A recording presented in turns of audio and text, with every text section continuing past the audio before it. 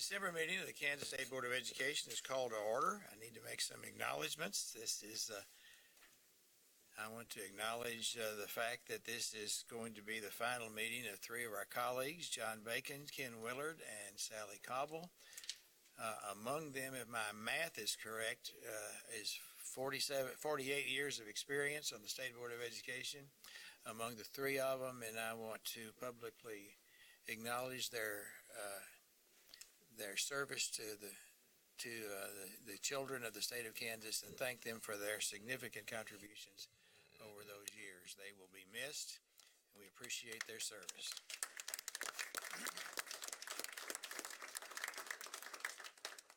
I want to also acknowledge in the audience Gene Clifford and Ben Jones that will be joining us at the board table in January, and we thank you for your willingness to serve and look forward to working with you.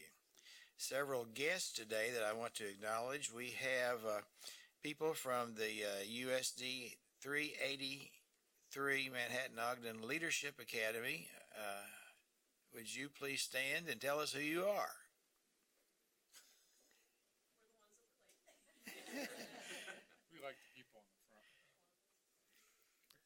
Okay, well, introduce yourselves, please, and tell us what you do. I'm Madeline Tenbrink, and I teach middle school girls PE at Eisenhower Middle School. I'm Natalie Archuleta.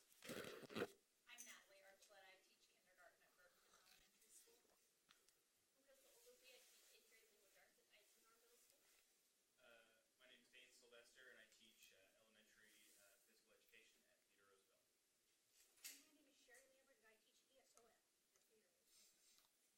And I'm Crystal Berger. I'm from the Waldeboro School District. I'm the ESOL coordinator in that district, and I also work with at-risk children.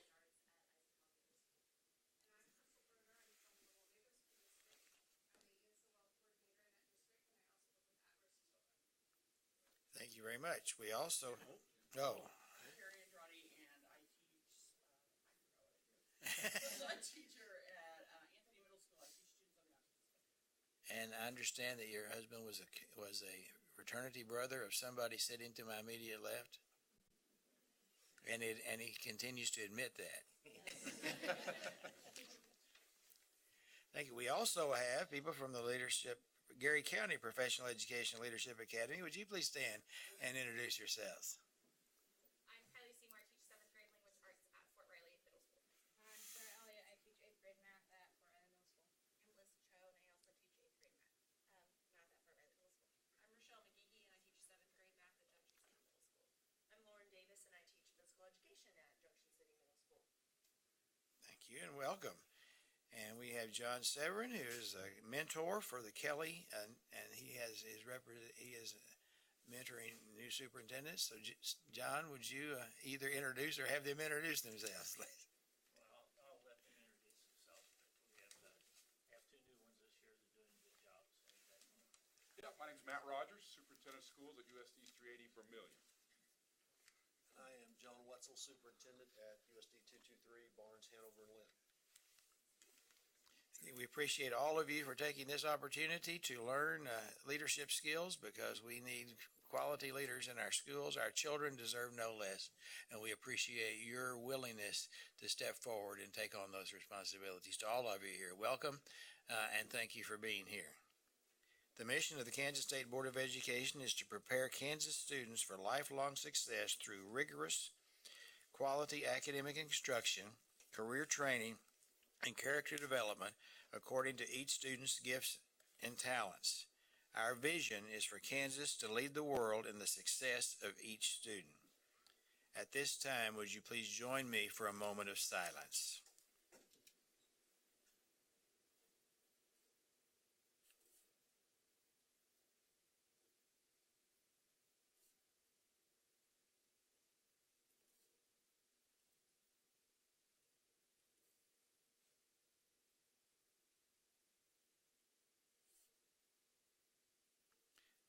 Please join me with the Pledge to Allegiance.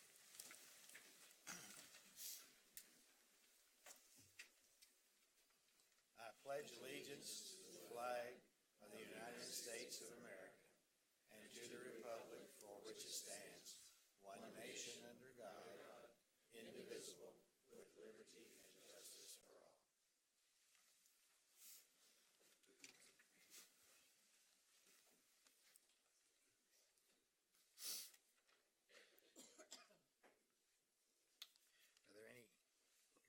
changes to today's agenda?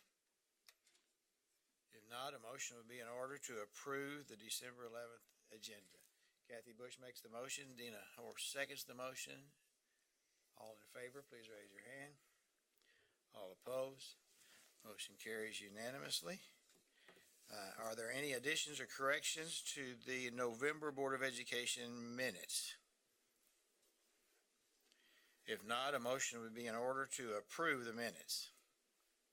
Dina makes that motion. Janet seconds the motion. All in favor, please raise your hand.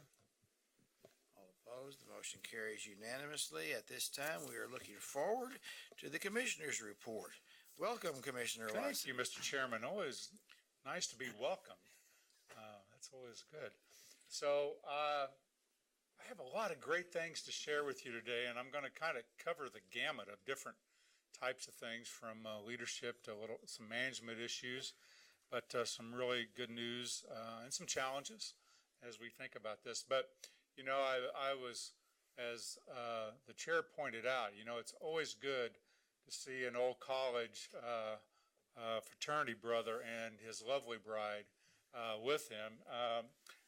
So we'll make sure that Tony gets ushered out here quickly before stories could start. Because some of you've heard that me say, if you take the right pieces of three movies, you could pretty well craft my life. American Graffiti, When Harry Met Sally, those are the kind of two ends, and in the middle was something called Animal House. And we won't go any further than that, right? Right, Tony. I actually spent some time in a master's work at K-State and sleeping in his basement apartment in the summer, so good for him. I too want to say welcome to our new board members that are here today, and want to thank, and we'll be spending 2 days, I think, in some celebration of long-term service to 3 board members.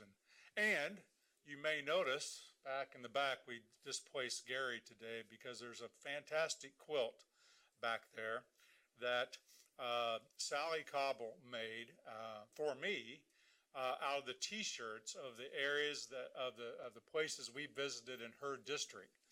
And so I treasure that, and we wanted it on display. I want to thank Peggy and Penny for doing that. Sally, I just appreciate her so much. And she said to me, you know, that's really not my best work. It's not my best quilt. And I reminded her I probably wasn't her best commissioner. So we were equal. But I do want to thank her, and I hope you get a chance to see it, because as you know, oftentimes I get T-shirts, and she put that together for me. I also want to remind you that for those of you that don't mind traveling great distances, with the exception of Ken and Jim and Kathy, which they have to travel, but not as great distance, that our family is having our open house next Tuesday, and you're all welcome. And hopefully, if you're not doing anything else, you can stop by. We'd love to see you. So today, I want to first of all look at one piece of data that gives us some great hope for where we're going in a couple ways. And then I want to give you some caution as we look at that, because I don't think data tells us all the picture, but it certainly tells us some of the pictures. We're trying to live up to this lofty vision that you've put in front of Kansans, and we hope to achieve. Here it is. It's high school graduation, starting in the year that you established the board's vision in 15, and then with some subgroups. So first of all, as you know, we would like to see a 95% graduation rate in every school in the state. Interesting enough, as you know, there is no state in the country that gets to 95%, and there's no nation in the world that gets to 95%. We would be the first to do that. And we're making progress toward that. So to give you an idea, in 2015, we graduated just short of 86% of the kids. 85.7% of all students went across the stage. You can see over the next few years that has increased. We increased, in fact, 1.8%. That's a healthy increase, which means we're slowly seeing improvement of the work that schools, teachers, administrators, school boards are doing every day. If we saw tremendous spikes, we'd have to wonder about that, because it's not easy to increase, especially large school graduation rates tremendously. So we're very appreciative of that. But we want to look at a couple of things when you look at graduation rate. Yes, we want to get to 95%. We're on our way to getting there. Let's remember that that graduation rate is one of the best in the country. That was never part of what this board worried about when you put together your vision. Jim and Kathy and I were talking about one of the conference that many of you attended recently. You know, we worry about even now the 12.5% that did not graduate in 2018, right? And we worry about the 87.5% that did and then their future. And that worry about every single kid and the value of that kid and their family is, I think, what makes your goal unique. So let's first look at, but what are happening to subgroups within that maybe aren't graduating at the same level in Kansas. Let's start with English language learners. These are young people whose native language is not English. That's primarily Hispanic, but as many of you know, Janet would tell you, in Wyandotte High School today, there are 100 and some languages being spoken today in that high school, native languages, and that's true in Wichita, it's true here in Topeka, and it's even true, I'd say, in Dodge and Garden City and Liberal and some of our other places, not to the extent, but 50, 40, 50, 60. So let's look and see what's happened in the English language. So we still lag behind the overall, so we want to close the gap, right? If we're going to make increase in graduation, we want to close the gap with our most vulnerable students. And in fact, that has increased 3.4%, while our overall average is 1.8, and you should be ecstatic about that. Because what it says is, for kids that do not speak English, even though we're lower, we're raising that graduation almost at a 2-to-1 ratio to the overall rate. Does that make sense? So let's take a look at free and reduced lunch. Again, lagging behind the average, but we want to close that gap. What's happened over those 4 years? An increase of 2.6%, outpacing again the average growth. Those are students in poverty. First, we took a look at students not speaking English, now students with poverty. How about students with disabilities? Students that Carrie gets to deal with every single day. Again, not where we want it to be, but we've increased 2.2%. In every of the subgroups that we've looked at, our most vulnerable, students with disabilities, kids in poverty, kids that do not speak English, here's what the schools have done to respond to your vision challenge.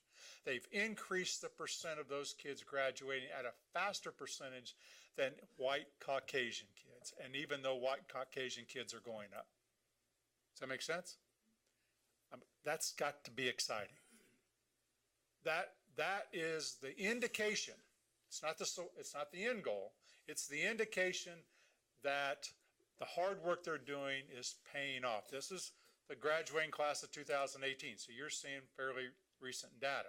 Now, we share, the data with you often about post-secondary success and effective. This is in arrears, remember, 2016. Previously, we were looking at 15 to 18, remember, 15 to 18. And now we're going to take a look going back to 16 because we're asking the question, what happens to them after graduation?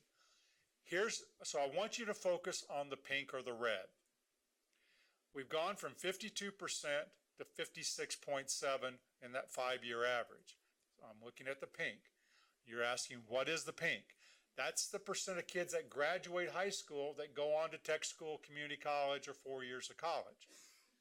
That has gone up. While graduation rate has gone up, that has also gone up.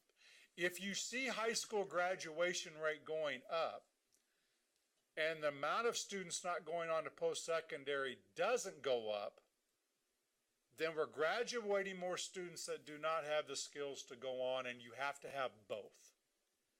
So when you're out, like you were last week at a conference, I always say, ask other states, not just what your high school graduation rate is, ask however they're measuring what we call post-secondary effective, which is 2 years out. So next year, we have to watch that data really close because we want it at least to be equal to, if not growing, at the same rate as high school graduation.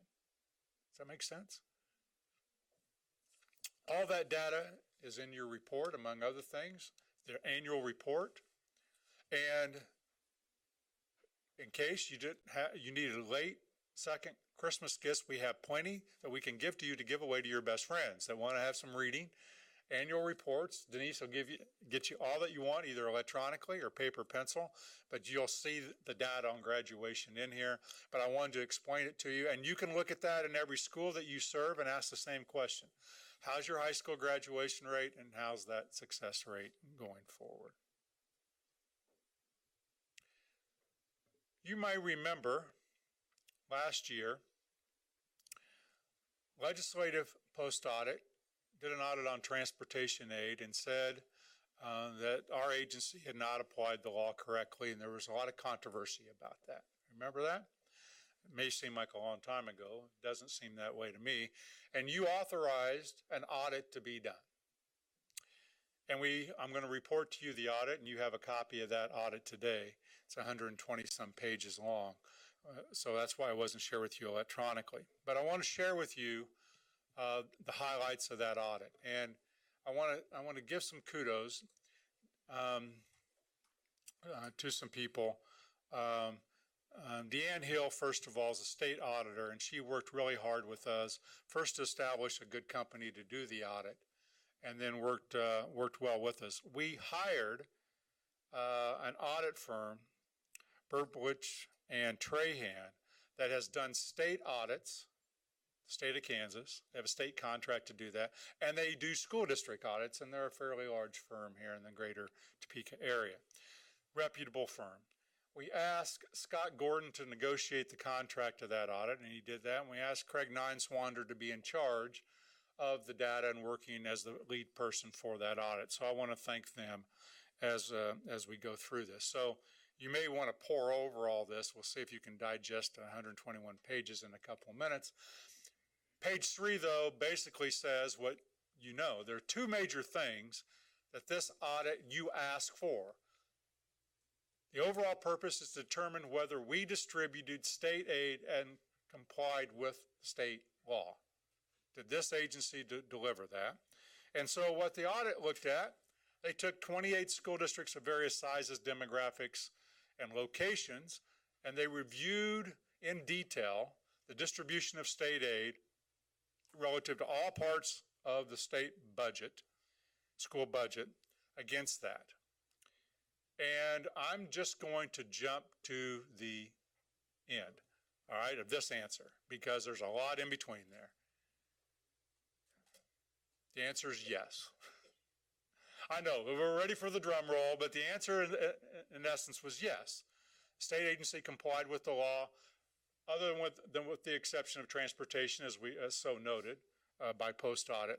They said on page 112, all data inputs were agreed to all data inputs were agreed, that's their findings, to final audit information provided by the school districts and audited by our fiscal auditing department.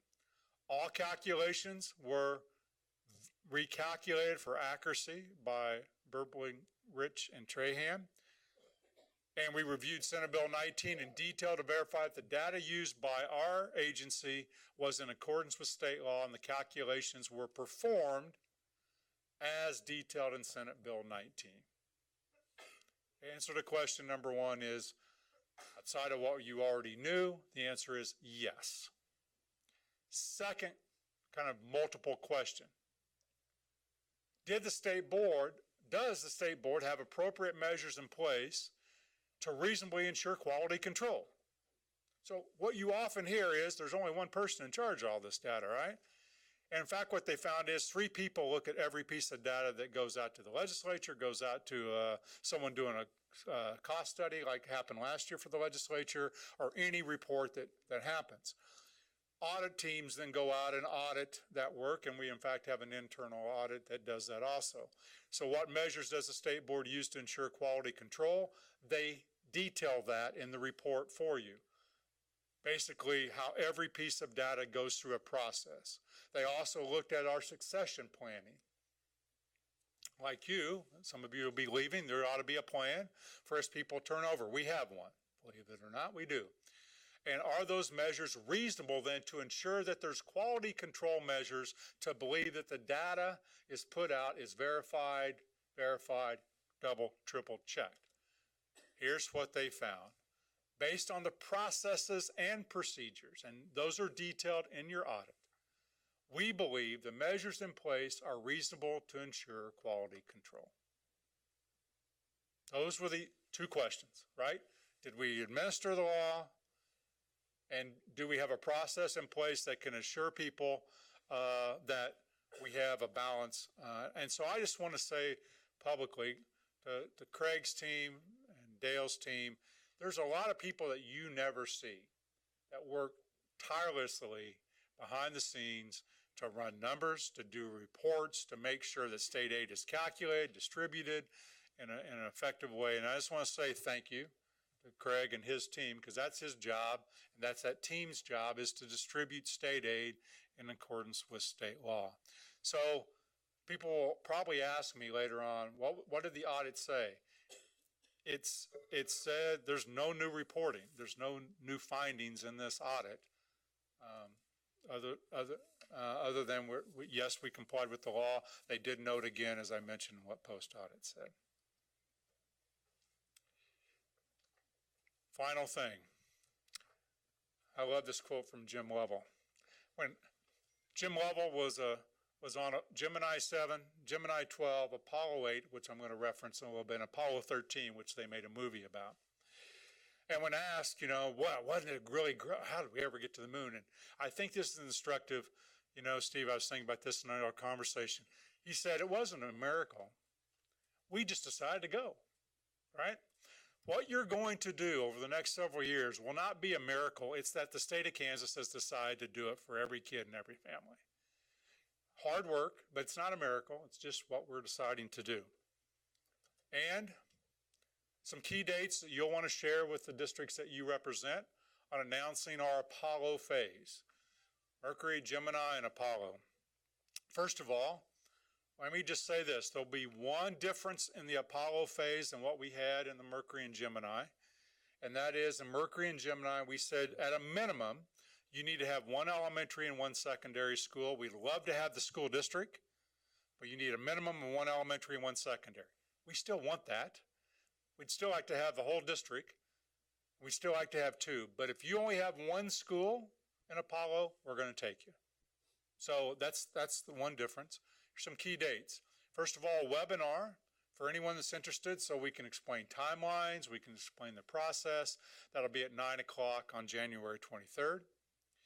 The application window opens on February 4th, 2019. It will close on April. So there's plenty of time hopefully for people to get that in.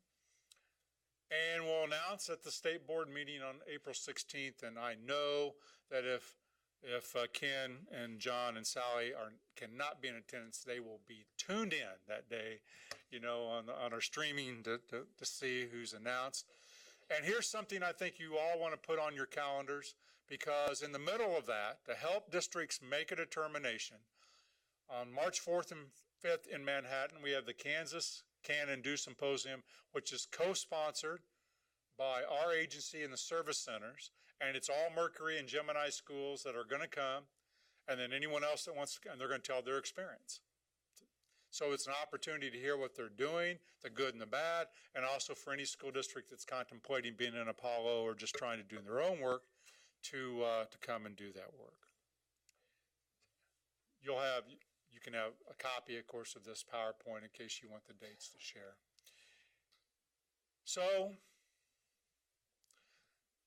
history lesson for the day. Jim McNeese would be disappointed if I didn't throw this in. 1968. 1968. Arguably, one of the most difficult years in American history. The Tet Offensive, Vietnam War was going poorly. The presidency was under attack of whether his leadership was any good. In April of that year, Martin Luther King was assassinated. In June of that year, Robert Kennedy was assassinated. There were riots throughout the streets, and many people would say 1968 maybe was the worst that America had. Something was happening, though, in December. We launched Apollo 8. Now, Apollo 11 lands on the moon. So what's special about Apollo 8? It's the first time we go around the moon and find out, can we jettison back? And Jim Lovell is on this spaceship. And on Christmas Eve, with Walter Cronkite narrating the live stream, for those of you old enough to remember, because you may have watched, the commanders of Apollo 8, the three people, recited from the book of Genesis as that picture was snapped. For the first time, we were able to see Earth from a different perspective. And it was pretty remarkable, the live feed. And I encourage you to go out to YouTube and just watch it. And then Walter Cronkite summed up the year 1968 by kind of saying, it's been a kind of a not so great year, but this all turned it around. Sometimes when you're out with the schools that you represent, it can be a bad day. I was with the suicide task force yesterday, and unfortunately, we're having kids commit suicide. That's the worst tragedy you could happen.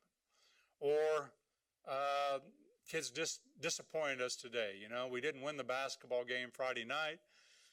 We didn't score as well as we wanted to on an exam, but you give hope every day. You give hope in knowing that the work is hard, but when you see it, that's a pretty good picture from a long ways away. When you see it for the first time, and you can then know that yes, we can do this, it's important. And so it won't be a miracle, but we're going to go to the moon. So with that, I'd be happy to answer any questions that you have about anything.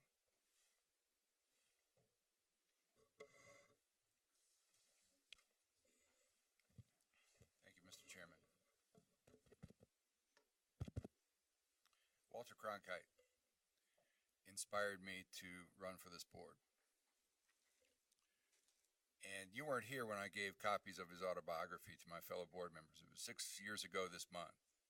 I was newly elected. I was board member-elect with Jim McNeese and Dina and Kathy. And our commissioner at the time was Diane DeBacker. And our chair was Janice Shaver. And they all got copies of his autobiography. Walter Cronkite's autobiography, he called it A Reporter's Life.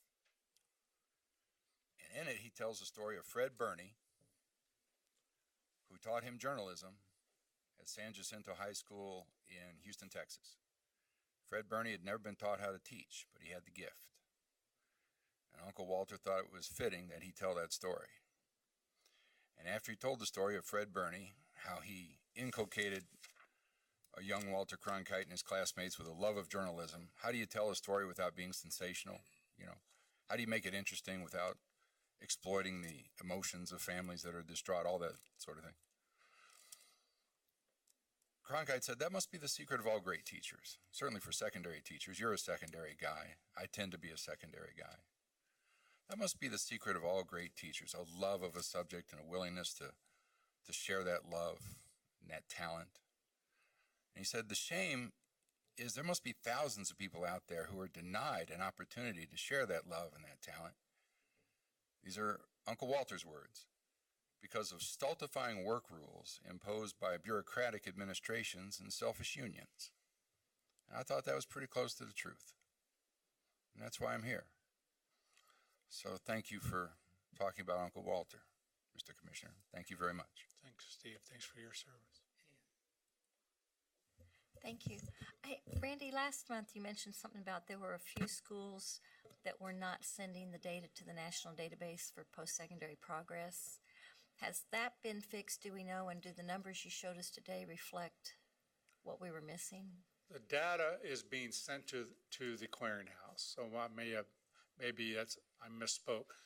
But it wasn't from a couple of institutions, wasn't coded correctly, so we weren't getting the certificates. It was a certificate problem, not associate degree or baccalaureate. That is in the process of being cleared up, and that chart you see does not reflect that. On a statewide average, I don't know that it will move very much, Okay. but it certainly would move in a couple of areas in Kansas, Okay, cool. and one of those is Do we in your know area. do we know when that we can expect that to I be know it was fixed? populated in December, so I think soon. Oh, okay. Yeah. Thank So, you. They've been great. They just didn't get code the certificates correctly. Janet. Thank you, Mr. Chair. I am very pleased that we got this audit. And I don't think it reflects anything any of us didn't believe. That we're doing quite an outstanding job is being done. My question is this, are we planning on sharing this with the legislature who brought the concerns up, or how will this be handled with them? Thank you, Janet, Thank you. for that. Yes, this morning, because again, because of the charts and everything, it doesn't go through email. It's too big. I tried to do that with Peggy. So a hard copy will be delivered to the Attorney General, to Deanne Hill's office, the State Auditor, and to Senator Denning's office. And it's a public document, can be shared with anyone. Okay, well, I guess that's my question. I would like for this to be made public because I believe the public deserves this, because a lot of people won't be listening into our meeting or hearing it. And I think there's many people, especially the day we had that one meeting when everyone showed up. I think that John Q. Citizen deserves to hear what we have found out regarding this. Thank you. Thank you, Jim. Ken. Thank you, Mr. Chairman. Randy, what is your expectation in this Apollo stage and the number of districts that are going to come aboard? Are you expecting everybody to be participating by that time? No. Well, certainly not in this phase. I think, Ken, what is happening is we have a 5-year KISA process, and we're in year 2. So most school districts are setting in year 2 and 3. And we have redesign, and that's coming together over that 5-year period. It's coming together. So as we get through all the Apollo phase and we get through the end of the KISA phase, those will merge. Well, and at that time, Ken, you'll hear that board at this time, I believe, we won't use the word redesign anymore. It will just be KISA, because we won't be in redesign. I mean, we will be far enough down the road, it just will be what we do. And we're learning. You're going to hear from one of our Mercury and Gemini districts today. We're learning. So I don't know how many school districts will come on in the first phase of Apollo, but we're working toward, between KISA and redesign, 286. And however they want to do it. It's a big undertaking. Thank you. Thank you. Thank you, Commissioner. Thank you, Appreciate the sir. report. I now declare the Citizens Open Forum for the Kansas State Board of Education open at 10:33. The State Board provides this opportunity for citizens to share views about topics of interest or issues currently being considered by the State Board. The State Board asks that speakers identify themselves by the name and the name of the group they represent, if applicable. The State Board also asks that each speaker focus their remarks on issues or topics. Personal attacks will not be tolerated. Each speaker shall be limited to 3 minutes. Any board questions will be for clarification only. Our first speaker is, and I don't have a speaker. Therefore, it says here that I'm supposed to say I'd like to thank our speakers. I guess I can avoid that. The State Board Citizens Open Forum is closed at 10:34. Hope everybody enjoyed that part of the meeting. At this time, we are to act on to accept Gemini 1 redesign plans for Fowler USD 224. Jay, I see you're standing there, so I assume I'll call on you. Oh, and Tammy. Welcome. Thank you, Mr. Chairman. You handled that last session really well.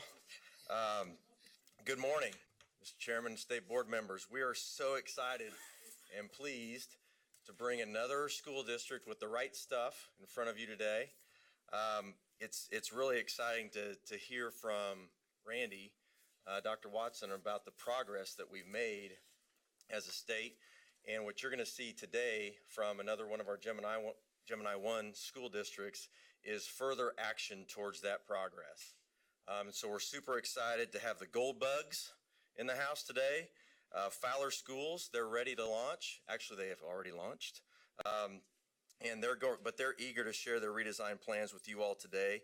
This Gemini 1 district has worked diligently during the 17-18 school year last year. They worked very, very hard during their plan year and decided at the end of that year that they were ready to launch.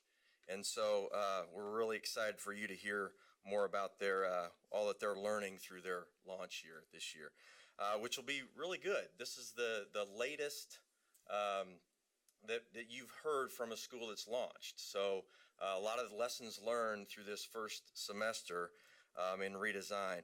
Tammy and I have had virtual check-ins with all of our launch schools, and we have been really impressed with the growth and the progress made at Fowler in both buildings, the elementary and the secondary level, in implementing their new system. So we're very excited for the State Board to hear from Fowler Schools, including administrators, teacher leaders, and in true relationship to the essence of redesign about being a student-centered system. They've got student leaders here today to share with you about redesign. We're very excited about that. As I said before, they're the final Gemini 1 district who launched this year to come before the State Board. So thank you very much for taking the time and engage with our courageous redesign schools, and for your continued support of our Kansas Can Redesign initiative. So without further ado, I'd like to introduce Jeff Bollinger. He's the superintendent at Fowler Schools.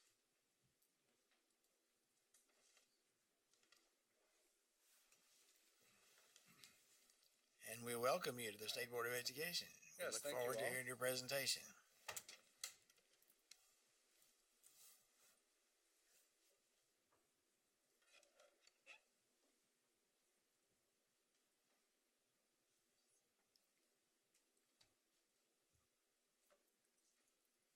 All right, and I'm not a technology guy, so we're hoping all this works, because I can't fix it. If not, I'll have to have you come up. Thanks for having us here. My team is going to be and we've got quite a large team here today. And so we'll just amidst the program, some of them will be coming up and presenting.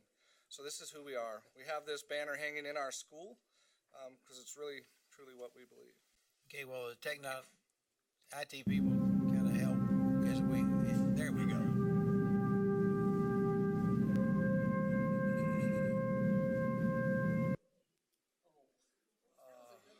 That was my dramatic entrance. I was trying to make you proud, Dr. Watson, but my dramatic entrance didn't quite go there. I am Jeff Bollinger. I'm the superintendent of Fowler Schools. We are a Gemini school. I'm here with my redesign team, along with my principal, my pre-K through 12 principal, Ms. McDowell. We're going to present to you what we call the Fowler model. We have teachers here that have been instrumental in the design process, but we also have some students that are actually involved in the process. So it's going to be kind of neat for you to hear from them. So, we are a redesign school, and we started redesigning about 3 years ago, before the Mercury and the Gemini process. Ms. McDowell and I came to the district, and we believed that education needed to change. And we felt like we had the right district to do that together, to partner up to make this happen. We put together a redesign team, and we started to develop pillars of redesign. This worked really well when Mercury came along, because it gave us a name. You gave us a name to our process where we were struggling with even what to call it. We believe that the pillars of our redesign needed to include personalization. That was a number one issue, that we had to have schools that addressed individual needs of our students. We believe that students learn best by doing, so that project-based learning was already incorporated into our school, but we needed to enhance that as well. We believe that civic engagement is really important to our pillar of our redesign. We want kids to learn their community, we want kids to love their community, grow their community. Fowler's a small community. We're going to show you a video later on in the presentation where you get to see a little bit about Fowler, so it's kind of neat. But we believe that our students can help to grow our community, and that's a big part of who we are. But we also believe that social emotional character development is a pillar of our redesign. This is our motto, where education is experienced. We're going to take you through some of that so you see how we implement that into our daily lives. Ms. McDowell is going to take you through the next process of our presentation where she's going to explain some of our experiences.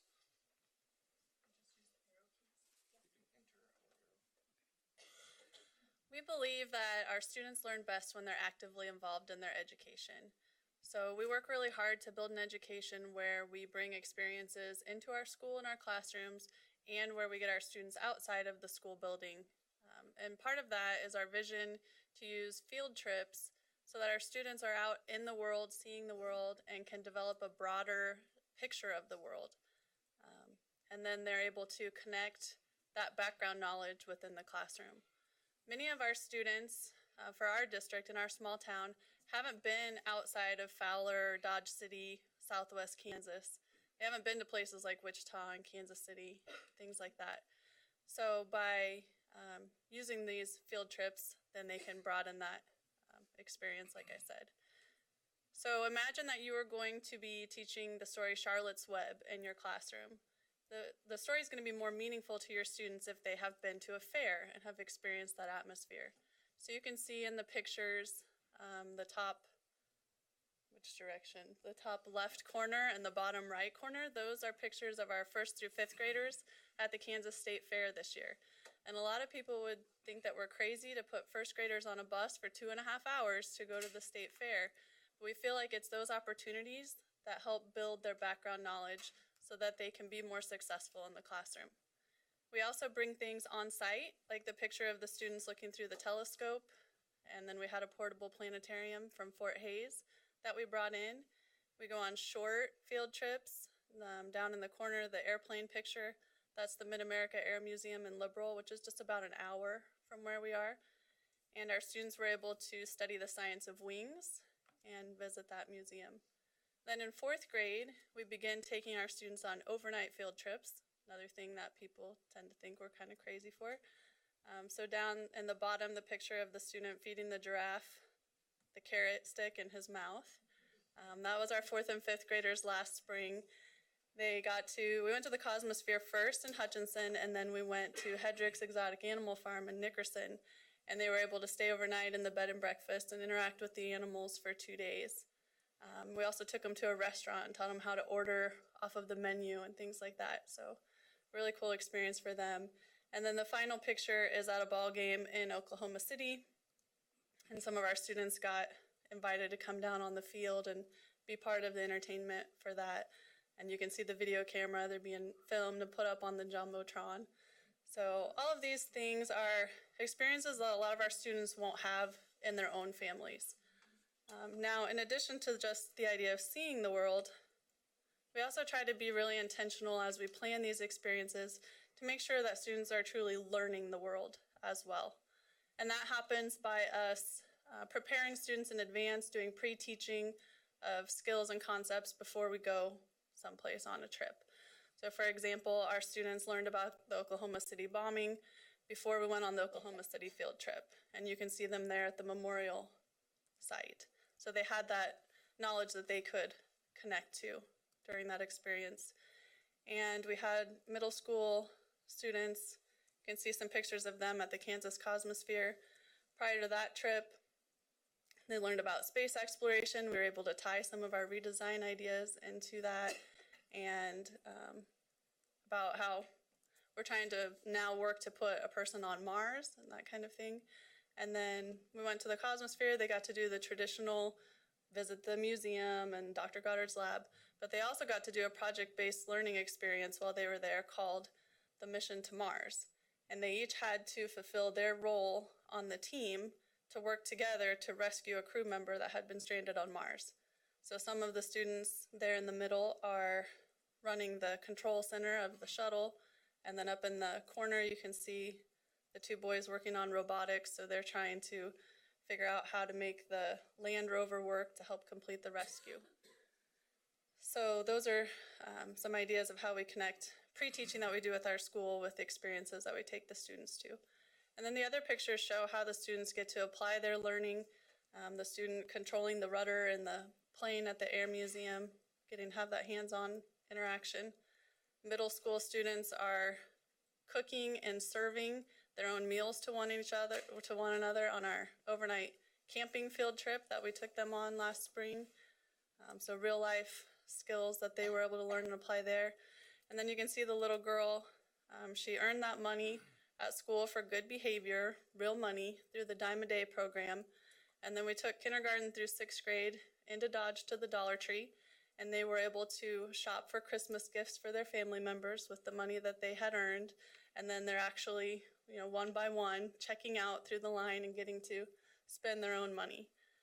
So we feel like those are ways that we are helping our students learn the world. And then we truly believe that our students already are becoming and will continue to lead the world as leaders.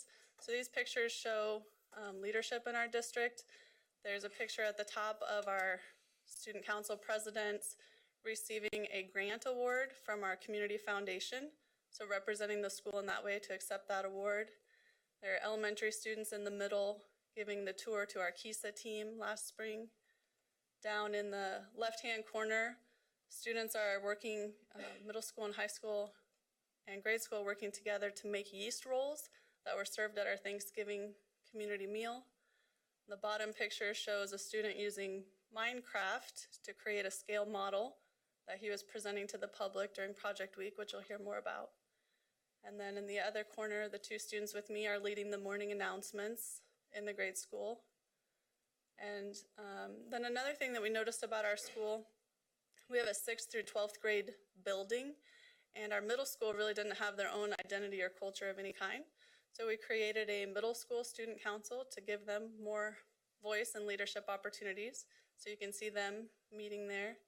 And then the top right picture, another thing that we worked hard to give our students opportunities to advance and be able to show their leadership was through our science fair. And we've always had a local science fair, but we worked last year to realign it so that our students would be eligible to go on to regionals and state, which they'd never been able to do before.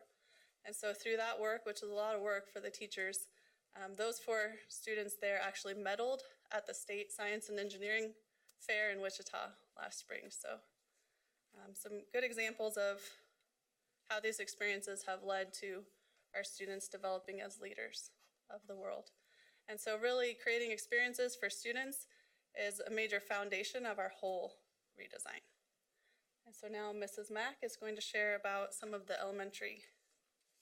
Oh no, I guess it's back to Mr. B. Sorry, hi Bob. Before that, with all the experiences and with the redesign team together, we developed a vision statement, and the vision statement is Fowler School District will provide a personalized and rigorous education that creates opportunities to build foundational knowledge and demonstrate application in real-life scenarios. We believe everything that we do is geared towards their real life, that something that they could apply in the future, not just what they have to know. So on August 1st, 2018, now we cheated a little because that's Apollo 13, but what's great about that clip is it shows the 2 ladies there, the wives of the astronauts, and it really summarizes redesign. There's hope, there's fear, there's all of that encompassed into their looks there. So I'm going to invite Mrs. McLaughlin up to go through some components of our redesign in the elementary school. Thank you. Hi, how are you today? When we started our redesign, looking at the elementary school, one of our things that we looked at was our report cards. We had a traditional report card that gives 1 grade for the subject, but we redesigned and made a standard-based report card that gives students, parents, and teachers a really clear view of where kids are and what they're mastering already and what areas they still need to progress in. We redesigned actually twice because when we put all the standards on there, parents were very overwhelmed. So we redesigned it again to make it a little more parent friendly. And one of the visuals that we found to help us explain the new report cards to parents was this visual. Our kids start out with their training wheels, so they still need a lot of assistance. And then as kids start to master or start to really progress through the standard, you know, when you're riding your bike, your mom has to be behind you, holding you up, and you've got support and guidance. So you're progressing. And then when kids are able to feel confident in demonstrating their mastery of the skill, then we have success in the mastery of those. And it's really nice to have those discussions now with parents during parent-teacher conferences, because it really gives them an in-depth look at what their kids are doing. So our next area that we really worked on in the redesign for elementary is our bug time.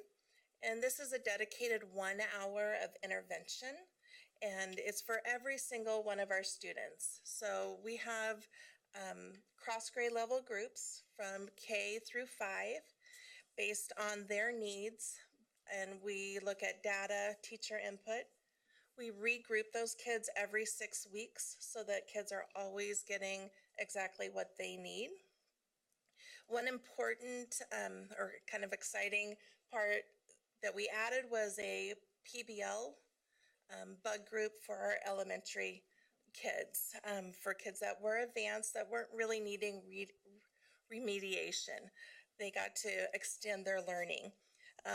One of our favorite projects was the kids had to find a suitable substitute for Mrs. McDowell when she was gone. But the clincher was it had to be a storybook character. So they had to write interview questions. They interviewed Mrs. McDowell to kind of get an idea of what her character traits were so that they could then go and find another character.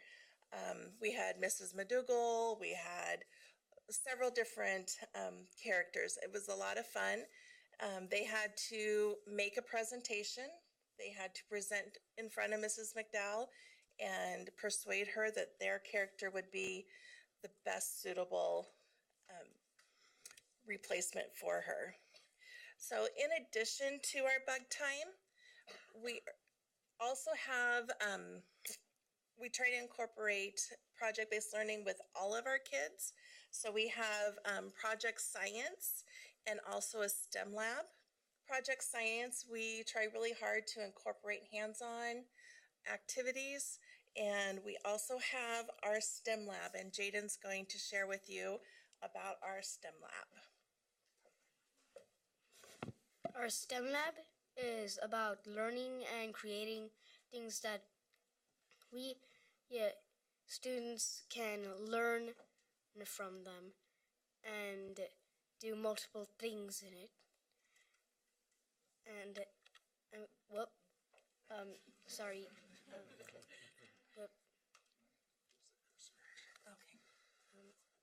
Why don't you tell them some of the kind of things you do in STEM Lab are before we play the video here. Okay.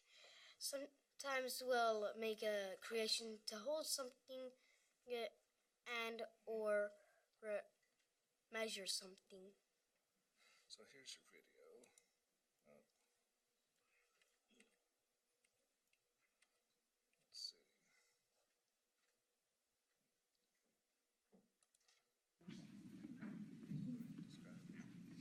Jacob and Samuel are playing with the robot to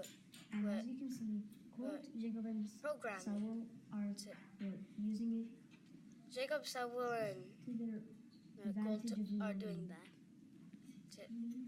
Dakota, who is unfortunately broke his collarbone, is investigating and identifying plant cells with a microscope. Researching on plant cells. It can be pretty fun, I have to admit. Silas and I were making a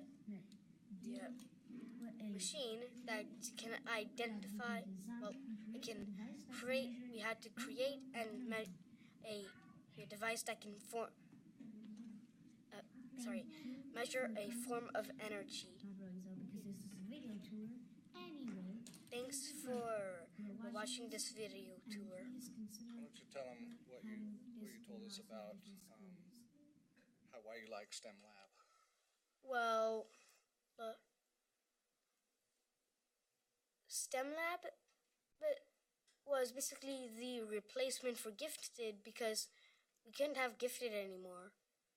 So it allowed me to create and expand my learning just like PBL. Thanks, Dave. And we do have Gifted.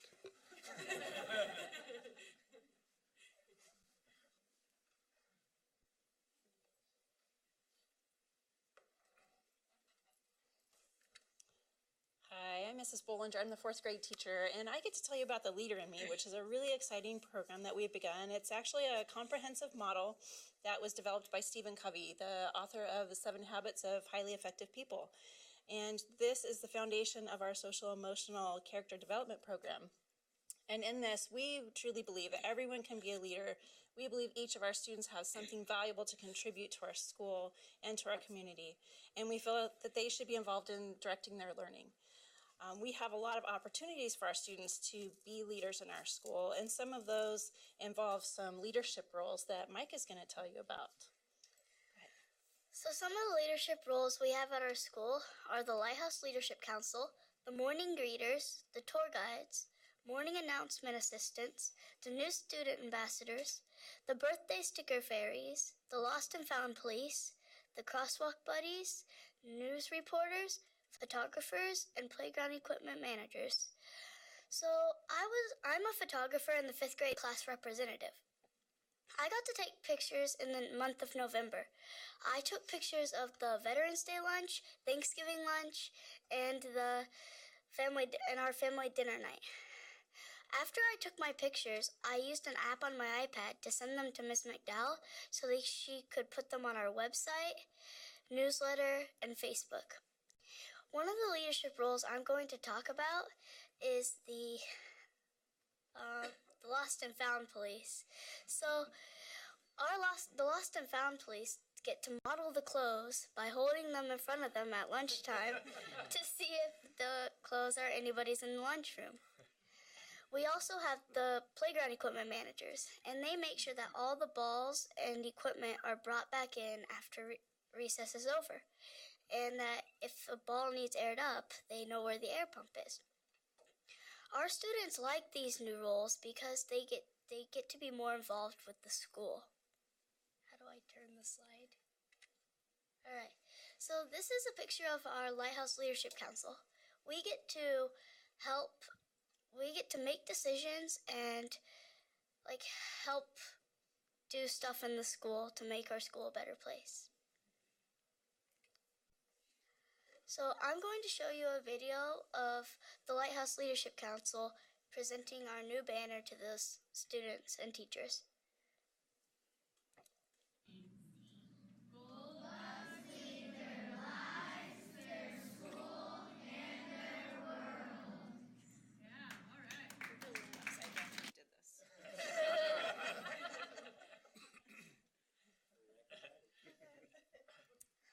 Okay, and what she didn't mention was that the leaders on our Lighthouse Leadership Committee were all elected. And so our president and vice president went up in front of the whole entire student body and gave a speech and were elected by their peers. Micah was elected as a class representative by her peers in her classroom. So they learned some really valuable skills. It was a great experience. We had our president and vice president who conducted interviews for some of the roles that required a little more responsibility. So they got to see what it was like to actually be in a formal setting, to shake hands and greet someone coming into an interview, to ask some pressing questions that would help them evaluate whether this person would be a right fit for the job. Our candidates got to see what it was like to come into a room with a few people interviewing them and be a little nervous and be able to see their peers in a different light in a more formal setting. So it was a really great all-around experience for the students. And as you can see here, these are the 7 habits.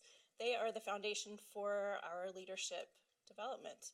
Right now, we are on putting first things first and beginning with the end in mind, be proactive. Those are the 3 we've gone through this year so far. And every day we begin with the image that you saw Mrs. McDowell presented of some students doing morning announcements. So we have student-led announcements that include a description of that highlighted habit and how they can apply it in their lives. So it's a great beginning to the day where students get to jump right in and to know exactly what's expected and how they can apply it. Now, there are a lot of ways that they can apply that. For example, in our classrooms, we have students set daily goals.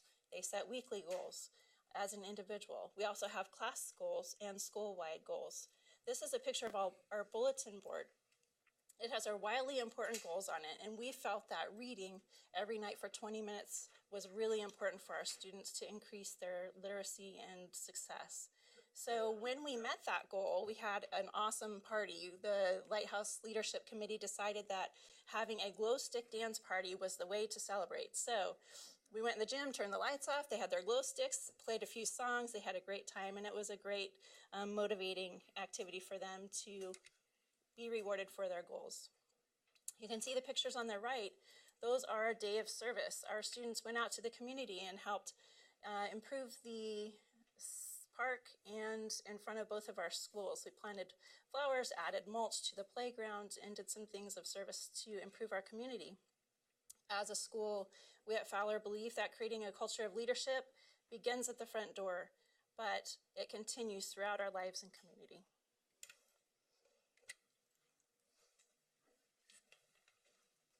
So for our major components of our redesign in the secondary, I'm going to invite Ms. Adams up to explain some of our things that we're doing there. Hi, I'm Megan Adams. I teach 6 through 12 ELA, college composition, and coach debate and forensics. Let's get going. So, I'm going to be talking to you today about our mentoring and individual plans of study sort of systems. And I think that for me, these are the most important components of our secondary redesign. We have mentorship, and I will note that any pictures used during this moment or during this section will all be of my mentees. I didn't have to bribe them. All right. Mentorship and individualized plans of study can ensure that students stay engaged and dedicated throughout their educational careers. That's kind of a lot to pack into one statement, so we're going to start small and build it up. First, we're going to use some examples. This is Oscar. He is one of my mentees. Please wave, Oscar. There he is. He enjoys football. He enjoys engineering. He enjoys flirting with every pretty girl that he sees at a debate meet, and he enjoys arguing hypotheticals. In the past, he's struggled with turning work in time and sort of reliability. Yay or nay? All right, cool. I just want to make sure I'm telling the truth. This is Jackie, and she's another one of my mentees. Her favorite things are finding the very best gossip. She loves to write in her journal. She also likes to pretend that she doesn't really care about academic pursuits. In the past, she's struggled with teacher-student relationships and has historically had trouble envisioning a future for herself. Both of these students have unique struggles. One tends to be very high-achieving, one tends to be not so much, but both are empowered through consistent and high-quality mentoring. So, what is mentoring? Mentoring is a 10 to 12 minute weekly meeting with one of my 10 to 12 teacher-chosen mentees where we talk about goal-oriented outcomes, habits of success, and extracurricular circumstances. So to make this clear, I have around 12 mentees that I selected personally. I meet with every single one of them at least once a week for about 10 to 12 minutes. During this time, we talk about what's been going on, what they need to do in order to succeed, and anything else that they might need to bring up. This makes sure that they have an adult point person that they can trust and speak to, who they know has their back both academically and socially. So, there are 4 essential mentorship components. First, there's connection. If you choose a mentee and you're not actually able to connect with them on a personal level, if you don't feel like you're able to challenge them, then it's kind of a pointless thing to do in the first place. So you have to make sure that you are able to connect and talk with your mentees in a respectful and sort of shared power kind of way. The second essential component is to have root cause support. Instead of a student coming to you and saying, well, I failed the test, Adams, you can't just go, oh, okay, study more. You have to dig deeper. You have to be willing as an adult to go deeper and figure out, hey, what concepts exactly were you struggling on this test? What was happening in your home life that prevented you from studying for this test? Did you just not study at all for the test? And how can we build systems and habits for you that will ensure that you are prepared to study for tests in the future? Another essential component is rigor. I have to come to these meetings every week prepared and ready to talk about what I need to hit on with these students. And conversely, students also have to show up prepared to talk with me about what they did well, what they know they need to work on, and any goals that they might need to set. Finally, as a teacher, you have to be flexible. And I know that we all kind of know this in education. Yes, we're teachers, we're nurses, we're counselors, we're, I don't know, wardrobe advisors sometimes. But this really codifies that. I have to be able to coach my students on some of their habits. I have to be able to coach them on various disciplines within their high school career. I have to be ready to utilize my connections in order to give them more opportunities. And I also need to be a liaison if there needs to be further action taken. This is our general meeting structure. It really takes about 3 minutes to check in. I ask my students, all right, worst part, best part of the past week. Give it to me, you have 30 seconds. In addition, we also have to refer back to past conversations in order, once again, to build that connection component. After that's done, with students, I discuss met and unmet goals. What did they say they were going to do? How did they end up doing it? What needs to change in the future if it didn't happen? What do we need to change about ourselves, about our actions, in order to ensure that we do what needs to get done? After that, we set SMART goals together. And I think one of the most important parts of these is to help the mentee anticipate obstacles. Let's say I have a student who tells me, well, Miss Adams, I need to get 3 projects done this week. I think I'll just pull 3 all-nighters. Nothing bad will happen. It's my job as an adult to say, well, let's think twice about that. Let's see if we can set up a more adaptable and realistic schedule as opposed to a teenager pulling 3 all-nighters and then you have a basketball game the next night. From mentorship, we do move on to individual plans of study. So individual plans of study involve 3 main components. We have planning for the future, finding out those long-term goals as to what they want to do when they leave high school, when they leave this sort of public education system. It's also to provide opportunities. A lot of my students have internships or projects that they may need my outside assistance on, or if I cannot give them that assistance, it's my job to go find help for them somewhere else. Let's say that one of my young ladies, one of my mentees, she set up her individual plans of study because she wants to get into the Rhode Island School of Design. And in order to do that, she needs to have a portfolio and she needs to have some experience with video editing. We really haven't got anything like that in Fowler. So instead, I'm getting in touch with some of my old high school teachers, with some of my old college professors, with some of my friends who work in journalism and advertising, and seeing what they can bring to the table in order to help out my student. Finally, we have pretty heavy parental involvement. We have an IPS meeting once a year, and at that, the student tells us their goals.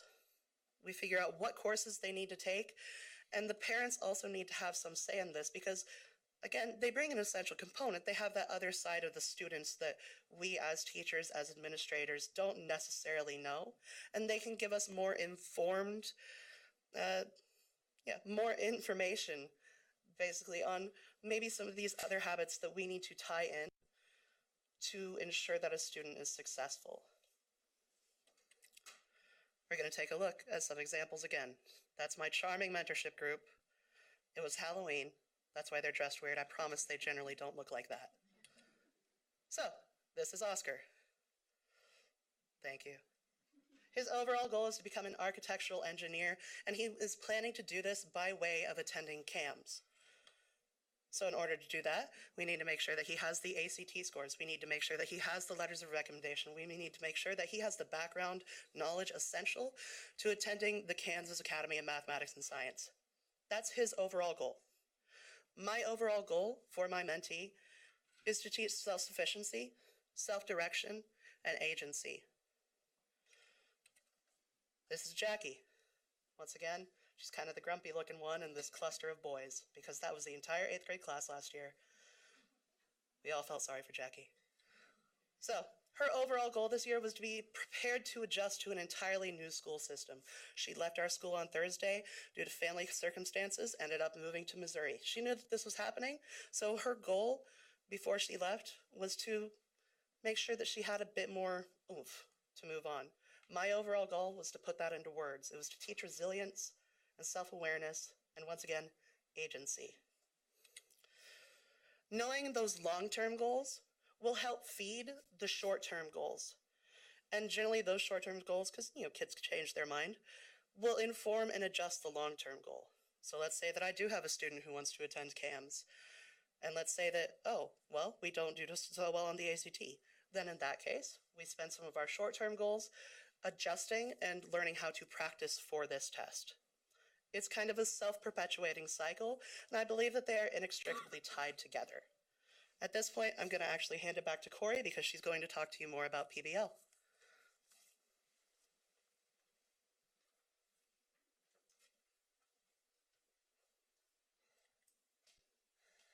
So the other main component of our secondary redesign that we want to share about is project-based learning. And we ask our students this question: the world is full of problems. How are you going to be a solution? So a lot of things that we are doing, we're trying to get them to think about that. And we also want them to recognize that if they do come up with a solution, that we'll take it seriously and do our best to implement it, which you'll be able to hear about shortly. So we knew early on in redesign that we wanted PBL to be a major component. Initially, we thought that we were probably going to have to design our own curriculum, build the thing from scratch.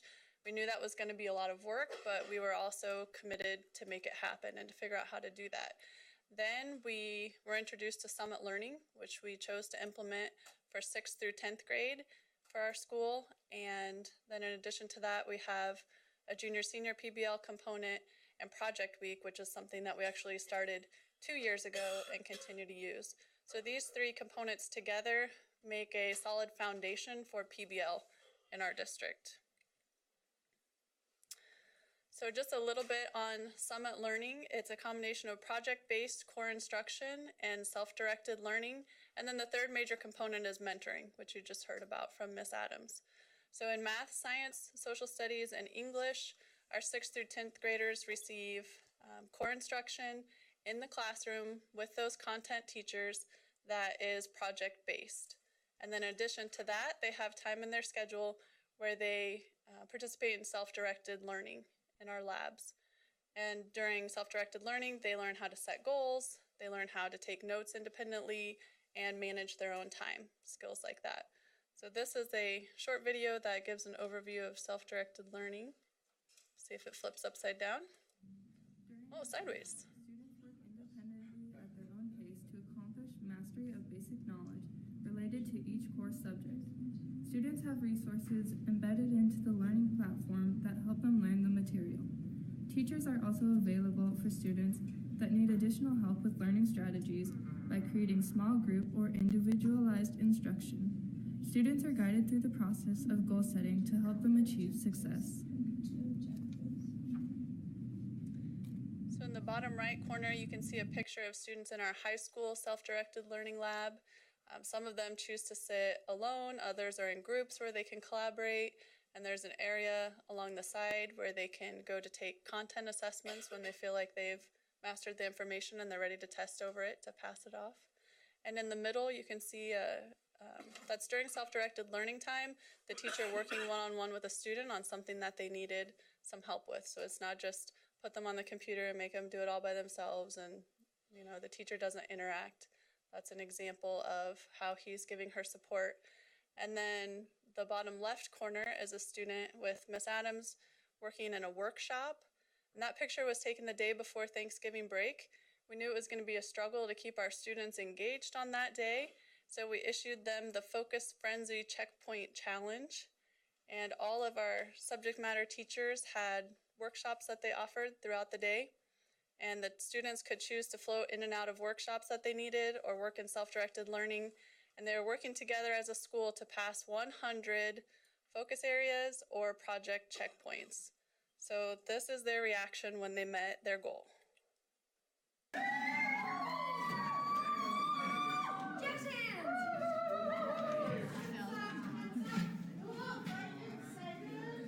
Might be even extra impactful when it's sideways. So like I said, Summit Learning we use for 6th through 10th grade, but we also want project-based learning to be a part for our juniors and seniors. So we require them to schedule one period into their day. They can do more if they want.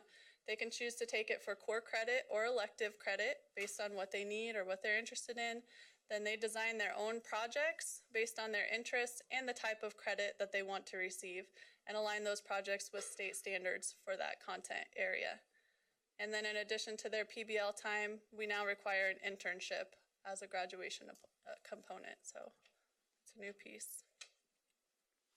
And then that third piece of PBL is Project Week. During Project Week, the students are given an essential problem, and they work in groups for the entire week to come up with a solution. And then at the end of the week, they present that to a panel of community members, and those people question them and kind of make them defend the solution that they came up with.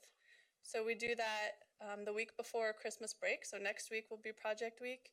And then we do it again the week before spring break. So 2 weeks of the year.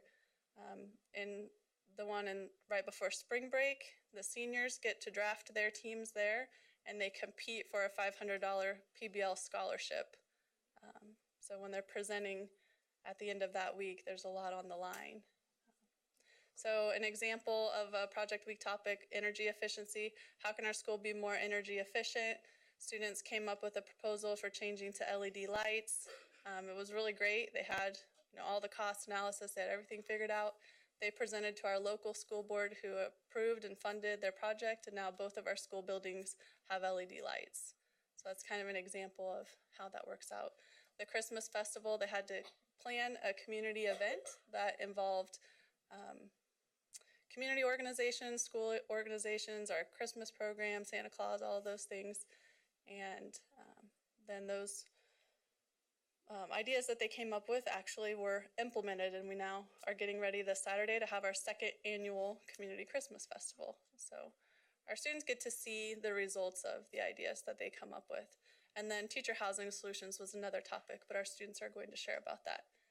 So now we have Savannah, Oscar, that you've met, and Sydney, 3 of our high school students who are going to share a little bit more about Project Week.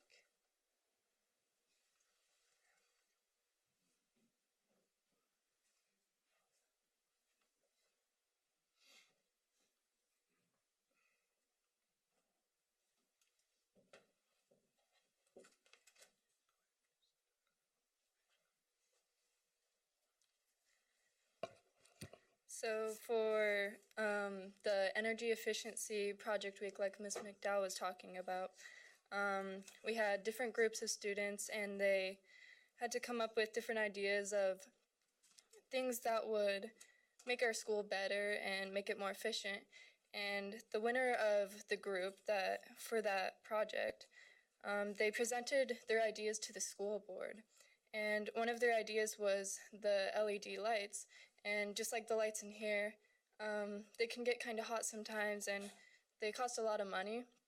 And so their idea was to have sensor lights that would turn off whenever no one was in there or no one was moving. And this idea, they presented it to the school board so that they could see if they could really do it and if they could implement it into our school.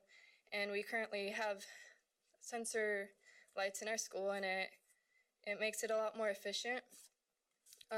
For the Christmas festival program, last year we created a whole new festival, and usually we have the concert in the auditorium in the school, but last year we wanted to change it up, and so we had the Christmas concert at the park along with Santa Claus. And these ideas were created by students throughout Project Week, and they developed these ideas, and some of the things they had to do was they had to work with the community members and with the city to see if these ideas would actually be plausible and if they could work. So we were given a set of requirements, and one of the requirements was to make it as cost efficient as possible. And so we got people to donate their time and some lights and just decorations and stuff to make it a great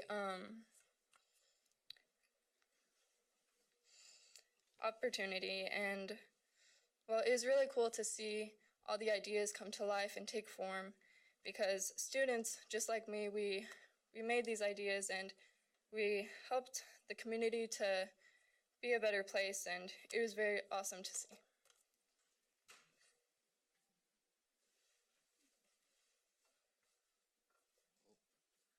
I'm Oscar, as Miss Adams has already introduced me. Well, I'm a sophomore at Fowler High School, and I've been in Fowler for about a year and a half now. And in that year and a half, I've been able to participate in various PBL weeks. One PBL week that has stood out to me the most would be, we refer to it now as just the Housing Project.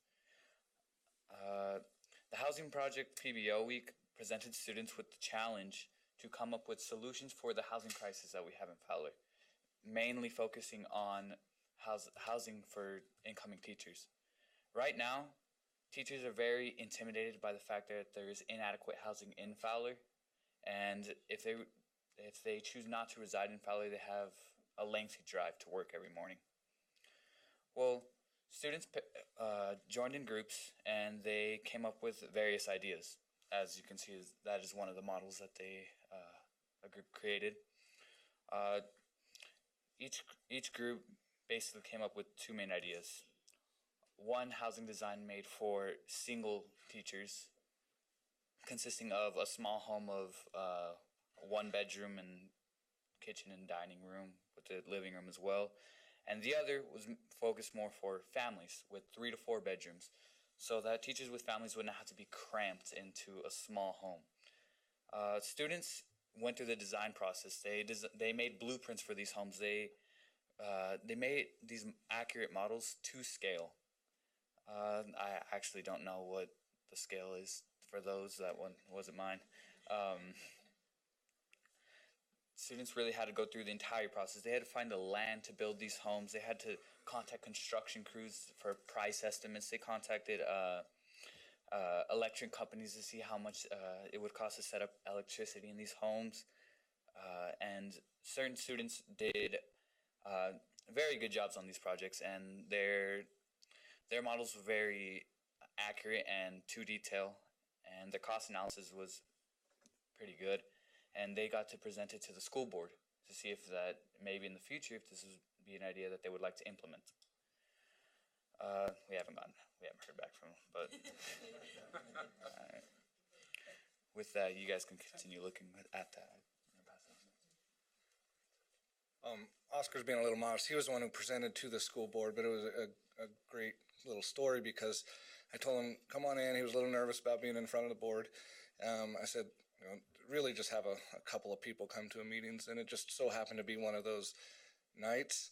And as people started filing in, there was over 60 people in the meeting that he had to present to, which is a big crowd in Fowler. But he did a great job. He did such an accomplished job. One of our board members who actually is here today is on the, she's the clerk for the city, and they went and presented for a housing assessment to obtain grants. She invited Oscar, and he actually participated in that program for the city. And right now they're working on grants for the city. I'm going to have Savannah come up and present about civic engagement.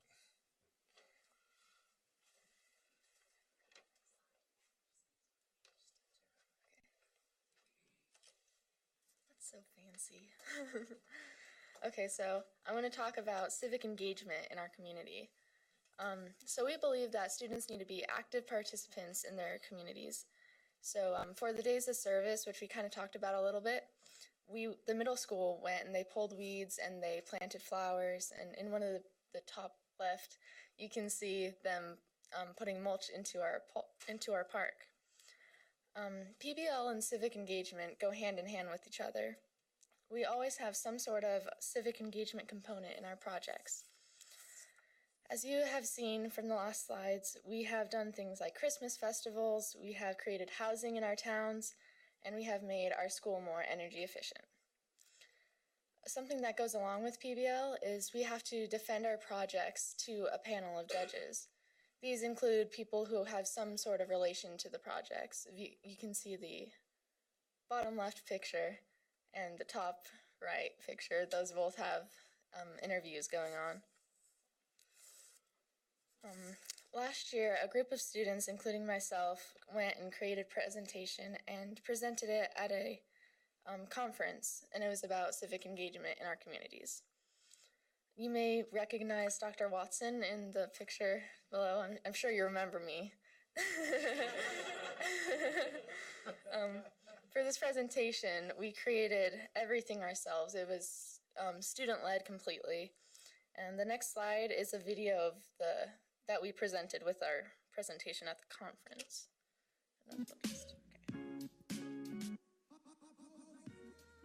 So far, the PBLs have helped kind of unite the community. I mean, you guys have included a lot of the different agencies or organizations, I guess, like the Legacy and then the Community Foundation. So you've kind of gotten us working together more. And I think, I mean, we even talked about it at our city council, how we could maybe do like a quarterly meeting of us gathering, and that has came from your PBLs and getting us to work together, so.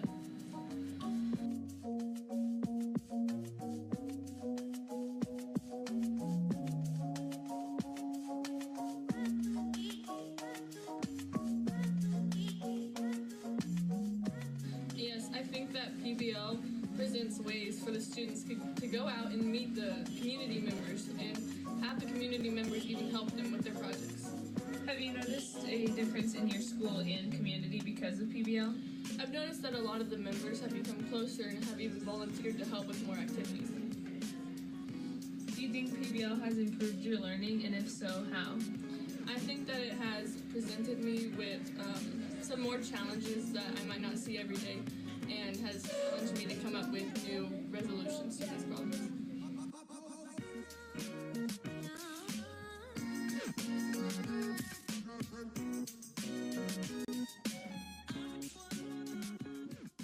Being in business and working with people, sometimes that's life skills that people seem to lack when all they do is just go to college and read out of a book. I think this gives them real life scenarios and makes them work through it, which I feel like benefits the kids and then everybody around them. So.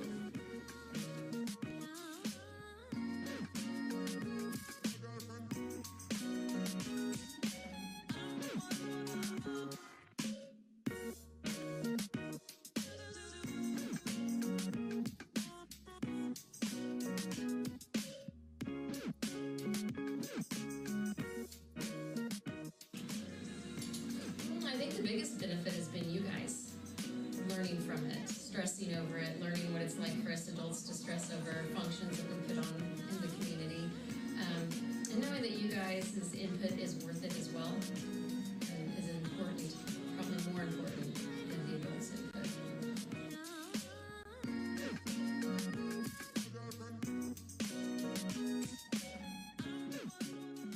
Like I said, the biggest one that I have seen so far was the Christmas. It was phenomenal. I applaud you guys. I think you guys have put a lot of ideas in the community's mind. Well, next year let's do this. Next year let's do this. Next year let's do this. So I think that was a very good, like I said, that's the biggest one that I've seen that really, really made an impact. And that's project-based learning.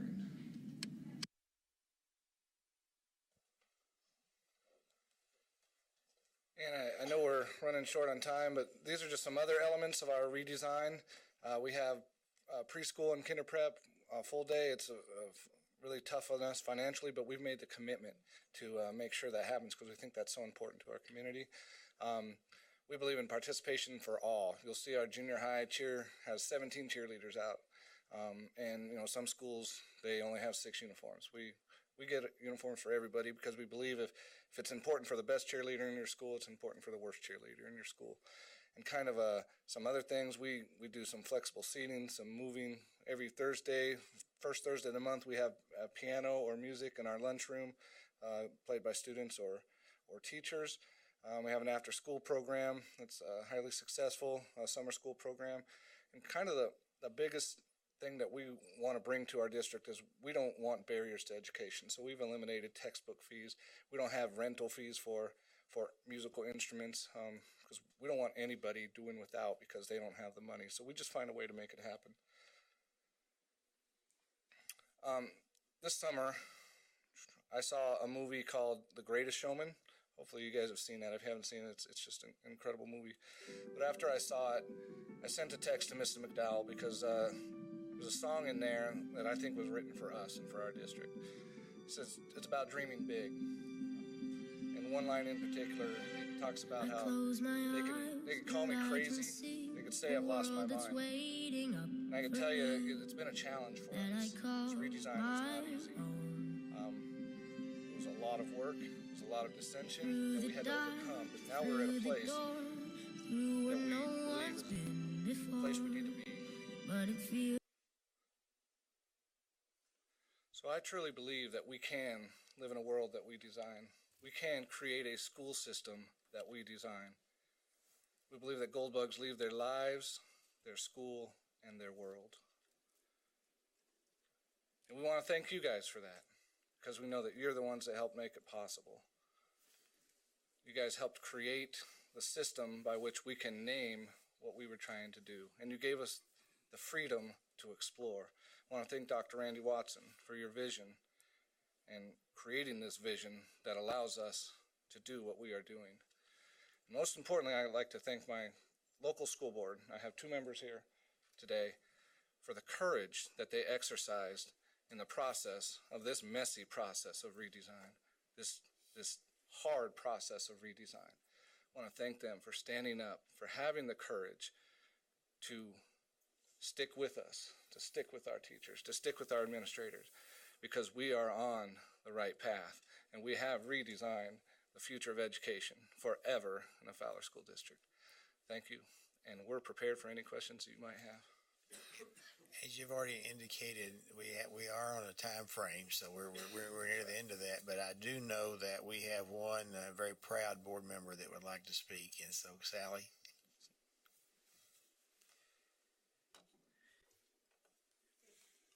It's been my privilege to be your representative in that area, and thank you for all of you that presented. Wonderful presentation.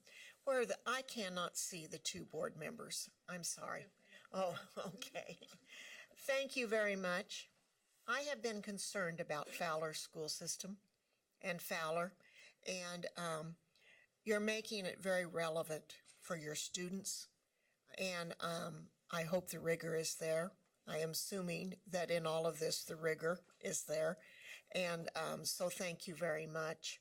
I've received many phone calls over the last several years about Fowler school system, so it's so nice to see the positive and that the students enjoy going to school where they are, and they're getting their needs.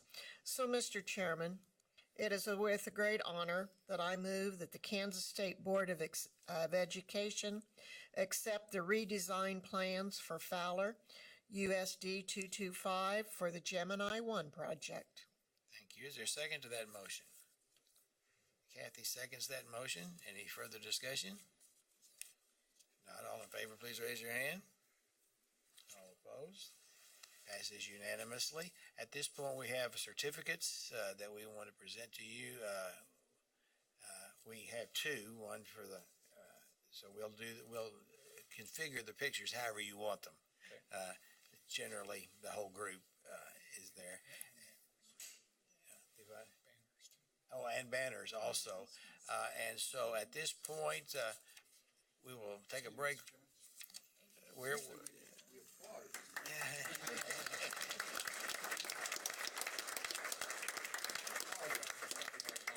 at this point, we'll take a break and we will reconvene 10 minutes after the pictures are over. While you do that, I do have some folders for you that contains the entire Fowler model, a little bit about our school district, and I'll leave them on your spaces there. Thanks. Sally, you'll join us.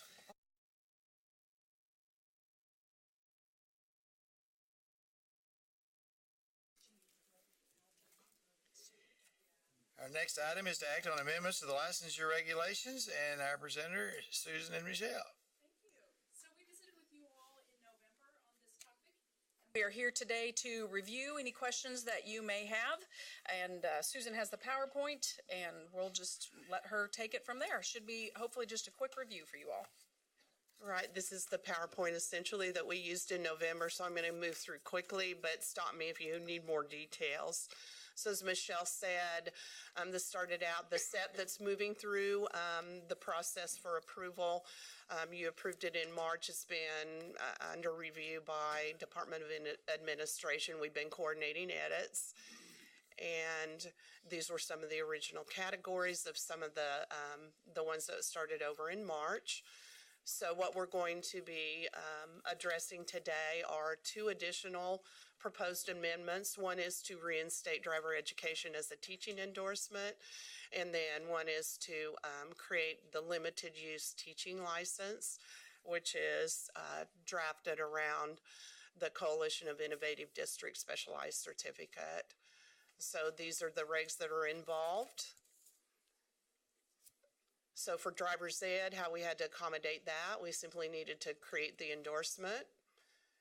And it is at the secondary level, 6 to 12, and then we had to establish the requirements for gaining that. And those are patterned after the statutory requirements, which essentially are 9 credit hours from an approved program. The limited use teaching license, we had to define the license. Then we had to establish the license and its parameters. So as a reminder, this would be during the current school year, be for 6 to 12th grades. This individual could not provide special education services. And then the district would, or the local education agency would define the content area, and it would be valid only in that employing LEA. So here's the essential requirements: a bachelor's degree employed in the subject and grade specified, and then they have to verify their content knowledge. And as we reviewed last time, we created a multiple means of doing that, including passing the praxis content test, holding a degree in the content, and so forth. And then the hiring LEA has the responsibility to develop that teacher through delivering of the professional ed or the pedagogy from an approved program in that subject area, and they must assign a mentor. So other minor changes, I said we've been working with the Department of Admin to make some, to accommodate her proposed edits. And I want to point out one last time, even after the November meeting, there was some further discussion around the math. And what do we call that? So the version you have in front of you today is now general math and advanced math. Okay. And so the request today is that you approve the submission of the additional proposed amendments to the listed license regulations through the formal regulation adoption process. Are there questions? Kathy. I have a couple of questions. With specifically the driver's ed and the limited use, how are you going to notify districts of these? Well, I suppose universities do, but districts of these licensure changes. What's your process going to be? The original set that started through in March, has had a lot of notification through universities, but we have just listserv specific to the universities. Number one, we've been working to encourage additional approved programs for driver's ed, for example. And then our general way is through all that we have access ways to communicate it posted on our website, through the listservs, through the meetings that we attend, such as the Council of Soups, curriculum directors, Okay. the typical means. Okay, okay. And then, one related question, but not, in these regs. The two pilot programs that are going on, I believe it's the elementary and the special ed, those were designed to be 2-year pilots. But within those programs, most of those programs, I think, are, the tenure of them is 2 years. So people who are starting will still be able to complete, even if that particular program Yes. sunsets. I don't know that it will, but they'll be able to complete Yes, those that's programs. certainly the intent, because we have had cohorts starting at each phase. We had one that met the first semester requirements during the summer. Then we've had some that started in the fall. I'm already getting some apps that are starting in through this spring. So that pattern will continue through next school year. And so you might have people entering the program in the spring of next school year, and our intent is to allow them to complete. But by then, we also hope we have enough data to move the TVSC and Standards Board would move some proposals forward to you on how to address that. So when would you anticipate that the board might get feedback on those pilots? Our intent is to collect that data formally. We have informal data in the processing, but formally through the school systems as well as the universities and the applicants themselves this spring. Okay, so we'll see maybe an update this spring, and then Certainly. the following year another one. Yes. Okay, all right, thank you. Sally? Thank you, Mr. Chairman. Well, I would move that the Kansas State Board of Education approve the submission of the additional proposed amendments to licensure and regs, through the formal regulation adoption process. Well, it's written out here, 91-1-200. I didn't want to read all of those when Peggy has it. I'm sorry, Steve. Is there a second to that motion? Dina seconds that motion. Now we continue to have questions. Ann? Thank you. I might be getting two things confused. I know we've got the new pilot thing for elementary and special ed, and then we have the para to teaching thing. Are those paths similar in terms of required time in the classroom, like first semester, and then, or is it different? Okay, actually, there's several things. The two pilots, one is the kind of the para to teaching, that for the high incidence SPED.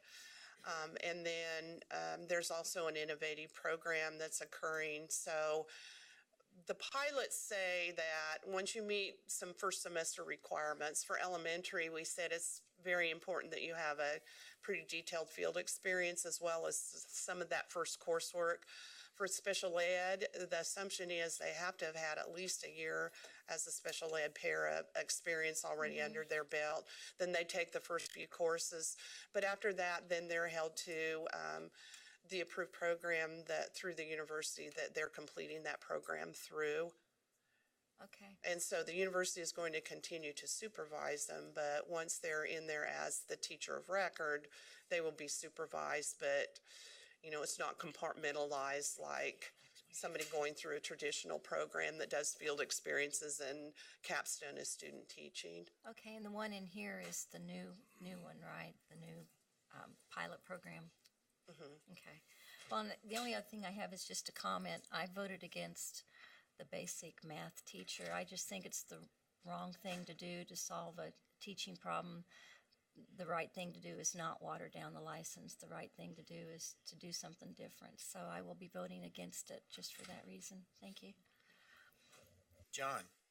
Thank you, Mr. Chair. A couple of questions. I wasn't here in November, but on the reconfigured endorsement for pre-K, is that something new for Kansas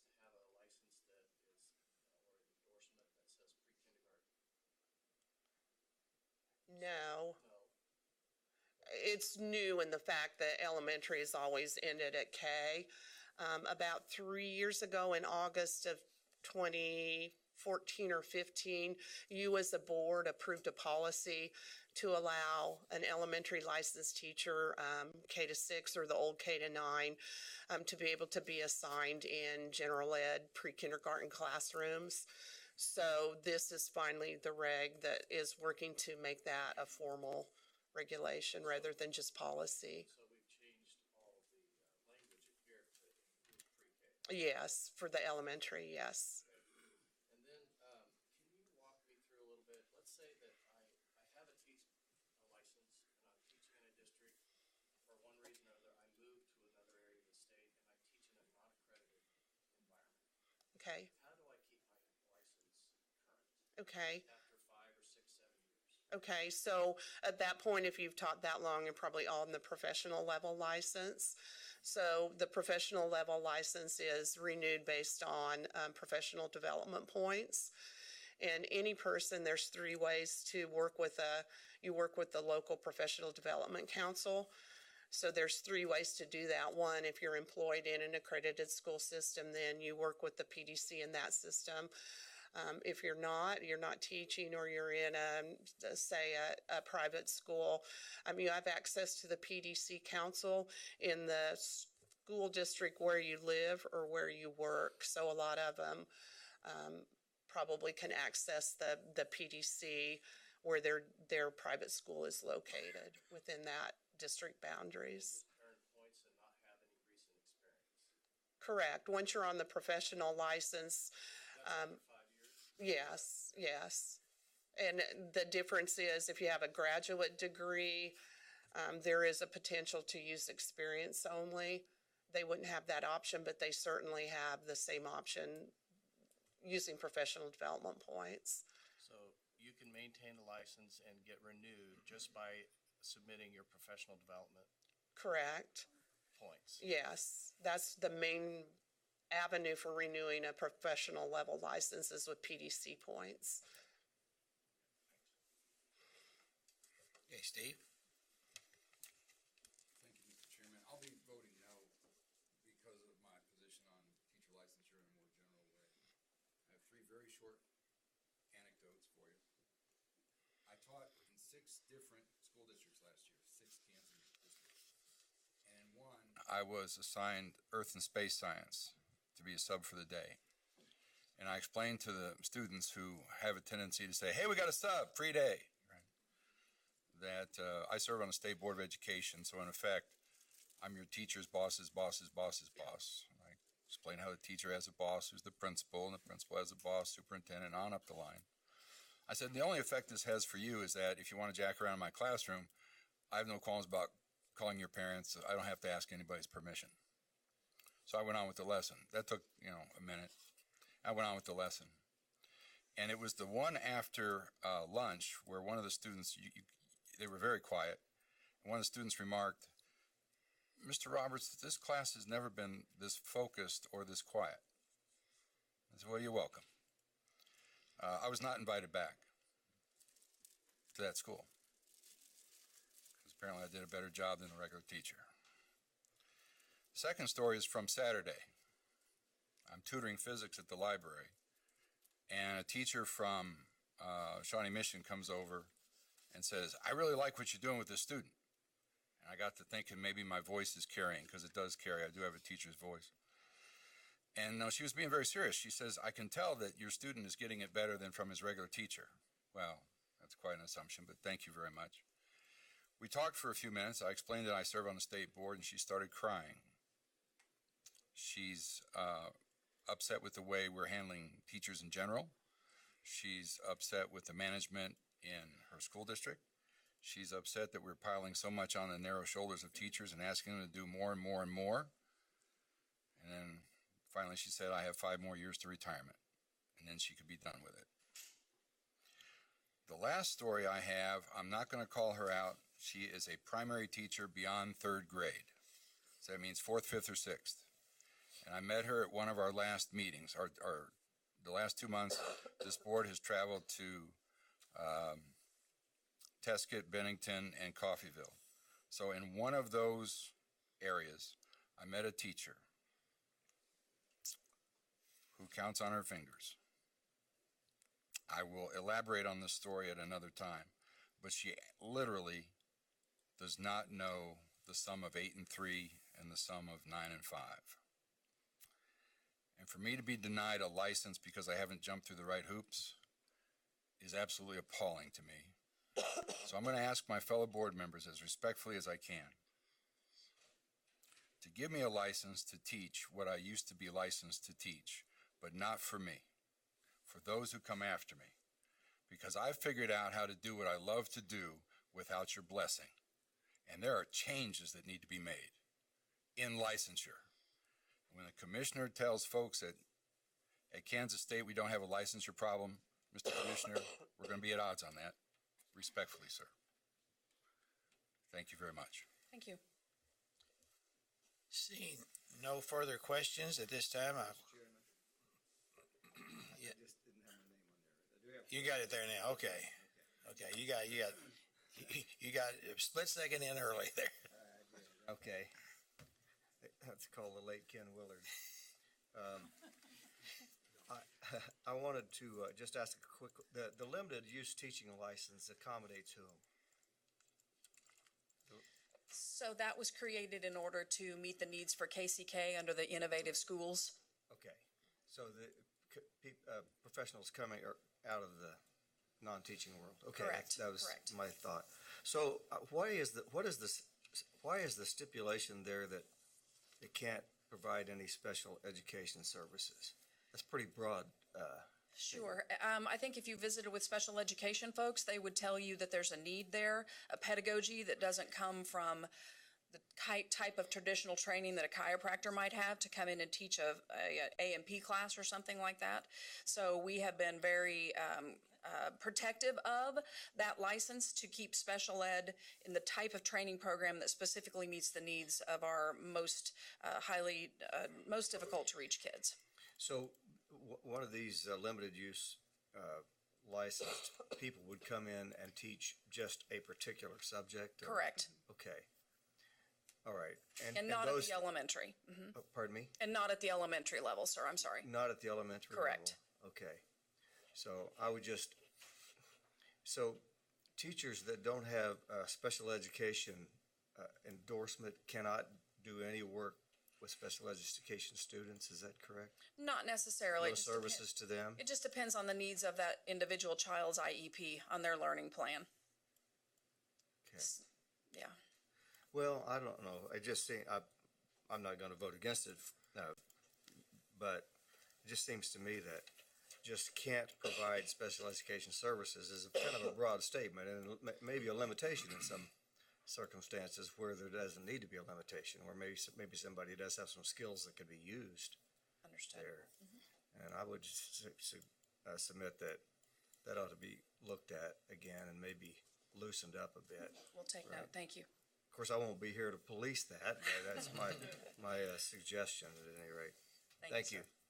Am I correct in assuming, I believe this, that in order to be reimbursed, and that's not just a state but a federal thing, you have to have that endorsement and experience in special education in order, so it may also be a reimbursement issue. Needs of the IEP, yes. Yeah, but a regular classroom teacher teaches special needs students. It's just that they can't be assigned as the teacher of record for that special ed student. Would that be an accurate statement? The funding stream, correct. Right. We will. Mr. Chairman, if that funding stream is an issue, that is an issue that needs to be addressed as well, I think. Right. And that may be beyond us. I understand. I mean, it may, and part of it may be us too. Be a squeaky wheel at any rate. Right. Right. Any more late people? If not, all in favor of the motion, as you see before you, please raise your hand. All opposed? 7-3. Thank you. Thank you. The next item of business is lunch and,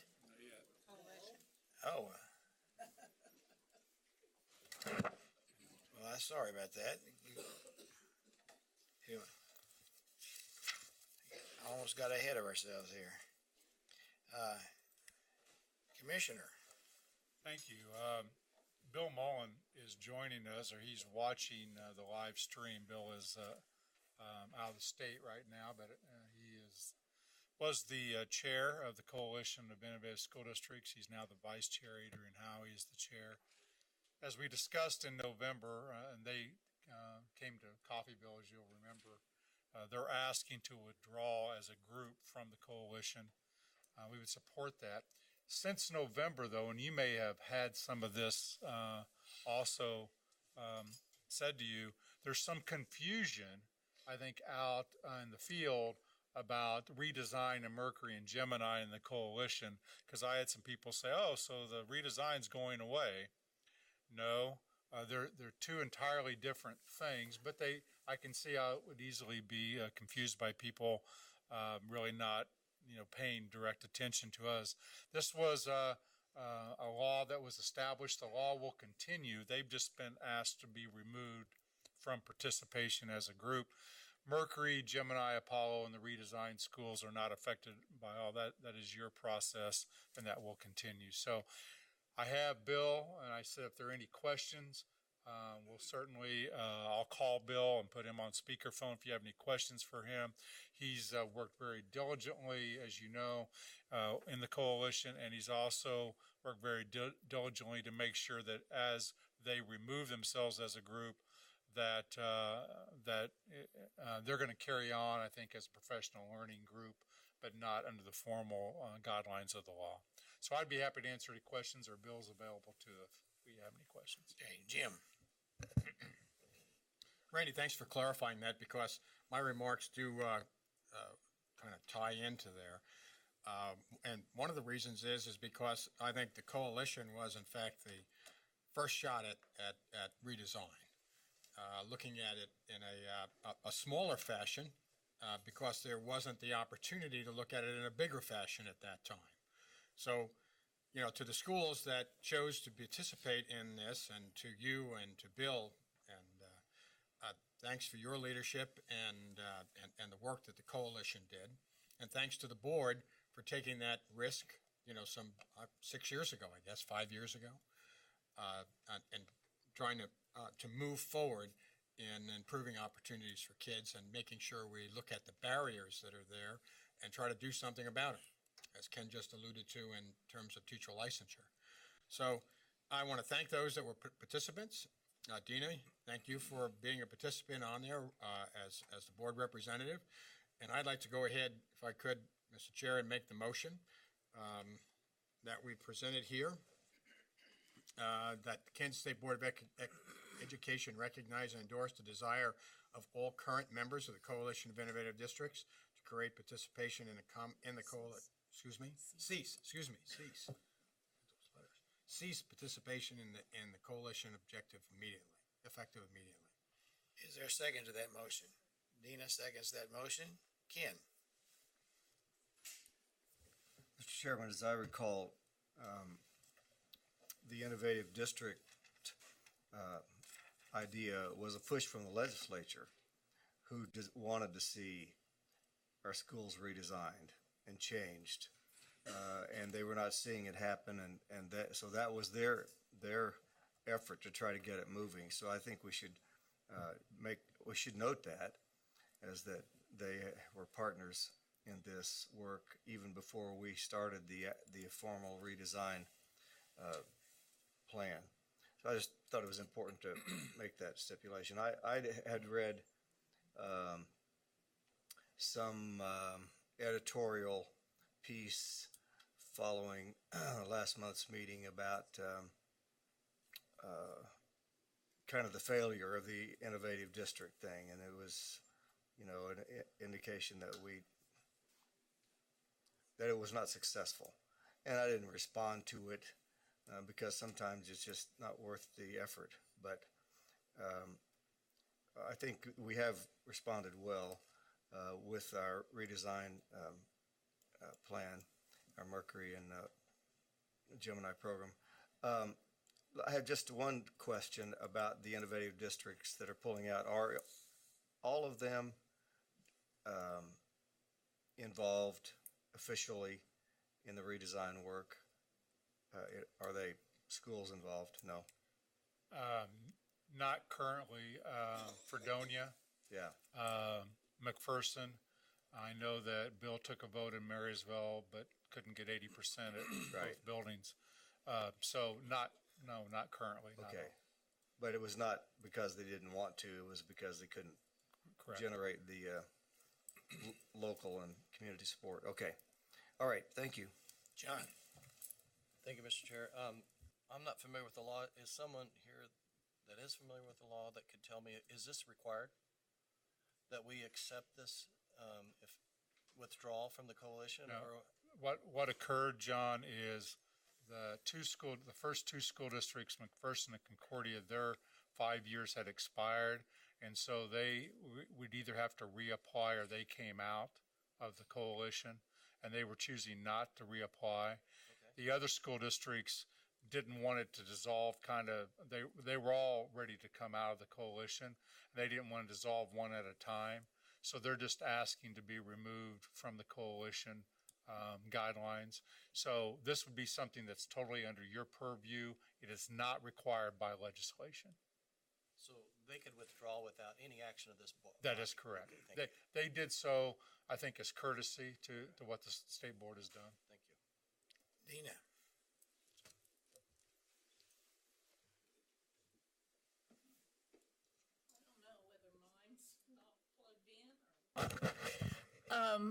I just wanted to add my thanks to the school boards and the school districts, superintendents, the teachers who were involved with the coalition, because there was a lot of great ideas that were put forth. And I even think to some extent that their thought process helped us with the redesign as well. So I think they had a part in what we are currently involved in and will be moving forward with. And while there's a little sadness, I think that they're going away as a group. I think they may show up in a different format.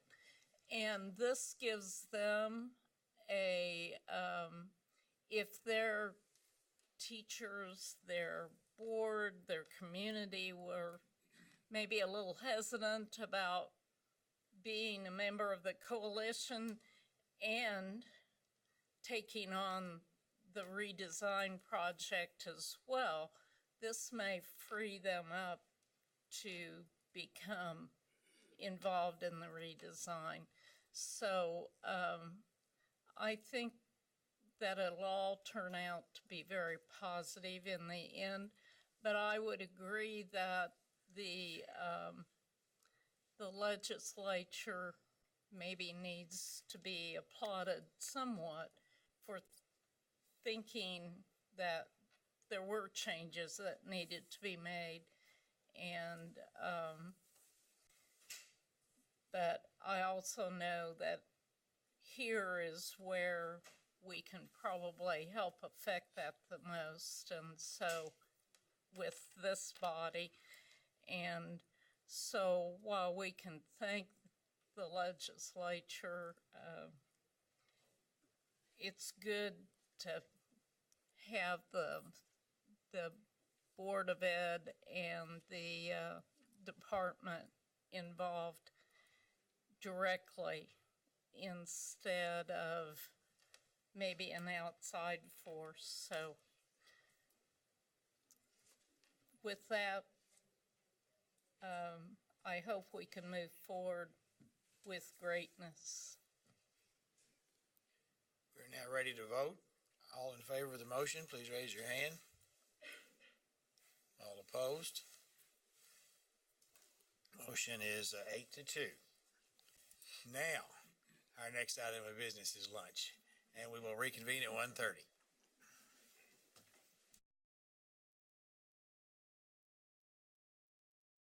Kansas State Board of Education is called back to order. We now have one of the neat things we get to do is recognize national finalists for Kansas for the Presidential Awards for Excellence in Mathematics and Science Teaching. Mr. Dennis, I believe you have the honor of recognizing these folks. I do. That's great, Mr. Chairman. I tell you, the federal government, this program, we do elementary 1 year and secondary the following year. This is a year for elementary. And Heidi Harris is a math teacher from Union Valley Elementary in Bueller. We hear Bueller a lot, don't we? 313, that's, Ken smiles and said, yeah. But anyway, and she was our math winner, and we'll introduce a colleague for math, or science just a little bit. But this award includes a week in Washington. Have you had the week yet? Okay, you made that. And we also, they also get $10,000, Ken. But the federal government's about 3 years behind. We think about turning that over to John Bacon, see if he could get the refund a little quicker. But anyway, I'm sorry to say, I think that's truthful. We're back a little ways in getting that done. But anyway, Heidi, we appreciate you being here. Think about this. You're representing all the elementary math teachers in the state. That's pretty good, pretty special. We're honored that you're here, and we'll turn the mic over to you.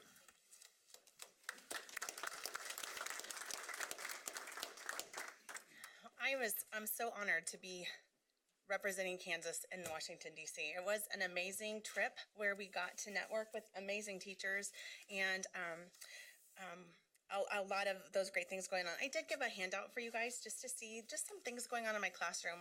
When I need to think about how do I foster student achievement in the general ed classroom, I don't have anything really special or different to say. What I do is I teach mathematics the way that brains learn. Brains learn mathematics. They need to touch, they need to draw, and then they can move to the abstract. And so whether I'm working with kindergartners or I'm working with sixth graders, the need is still the same. So if you see in this picture, there's a lot of mess. There's a lot of manipulatives. There's a lot of kids just working one-on-one. And one of my very favorite things about this is a story I tell about when I was in a different school district, but it levels the field. Kids that so I have a little guy that his IQ is about 79. He was an ESL student. His English was not his first language. I mean, he struggled, and every day math was difficult, and he got to my classroom. And on the flip side, I had another little guy who was on the spectrum, but his IQ was very high.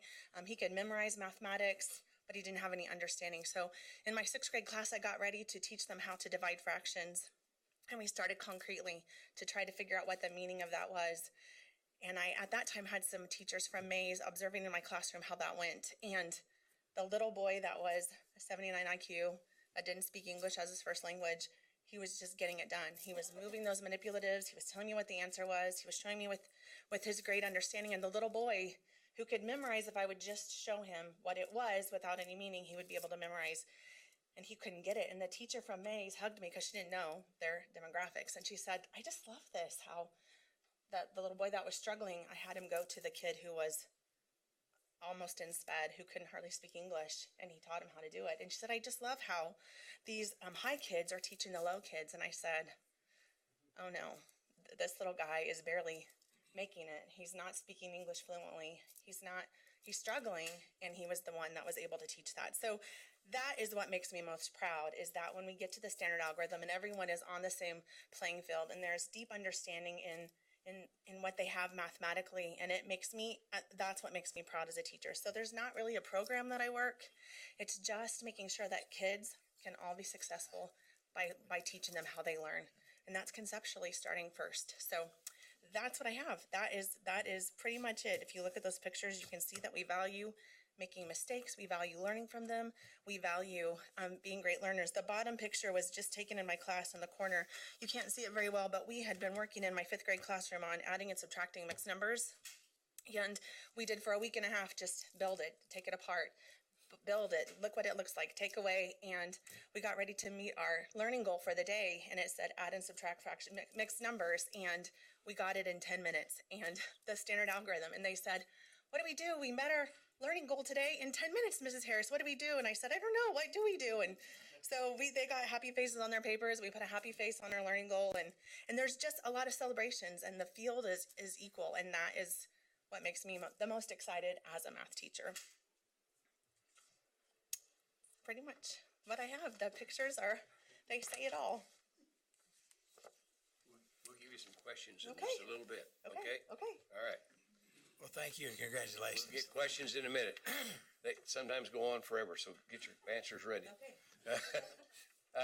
Okay, the young lady that represents the science teachers is from Brentwood Elementary in Olathe, 233.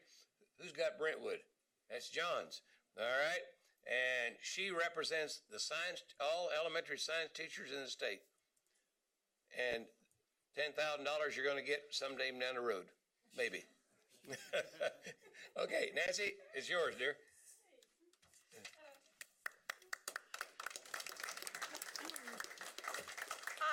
Well, I'm Nancy Smith, and I teach first grade at Bentwood Elementary. And both Heidi and I wanted to tell you how proud we were to be from Kansas this summer when we went to Washington, D.C. We sat in a lot of little breakout sessions working on the new STEM plan for the national government and the whole 5-year plan that just came out this week. We got to be part of doing that. And as we sat in these little groups, we had people from everywhere there, and there were business owners, and there were politicians, and there were teachers, and there were all these different kinds of people talking. And every single meeting that we went to, Kansas was either on the same playing field as everybody else or above, and I would say mostly above. We sat in meetings, and states would talk about, well, we wish we had this, or we wish we were doing that, or they didn't even know of the topic that we were talking about. And we kind of knew it all. So we were very proud to be from Kansas when we went to that. But I'd like to share with you today, kind of the same thing with Heidi, is just invite you into my classroom. So anytime any of you feel the need, you wake up in the morning and think, boy, I sure want to go visit a first grade classroom today, feel free to come on over to Bentwood, because we love to have visitors at my school. And we do a lot of amazing things in primary science. You'll hear me talk a lot about STEM, science, technology, engineering, and math, because it kind of pulls everything together that we do. So in front of you, I gave you a pencil and a little Post-it note. If you are a first grader in my classroom, before I start new units, I don't usually come out and say, hey, we're going to do this, or this is our next unit. Instead, I have an I Wonder desk in my room. And on the I Wonder desk, I will come in and I will just bring items. And I will put these items on this desk. And then you, as you come in, you go and you look at all these items, and then you write down on your Post-it note, I wonder, and then tell me what you think. What do you think we're going to do with these items? How do they all fit together? What do they have to do with anything? And then you put them up on our I Wonder board, and then eventually, throughout the course of what we're learning, we get to the I Wonder. So I'm just going to take about 30 seconds to have you I Wonder about some of the things from the unit that I'm going to start teaching. So I'm just going to show you some items. So I have a chicken. I have a calendar that has 21 days marked. I have a floodlight. I have a thermometer. I have some bedding. I have a part for a microphone that I'm not supposed to have. I have eggs. And I have a birthday hat. Okay, write down a quick I wonder. And it's okay to talk to your neighbor if you want to talk about what your I wonder is.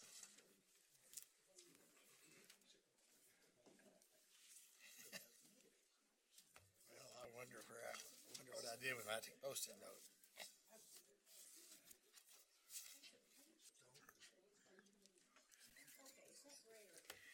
It's great. Would you like a close-up?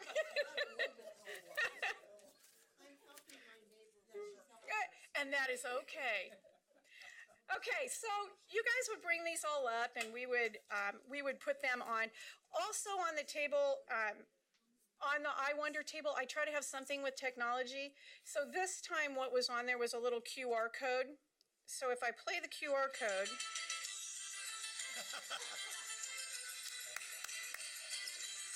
Now I can't shut it off. There we go. So that would be on there too. So we would eventually get back to all of your I Wonders, but I just want to share a couple of the things that happened with this amazing unit that I did last year. I wrote an agricultural grant through Ag in the Classroom. So I got some money for my room, so I decided to raise baby chicks. We've never hatched baby chicks at Bentwood before, so we raised our baby chicks. It was amazing. We had guest speakers come in. We had virtual field trips with farmers throughout Kansas. We did research. We did technology. We did all of these different things within this unit. But what really brought it together was I meant to really just raise baby chicks. That's all I wanted to do, and then send them to their forever home. My friend Kim sent them to her farm. But I went to the front office, and I was telling our secretary that, yeah, we want to raise these baby chicks. And she's like, oh, I have chickens on my farm and they're driving me crazy because they're pecking each other all the time. And I think they're bored. So I took that problem back to my students and said, you know, we're going to be doing this amazing unit with these chickens, but Mrs. Kipp has this problem. Do you think we could help her? So we got on the internet. We started researching what do you do when chickens are bored? And we got all these different ideas and we did some voting and we decided that chickens need playground equipment. So we then went way above first grade curriculum, which is really just patterns in our world for the science and looking at the differences between adults and babies. And we really branched out. And so we went on and now we did our research. How would we make playground equipment? We decided on 5 pieces of equipment for these chickens. We made a swing, a jungle gym, a balance beam, a tire bath, and then this other climbing thing. We took Home Depot and Lowe's, compared their costs between this and did a cost analysis. We invited Commerce Bank, who is our partner, to come in and they gave us a loan. So she came with all her real paperwork, like that big paper, and pens, because we got to use ballpoint pens, and we had to do presentations. So my kids had to present to them, what are we going to use? How long is this going to take us? What are we going to do with it? Do we have it sold already? How much money do we need? And so my kids had to pitch their idea, and they also had to bring collateral. So my kids were bringing like baseball medals and stuffed animals. We had to bring collateral for the loan, and we took out a loan, and we decided that we needed to make a $10 profit off of this because we wanted to have a birthday party for the chickens when they hatched. So we made a profit off of it. And my husband and my boys are all really handy. I have 5 boys. So when you're my boy, you kind of just have to do things. So you came to school and you helped my kids build. And they built all of this equipment on their own. And we paid back our loan and we gave the equipment, sold it to our secretary and actually took it. She took videos and sent it back. So this whole entire time that this is going on, my kids are deeply immersed in science education. They learned more about Kansas agriculture and Kansas farming from doing this unit than I ever could have by just doing it out of a textbook or just reading a story to them or watching a video. The virtual field trips were amazing. The farmers in Kansas were more than happy to share everything with us. We had real corn stalks that got brought in, and my kids ripped those all apart and learned about them. We have cornfields all around us where our school is. We can just drive right down the street and see them, but my kids don't really know anything about them. And I really, really want my students to know more about Kansas and the agriculture. And so we got really into that a lot. So now we've kind of branched out on that. This year we wrote an original story. We're the little monkeys in our room, so we wrote an original story about Coconut the monkey who loves corn. And we have a walking trail. And so my kids now took all of this information that they learned about corn in Kansas, and we made it big onto posters, and it's posted around the walking trail. So as you walk and exercise, you also read. So now you're having the literacy piece with it as they walk around the trail and doing it. And my next endeavor is the Hour of Code. We participate in that. So we are working on a tower garden. So we now have a tower garden, one of those PVC pipe where you can do the indoor aeroponic gardening. We're doing that in our room. And then my next big unit, we want to change school lunch. We want to bring a menu item to our school lunch in Olathe for the next school year that's all about bentwood. So that's our next unit that we're branching off on. So I know that I've shared more than just science with you, but for me, it is really the STEM fields. It really is pulling all of this together and making my kids just really interested in the world around them. And thank you very much for the opportunities that the state of Kansas has given both of us. We really appreciate it. Thank you.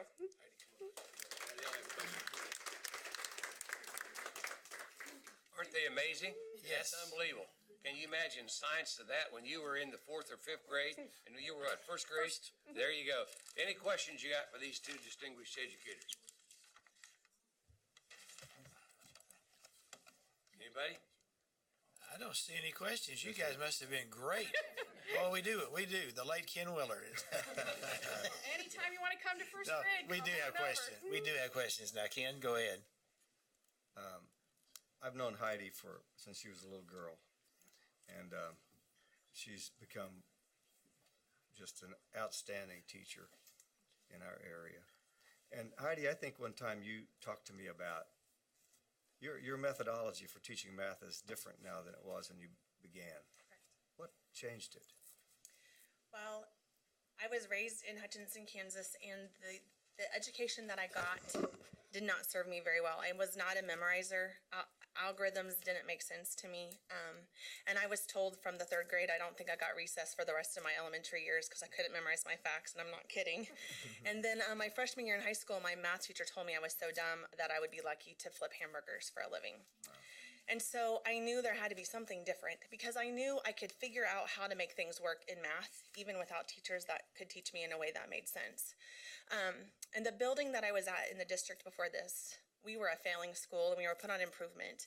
And my teacher my principal pulled me out of the classroom and said, I need you to look at how we can fix these math scores. What do we need to do? And so I began reading John Van de Waal and really agreed with his approach to teaching mathematics, his philosophy. And I went to cognitively guided instruction training, and I came under Joe Bowler, and I just continued to keep reading about how kids learn math. And once I realized, I remember sitting in a classroom learning CGI thinking, for the first time, I was already a mom of 3 kids.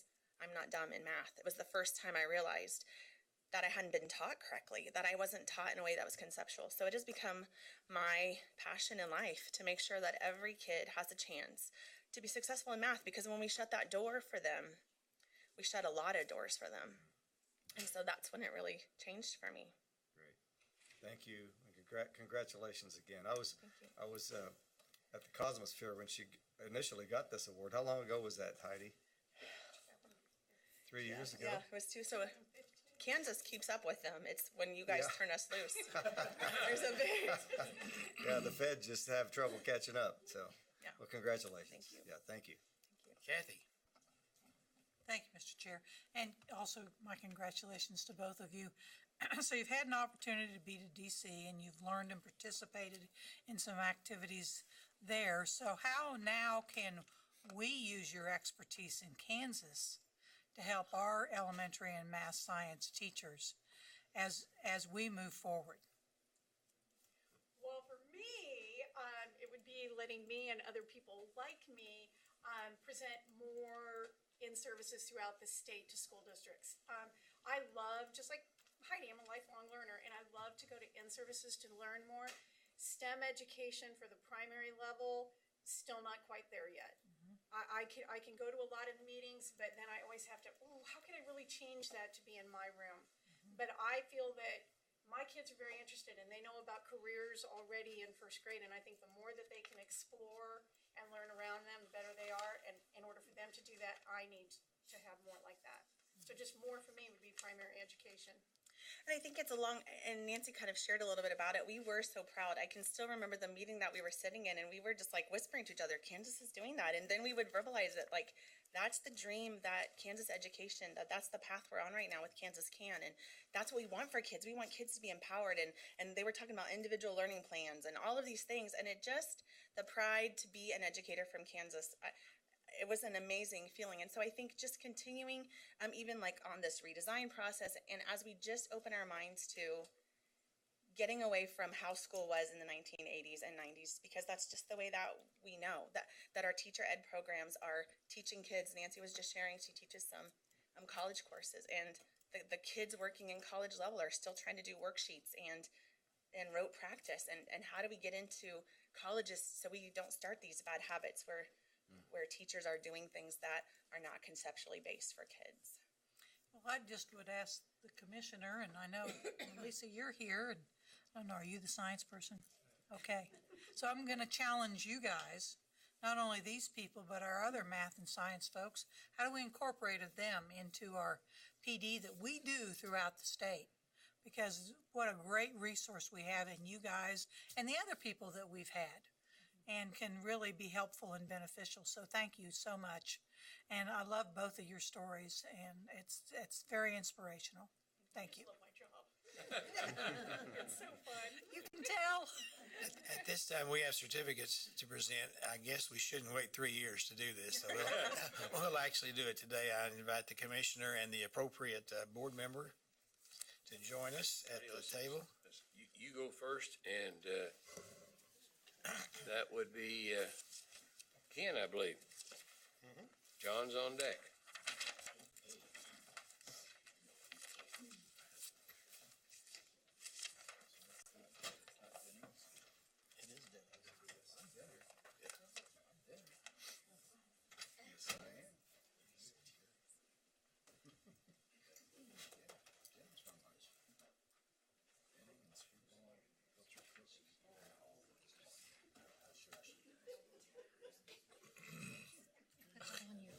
And it'll at least get you out of the garage. Put it in my pocket. There you go. There you go.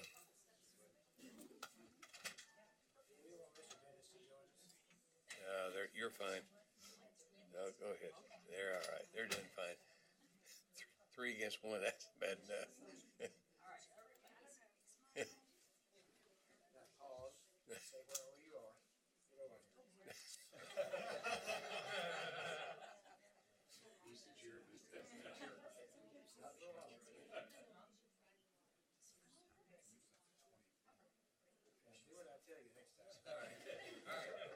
Nancy, you're up. Ken or John? It's you? Oh, both of you. All right.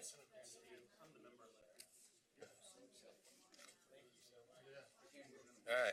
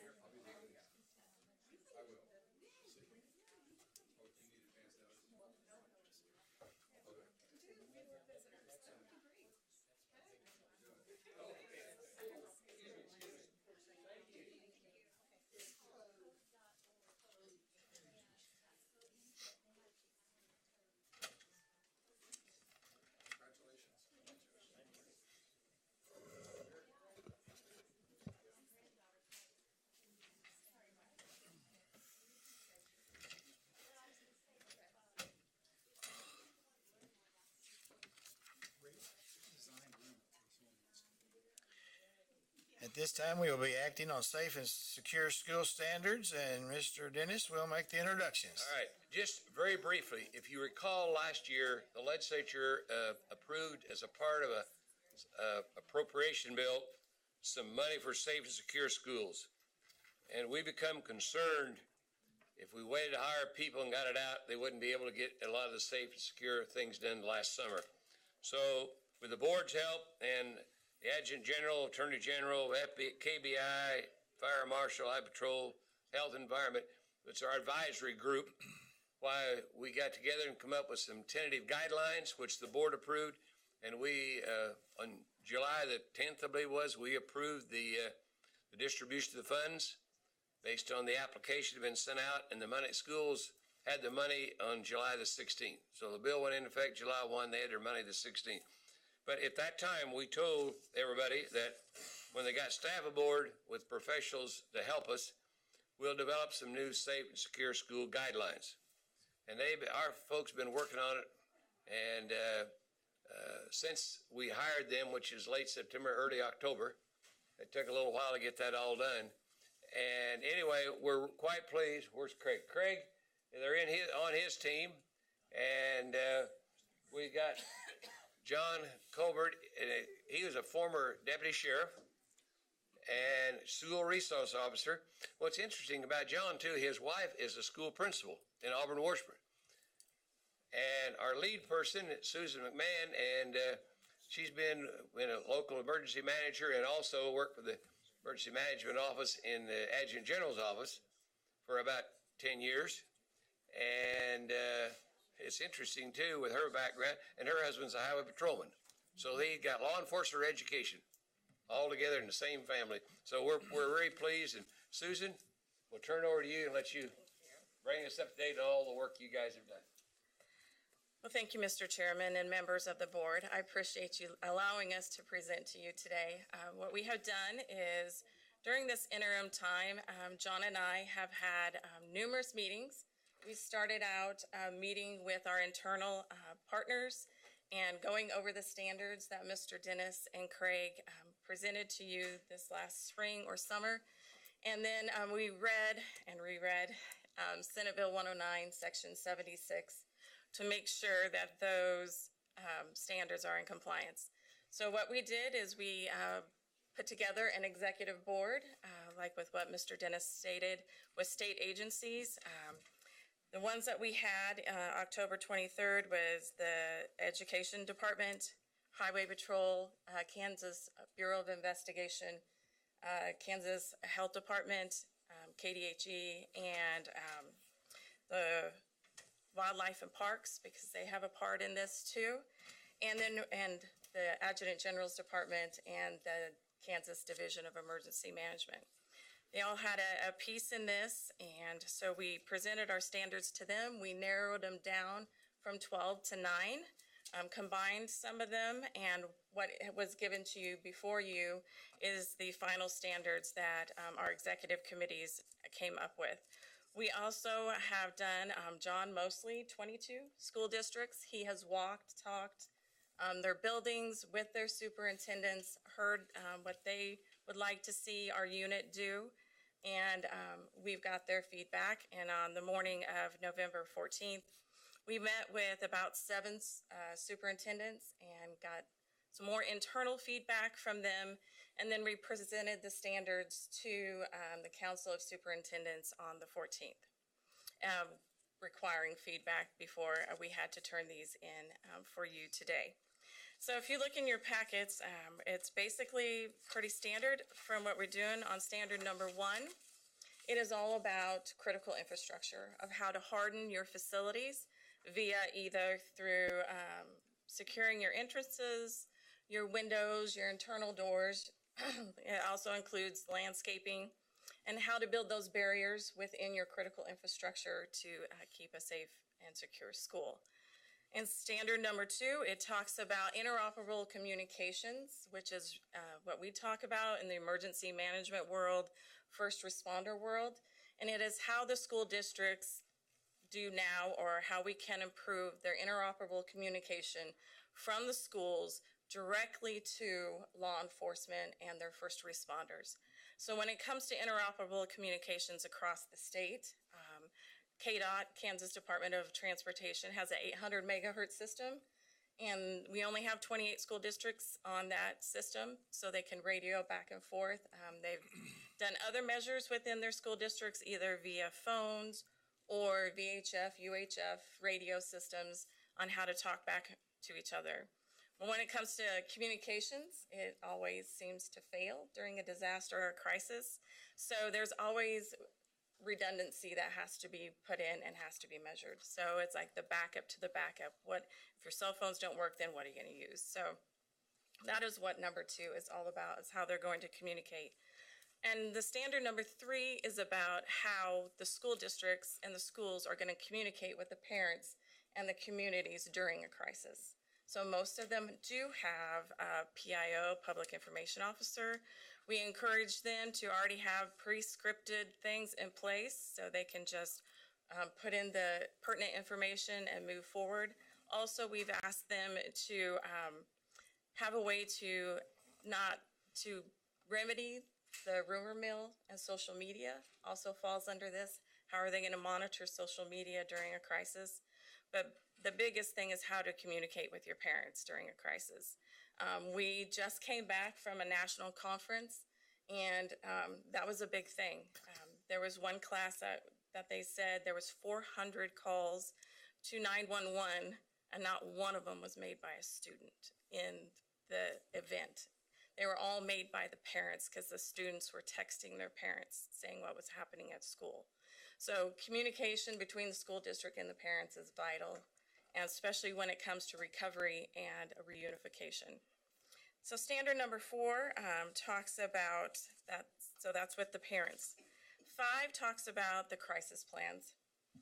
When we first started, we reached out to some school districts and asked for a copy of their crisis plans. So on my desk, I have a crisis plan that's 8 pages long, and I have one that's 174. Neither of them are going to be actioned. One's too small and one's too big. So what we have come up with is we're going to create a template, and about 60 to 70 pages is what we're looking at. And so a crisis plan can actually be taught to their staff and their faculty, and actually can be utilized during a crisis and a disaster.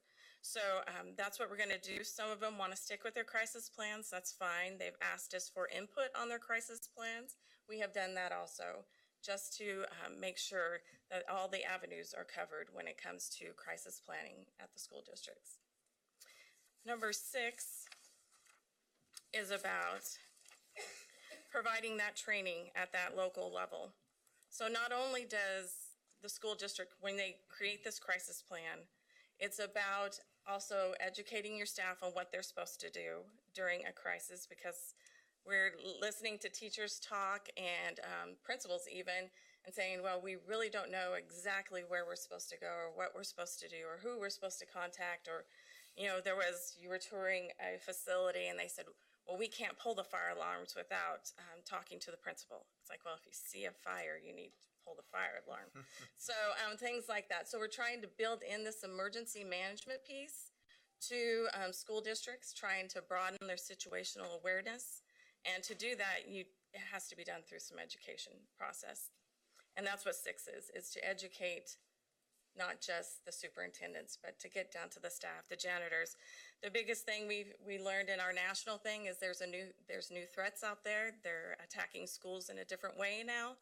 And so we need even the janitors, the custodians, people dropping off packages, FedEx, UPS, they need to be trained in what to do. So things like that that we need to be proactive in planning and getting everyone up to speed on how to prevent things happening within the school. Or there also can be things happening outside the school that cascading effects will affect the school in general.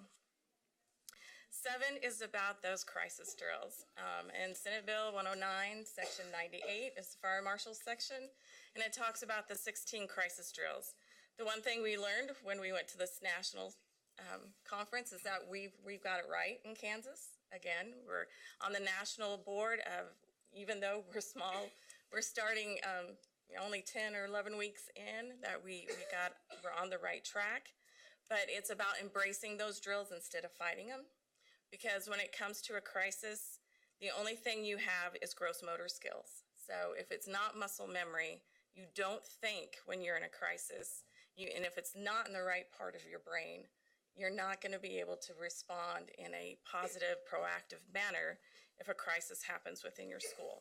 So that is about the 16 drills. 4 of them are fire.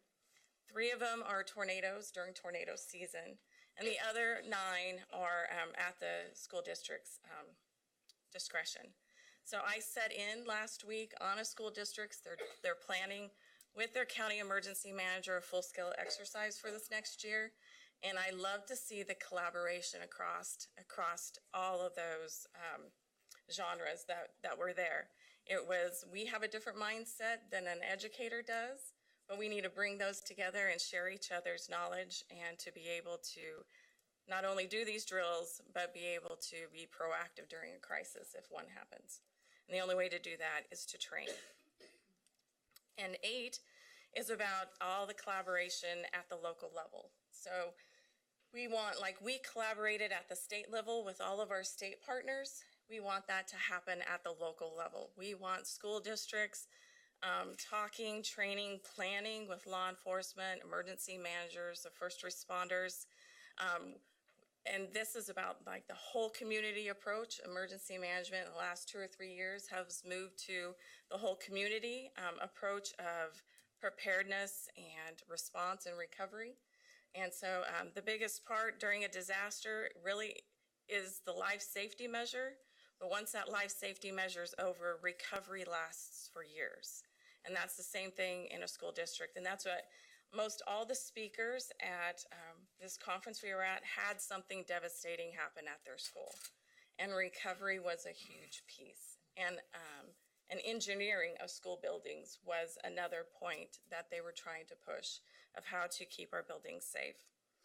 And then number 9 talks about firearm safety. So it is a choice. We reread that section and reread it. It is a choice of a school district to teach firearm safety, but this number 9 is verbatim out of that law. So what it states is that K through 5 should use Eddie Eagle as it's a cartoon-based firearm safety course, or something that is evidence-based, but we haven't been able to find one besides Eddie Eagle for that age group. Kansas Wildlife Parks and Tourism, like I said, we brought them in on our executive committee, and they have 65 school districts that already participate in their firearm safety. They have 2 forms that you can use. One is an 8-hour class in the classroom, and the other one is a full hunter safety, which is the 8 hours in the classroom, and then there's a day of field work, which does require shooting a firearm. So it is up to the school district. We're not pushing it, but we say we have the resources available for you to use if you so choose to do firearm safety within your school district. So those are the 9 standards that we have come together and that we will meet the law's requirements to do and to be able to have this in place to build a safer and secure school within Kansas. Do you have any questions? Are there questions? Jim? Well, thank you for your presentation, and thank you for all the work you did to make these standards readable. Okay. And I might be outside the boundaries of your group and more into ours, but as a school administrator and school training, are we as a board, are we asking for the university programs? Are we looking at our standards in the university programs for school safety and training new administrators? I mean, what we're doing here is we're reacting to what's there. Now I'm thinking about preparing the people who are coming, you know, in terms of these students. I don't know. And I don't know either, Jim, but I'll find out for you.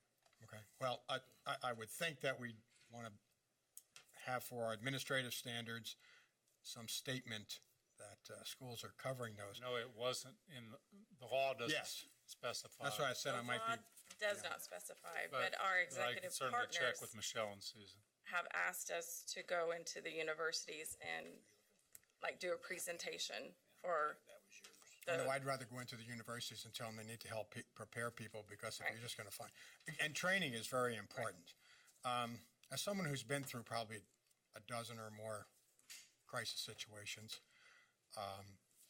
you can't train for all of them. Right. But you can train for your response mode. And that's what these different scenarios provide. You know, the one thing that I've learned in managing a crisis event is it really comes down to the leader. You know, people are going to look right away at you. If you're the principal, and that's typically the person in the building. That's the key person to make sure that a crisis scenario is played out to the best of the people who are there. You know, I think we need to spend a lot of time with that. I mean, you know, all these things are really good, but you can't pull out an index card when someone comes in and says, you know, there's a gun down the hall. Right. Okay, you know, I mean, it's got to just happen. Right. You know, and practice does that. You know, policy does that, but that's a real skill set that people have to have in that position. It will fall to that person. Others, that confidence level just has such a dramatic effect over the way the organization is going to respond. Right. And there's more coming, regrettably. Thank you. Kathy? Thank you, Mr. Chair. On Standard 5, which has to do with the crisis plan, Yes. I work with the School Mental Health Advisory Council, and one of the things that we're looking at is recommendations for suicide prevention and then even protocol after such an event might happen. And I did ask Myron Melton to get with you guys because it seems like to me this makes sense of a good place because we're looking at the possibility of creating a template for school districts to follow. So it seems to me to make sense to kind of coordinate here on Right. that piece. So, Right, so, right, Myron and I and John have met. We Okay. are going to be with you on Thursday. okay, So yes, we are collaborating even across the Department of Education. We are collaborating with different departments because everything we do touches something in the department. And yes, there is, when we, if in that template, there is going to be a specific annex on mental health of not just the trying to find it, you know, getting those red flags and finding it and doing something when you find a student in need, but also in the recovery piece as Right. also strong in mental health. So it's going to be needed throughout the whole crisis plan. Okay. So All yes. right. Very good. Well, look forward to hearing from you then on Thank you. Thursday. Thank you. Sally? Mr. Chairman, my question has been answered. Thank you. Steve? Thank you, Mr. Chairman. My concern is when the training happens and how often and its frequency and so forth. My understanding is that school children are typically with a substitute teacher 10 to 15% of the time anyway. There's a lot of absenteeism on Fridays in Johnson County now in schools. There are a lot of subs. Okay. That's the day a lot of subs report for duty. So is typically the training done on like official time, contract time, and so they're pulled away and we have to have substitutes cover during this training? My concern is that as we approach 20-25% in, you know, bucolic pastoral districts, and then we have 75% sub time in some hardscrabble districts, that this thing is rather getting out of control. We have some children in some of our hardscrabble or low SES areas that have substitute teachers more than half the time. So, I mean, I want to go on record. I'm for safety and security. Right. Okay? I'm on record. I like safety. I like security. But in the management of our schools, we're getting more and more and more substitute time to the point now where we contract it out. We can't even hire our own subs. We have to hire a company to hire the subs. Okay. So the training does happen on contract time typically? It should. So the best example was when New Mexico talked at our conference. It was the 70-year-old substitute teacher that saved 17 children because they took the time during that time in service and had their substitute teachers come in, and they got trained the exact same way as everyone else in the building.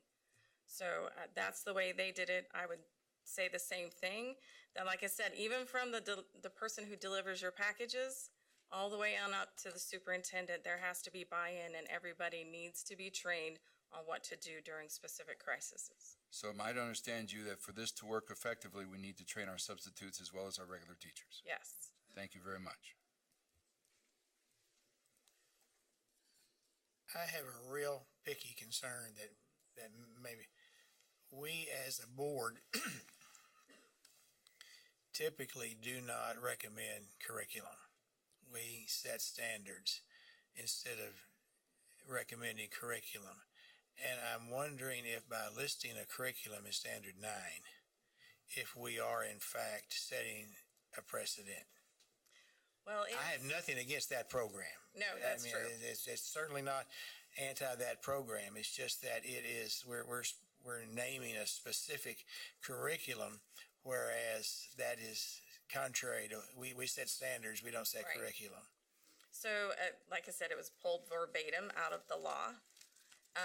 But when we have looked and we've done our research, we can't find anything else.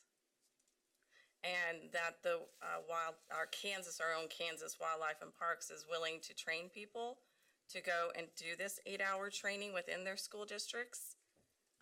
We're utilizing Kansas knowledge and Kansas people and time for that part of it. But for the Eddie Eagle part, we can't find anything else.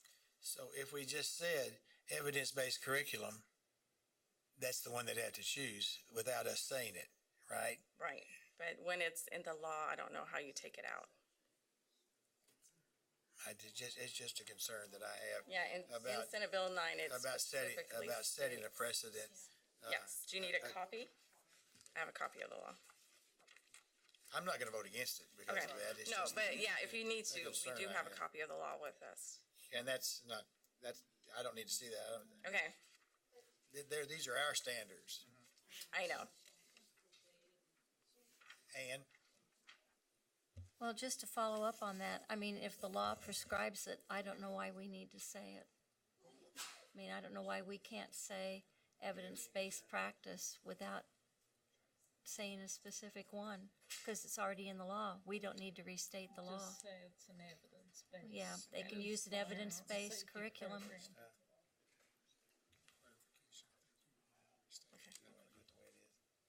So if we take out Eddie Eagle and just do evidence-based, do we still leave Kansas Wildlife and Parks? Okay. the commissioner just told me that it'd probably be best if we just restate the law, so I would withdraw my concern. Only because there's nowhere else to go, and I think you'll create confusion out in the field if you don't restate the law. Sure. I agree with the chairman in terms of your concern about legislatively directing a curriculum, which is, some people's legal opinion, would be left constitutionally to the local district, but in this case, it's there. If you omit it and there's no other option, you're going to get calls and say, where am I supposed to go? Right. So that's why I think you ought to put it in there. Yeah, my concern is philosophical. Okay.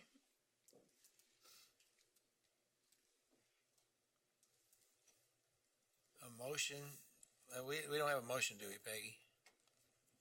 Yeah, it's an action. I know, but nobody's made the motion yet, have they? This is the first time we've seen this. Information.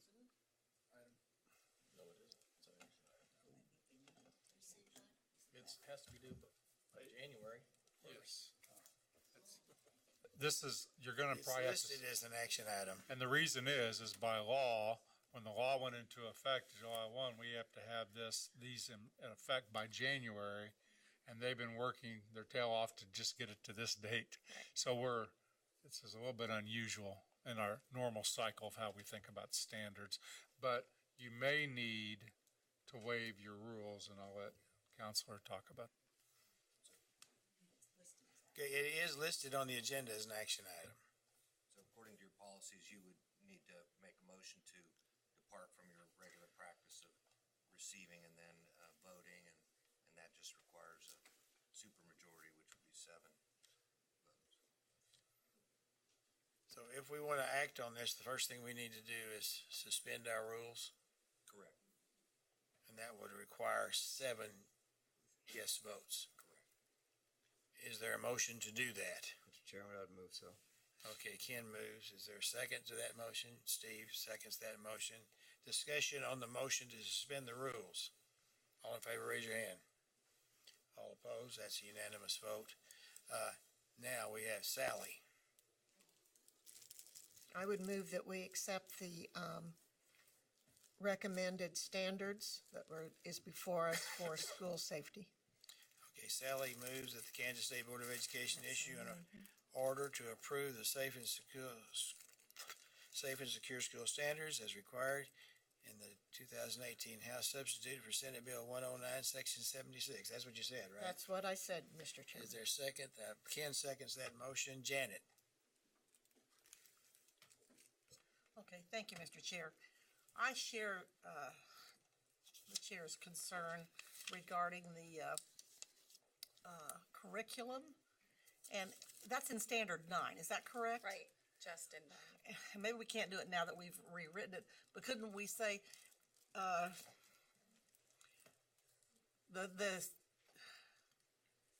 just put as per state law?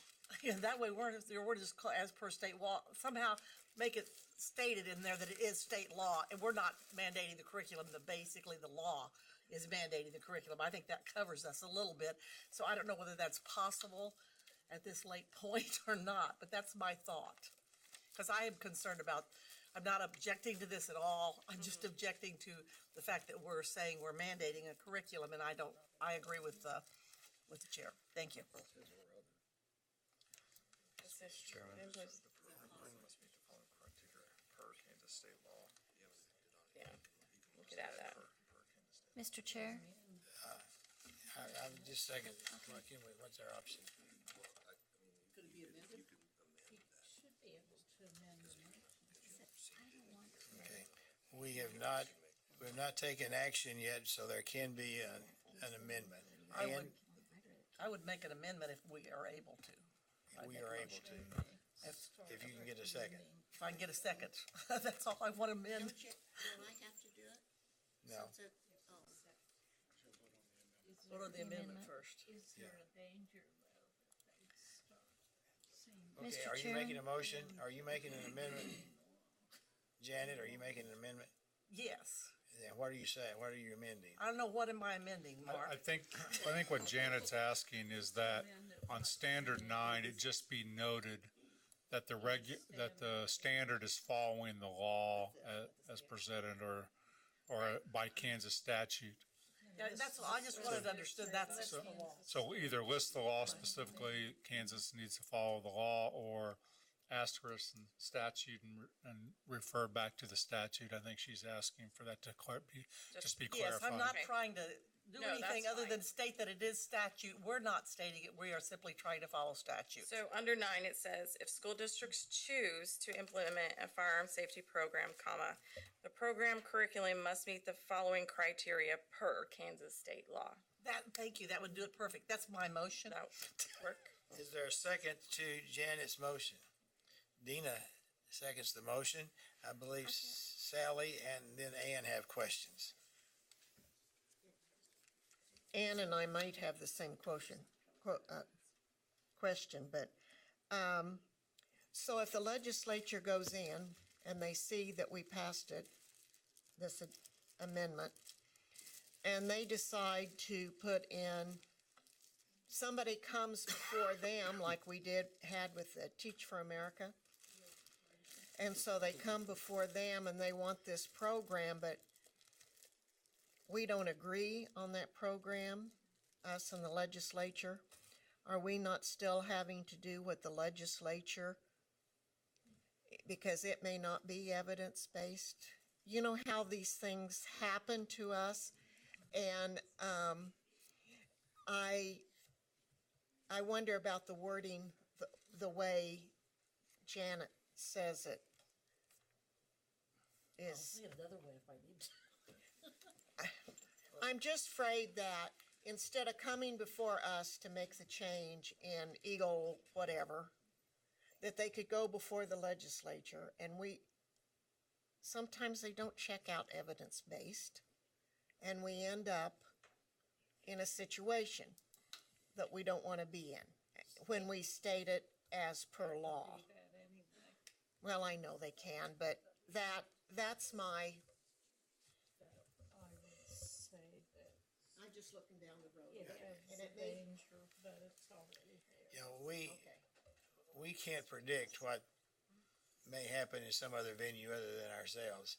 And I would think that if that were to happen, maybe this is something that we should revisit instead of just let it go. I don't have the concerns with that. Ann? I agree with Sally. I don't think we ought to reference that we're following that law because this again has stepped into our purview. And if we want to play nice and we all think there should be school safety and security, we can use their language. But when we use their language and we agree to it, we retain control of the curriculum by saying, we're going to follow the law they set on the curriculum. That is giving them control of our curriculum. And I think it's the wrong precedent to set. So I don't think we should reference, we're using the curriculum set in the law because that's giving them the power over our purview. Does that make sense? But they've already taken that power. No, they haven't. They only take it when we let them take it. Now, if we want to agree that we'll use Eddie Eagle or some evidence-based thing, that's fine, and that's our choice, but that retains control right here. If we say, we're just going to follow your law, that hands them the authority over something that's our purview, I think. So I won't support that. What would you recommend then, Ann? Just do with what we've got, and then we're free to change it anytime we want. Down the road, if we found something better, we can go in and change this. It's our ruling. But if we put in our ruling, we're going to follow the law, we just handed them all the power over this curriculum. So let's keep what we've got. Down the road, we want to change it. We find something better, we're free to change it. Ken? Thank you, Mr. Chairman. Well, I think we may be a little more skittish than is needed. I tend to agree with Ann. Let's just leave it the way it is. I think we have plenty of freedom to say no. If the legislature stipulates something that we don't agree with, then we can go to battle at that time. I mean, you guys can go to battle at that time, but I would prefer just to leave it as is. Thank you. I want to have my last say here before I'm gone. Spoken very eloquently by a short timer.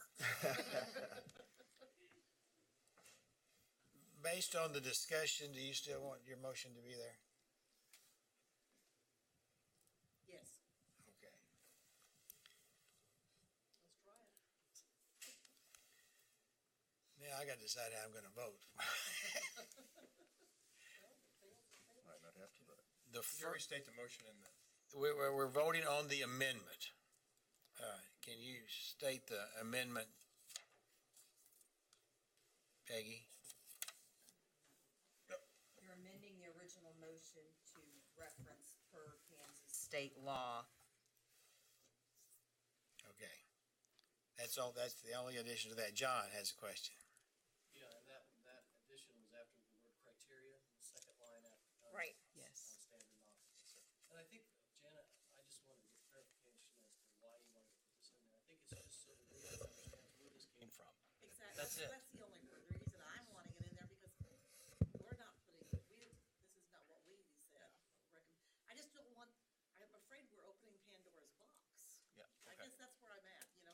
Okay. If we say, this is the curriculum, then we can start, then they start coming to us and saying, okay, you need this curriculum because this is the best. And I still believe in local control, and I believe local districts should make their decisions regarding curriculum.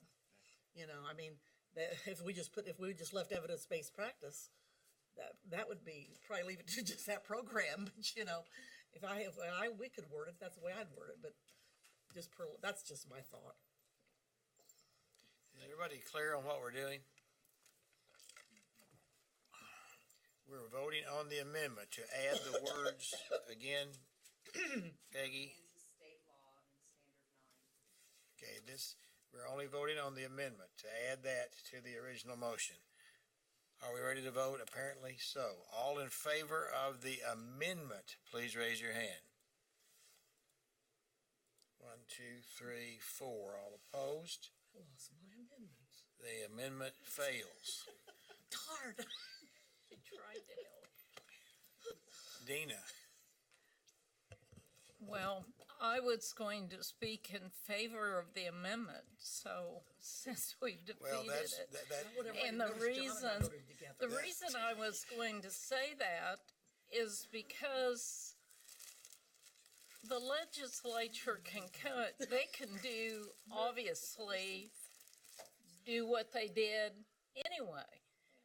But if we want to make it clear that it wasn't our idea, that we aren't violating our part of the rules, that clarified it.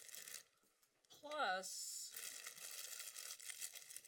this is really an infringement upon local districts and their decision, not ours. It's really the local district it's infringing on.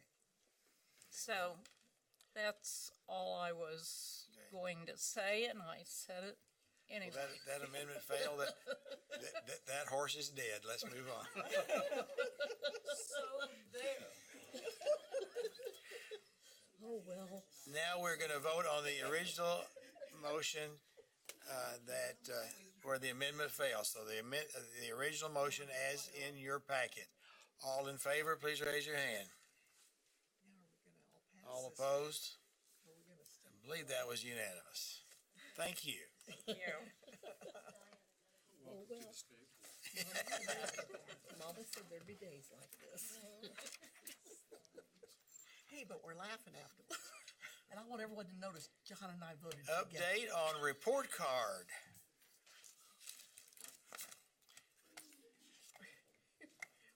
Welcome to us. I believe, Scott, you start. Oh, I wish we could have had a short break. I wish we could. We're going to get one soon. After this short. I know, but I don't know if I can. 2:30, we're supposed to have a break. Randy, I called KCK, and I'll talk to the secretary. She hadn't called her. I'm going to call her. 8:29.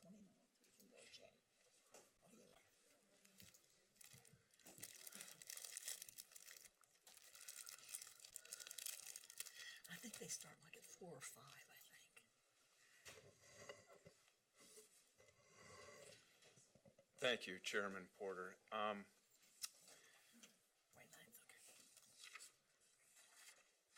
Our goal here today is to provide you with some insight and sort of a primer on data that will be released between now and January on the report card. So just some early insight into what that will look like. And I should say straight away that I have a number of people behind me here. This is, I don't know how long we've been responding to the law, which we'll talk about in a minute, at least 2 or 3 months. So Dr. Spurgeon, Beth Foltz, Kathy Grossenbacher, Doug Boleen, Colleen, and Tate, and Brad. This is a large effort. The AMOS meetings, I want a special thanks to Beth for helping corral all of the people involved in this. So again, 2 things just to provide you with some insight into the data that will be released and to talk about how we will be providing resources to schools, and Tate will be up to talk there you are, to talk about that. So I mentioned the law. The focus of the Every Student Succeeds Act, as you can see here, the statement of purpose, to provide all children a significant opportunity to receive a fair, equitable, and high-quality education, and to close educational achievement gaps. The focus of ESSA is on improving the academic achievement of disadvantaged kids, and to provide resources for that. So that's a fairly narrow, brief expression of the law, and that's really what's guiding our work here today. We need to find those schools that are in need of assistance, the greatest need of assistance. So to do that,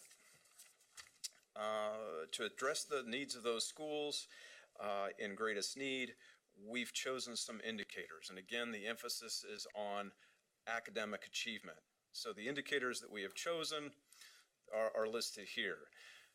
Now, just a brief explanation, and most of these will be very familiar to you. Academic achievement, the percentage of students scoring at levels 3 and 4 on the state assessment, one indicator.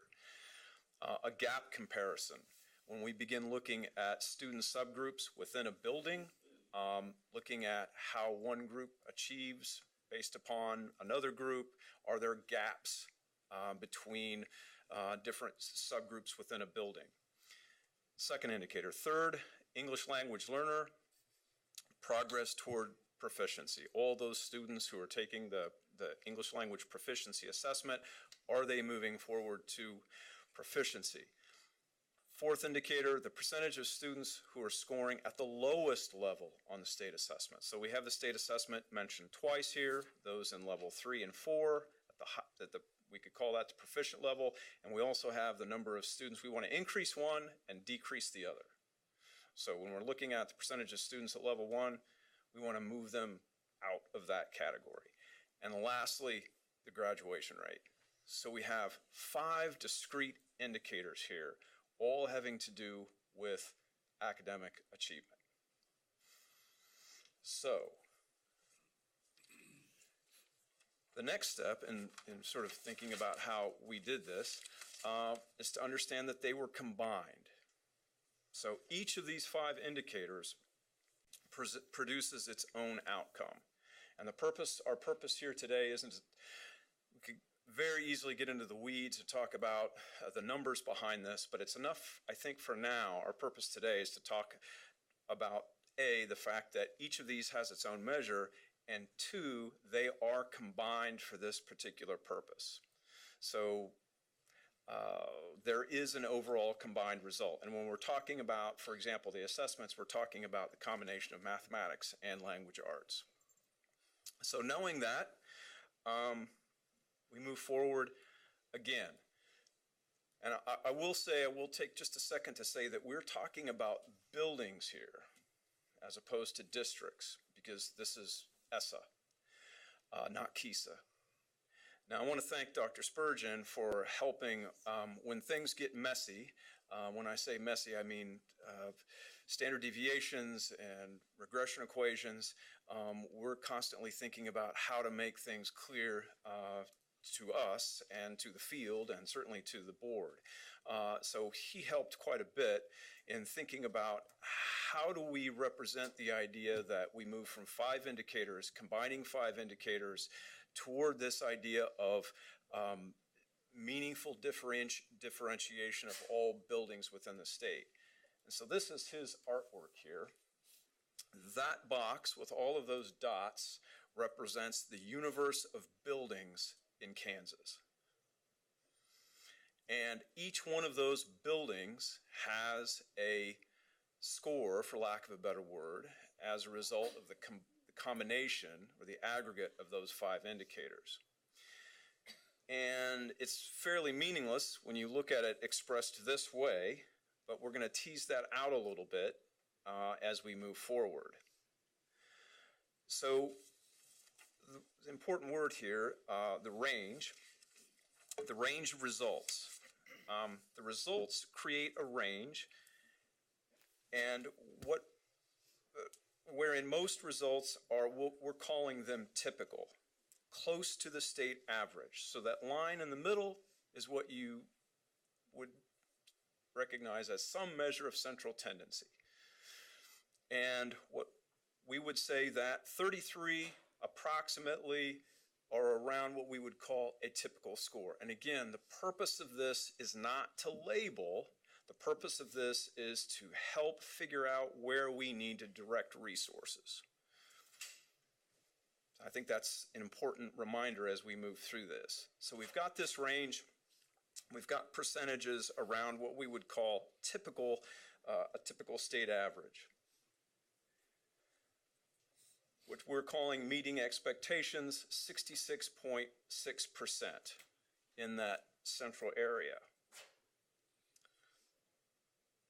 We also have those that are on the right side or above what we would consider to be typical, 14.6%. Sorry if I've trying to be as deliberate as I can because I know we had a change of pace here in terms of presentations. And likewise, we have 11.3% of the total population below typical. And this is where we're headed. 6.6% at that end of the range. So when we think about meaningfully differentiating buildings, combining those 5 indicators, we have a universe of buildings, each of which has its own score. This is how we have differentiated them across a range. And those are the numbers that are associated with each level. So Tate, as I mentioned, the business end of this is providing resources. So even though we can look at this and think about annual meaningful differentiation, we've got resources in place that we have to direct. So Tate will talk to you a little bit about the law and where we're going. Thank you, Scott.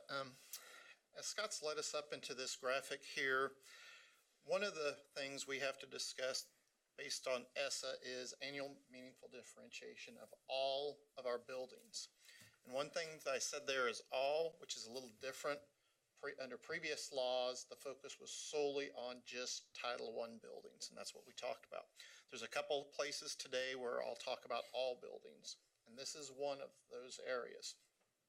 As Dr. Smith pointed out, we have these 4 different areas: below expectations, approaching expectations, meeting, and exceeding.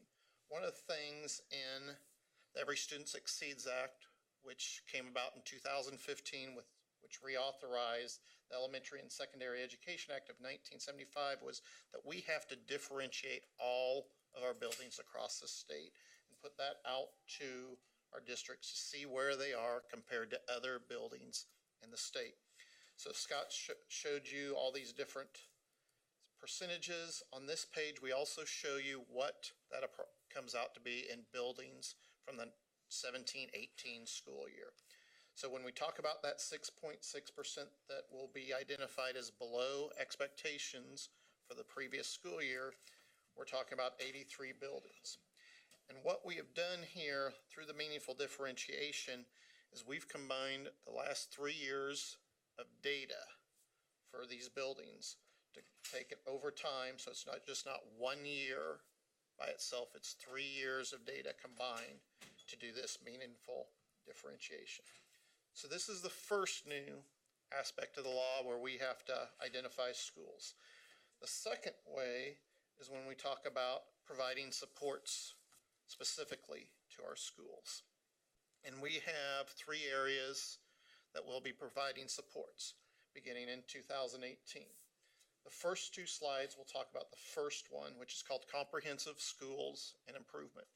These are going to be our buildings that through the combined results ended up in the lowest 5% of Title I schools. So again, I mentioned all before, we're back to Title I for this part of the CSI schools. And that N equals 32 is identifying we had 32 school buildings that fell in this category. And those 32 buildings are located in 7 districts. And these lists will be provided to you later in the week, and they will go public on Friday as we're contacting all the districts who will be on these lists this week to give them a heads up. We'll be starting to work with them the first of the year, looking to see what their exact needs are, where we can support them through things we already have in place, such as our Kansas Learning Network, our Kansas Integrated Accountability System, which is our KSDE staff, mostly from special education title services, our career standards team, and our teacher licensure and accreditation team. So that we'll be dealing with these schools, working with them more directly. Like I said, they're in 7 districts. Another big change is we do also have buildings that qualify that are not Title I for CSI. Yes, okay. Before you go on to that one, I need clarification on the 32 districts. 32 schools Yes, in 7 districts. correct. So evidently, there's multiple schools, like, in those 7 districts. Yeah, there's multiple schools, I get that. But does one of those school districts only have one school? Or are they pretty well equal in the number of schools they have within those districts? To where we know we have 7 districts in trouble. There's a range anywhere from 1 to multiple. We do have some districts that would only have 1 school in that group and some that have multiple. And that, when we present the list to you, they'll get sent out to you later this week before we send them out publicly, so you'll know who they are. And is that across the state? That's across the state, yes. And I just wondered if any geographical area had more than others. And, kind of give you a little backup, kind of what Brad was talking about. If you think back to under the waiver, we had priority and focus. Yes. Those are now gone, and Yes. these are replacing them. I got that. So in a lot of so we'll see a lot of the same buildings and same districts as we're served under those. Okay. I just guess without seeing them as you talk, I'm having a little visualization. It's okay, go on, please. That's fine. I've got some other things as we go Okay. forward. It's gonna get a little more complicated, but I'm gonna try to I want to make keep sure you on I'm track. right as you go. Yes. But I would like to clarify one thing. These are not schools or districts that are in trouble, okay? These are districts that have schools that have risk factors. And so as Scott described and as Tate is describing, it's a combination, a calculation of those risk factors that get schools to this point. So we are working with the schools that are identified as having the most needs in our state. So it is different than AYP. Oh. Okay? Okay, now, because they have more risk factors than other schools. So we're just, okay. And we are going to be providing support to those schools. Because of their risk factors. Yes.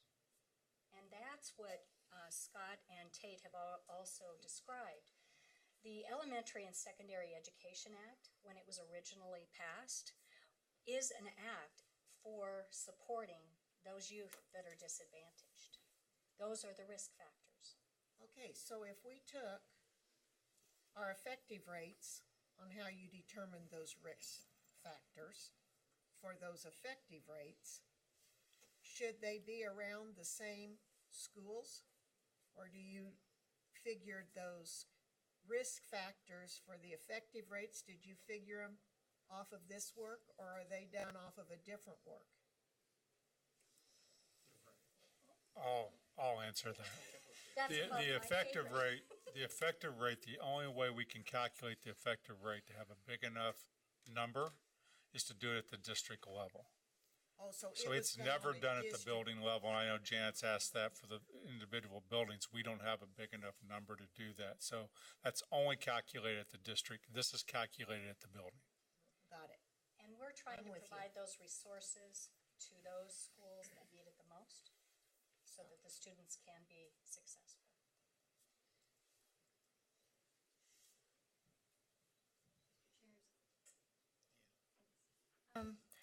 To identify the bottom, the 5% that needed the most help, did you say you averaged or somehow developed an algorithm out of those 5 indicators? And were they equally weighted, or was that a federal formula or a state formula?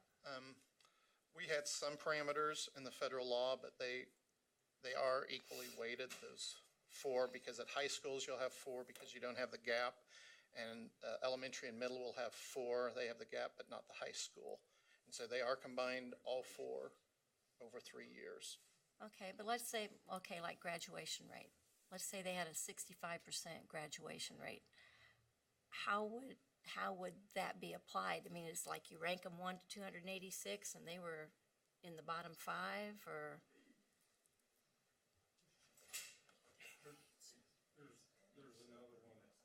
There's another one separate for graduation. Okay. But they are also part of the. But like ELL progress, I mean, what's progress? You know what I mean? Is that a formula we had to come up with to define what ELL progress was? There's two things. Yes, graduation, each school will have its own graduation rate. Right, And given that, those can be ranked, if you will. okay. That creates a normal distribution. Uh-huh. And again, this is a norming of sorts, as opposed to the old style where you're measured against a static criterion that doesn't change. So every Right. year you're competing, but that doesn't answer your question about how those are combined. Yeah. So, which we can get to. But well, I guess the basic thing is, it's a formula we came up with or a formula the feds came up with? We came up with. Okay. Thank you. We just need to know who to call. You can call us. Okay, so we mentioned the CSI schools that were Title I. Also under ESSA, one of the things that Congress heard from their constituents was, what about these buildings that aren't Title I, especially high schools across the country? And so in ESSA, it does not matter for CSI for whether it's a Title I or not Title I high school, if they have a subgroup scoring under 67% over a period of time, they will also be identified as a CSI. So we ended up with 26 of these buildings that are under 67%. In addition to the 32. In addition to those 32, correct. These are all high schools because this is specifically graduation rate, that's correct. And so, yes. So is that any given year or an average, or The last 3 years. how's that handled? It's the aggregate of the three previous Okay, years, so it would most be recent 3 years of data. kind of an average of the three. And what that helps with a lot is our smaller schools. It gives more accurate data over time. So one year of maybe a certain class scoring extremely high in graduation rate or low, it doesn't set the district apart for that. And I would encourage the board to let you finish the entire presentation so we can get the whole story before to the extent possible. If there are things that have to be asked, they have to be asked. But I would hope that we can continue to get the whole picture and then ask questions, because we're a bit in the weeds. Yep. Okay. And so to give you an idea, we had the question asked, is this 26 additional schools? It is, and to kind of give you an idea of the additional districts that come with it, this brought on an additional 14 more districts on top of those original 7. And I just kind of want to tell you that as we go, because I'll give you the total amount of all 4 of these that we're going to talk about today combined at the end. So these are our comprehensive support and improvement. This is a 3-year identification, so we'll be working with them for at least 3 years or until they can reach our exit criteria, which will be determined as we go through the process to find out through needs assessments where districts are. So the next category is called targeted support for improvement. And a lot of times as we go forward, you'll see CSI, you'll see this as TSI a lot of times. So this is any school that has a subgroup that for 3 consecutive years has performed below the range. So, they're performing at that bottom end of that.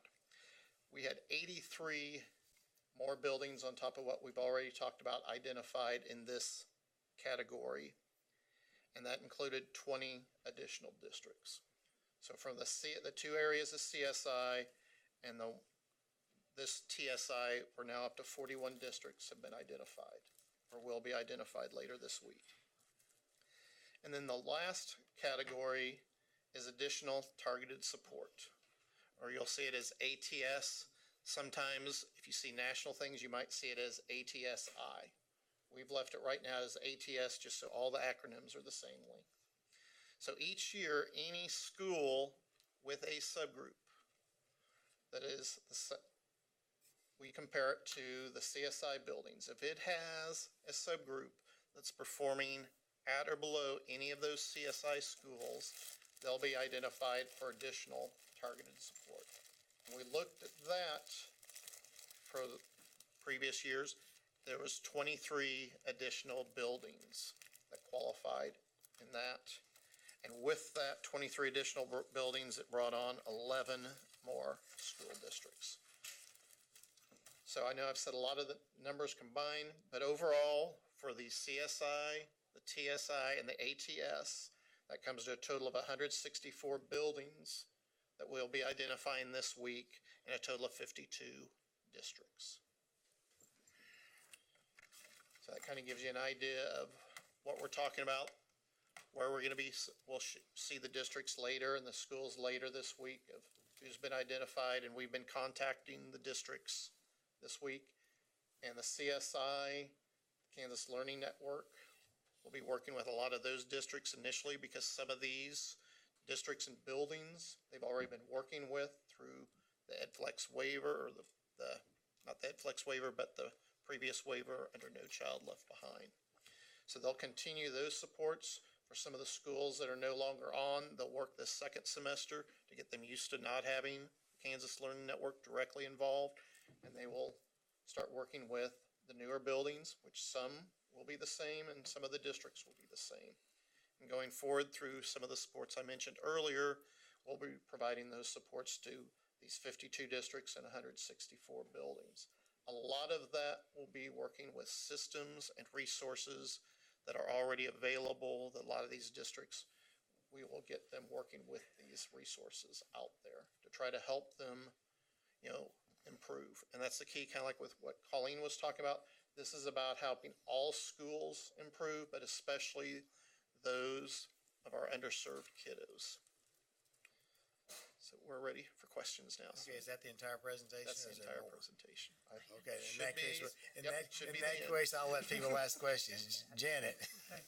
Thank you, Mr. Chair. Now, just to make sure I understand correctly, when you're saying supports, you're talking about financial? Not necessarily. Okay.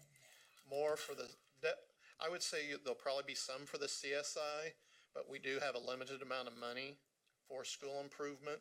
So a lot of our supports that we're looking at are things that KLN has already developed, things from our agency that we have in place, some of our TASN providers and other providers throughout the state, and making sure our districts are getting access to those resources and systems.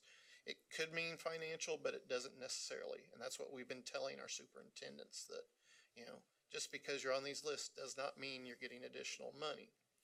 With that said, there are places in the law that, districts will be expected to focus some of their Title I buildings on dollars on these, and also their Title II dollars, which are for professional development. The expectation of the law is when districts see that there's needs, these dollars are going to focus on those needs first and then other needs in the district. Okay. Now, when you say this law, is this ESSA. Federal? Federal. This is I all want to make sure this was, I Yep. thought this was federal. But This is all federal law. all federal. Okay. Thank you. You're welcome. Kathy. Thank you, Mr. Chair.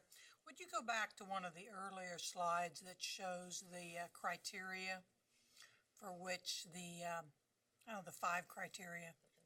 It's back pretty close to the front. Yeah. Okay, when I look at that,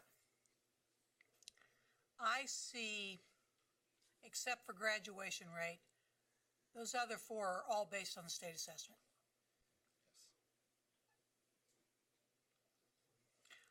But yet, which one is not?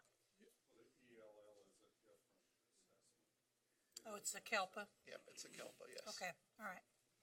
Okay, and when we look at our Kansas Can initiative, we're focusing on 5 goal areas. And our indicators for success are not these. So when we go in, Brad knows where I'm going.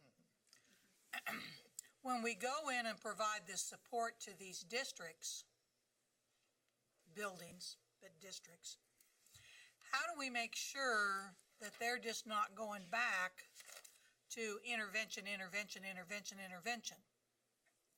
And they're ignoring the core. They're ignoring individual plans of study. They're ignoring kindergarten readiness because they got to focus on those things, which I'm not saying they're not important, because they are. But how do we reach that to where folks just aren't going back to the teaching to the test? I will say that is still a challenge that we have across the state. And our goal today was to one, let you know that there are new reports coming out, and then there will be new supports to a new group of schools under ESSA. Over the last 2 years that the team has been working on this, this has not been at the front and center of our work.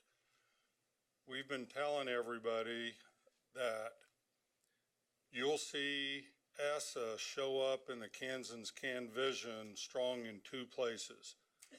The first bullet on a successful high school graduate is that they're academically prepared. This is a measure of that. And then graduation rates. The whole rest of KISA is to try to balance all of the rest of those when they go through accreditation and try to get them to focus on the these things are very much lag measures. It's at the end of the year an assessment. All of the lead measures are the socio-emotional, the individual plans of study, the working on interpersonal, intrapersonal, all of that is what lifts these, and that's the challenge we still have across the state, is we do have districts that have high needs that need the supports, and through ESSA, we need to get them the resources they need. Some financial, some just targeted. But that will still be a challenge until we can get to the point where the answer to improving these areas are not teaching to the test. But again, it is still very much balancing requirements of ESSA and the Kansans Can Vision, and this is just a piece of the state's board vision, and it is an important piece, but we do have districts out there that have students that are not meeting academic requirements that we would want to see. But that, again, is not necessarily the thing that what we need to be doing with students is putting them in interventions all day long. Absolutely. Well, some folks do that. So you're exactly right. And it comes back to Jim's comment about school safety and leadership. What people have to understand is if I'm low in the academic preparedness based upon this one measure, state assessment, in essence, what's my reaction to that? Is it to put kids in drill and kill intervention groups at the expense of other things? That's poor thinking. It may raise this and not move the other. So you have to think systemically about what is the issue causing it. Maybe, and yes, you're going to have some focus on academic preparedness, but you saw 2 examples today. Fowler talking about what they were doing, and then the math science teachers of Kansas were doing just that without putting anyone in intervention groups. So what we have to do, and I think we all have to continue to say it, because Kathy, I have no doubt it's going to happen.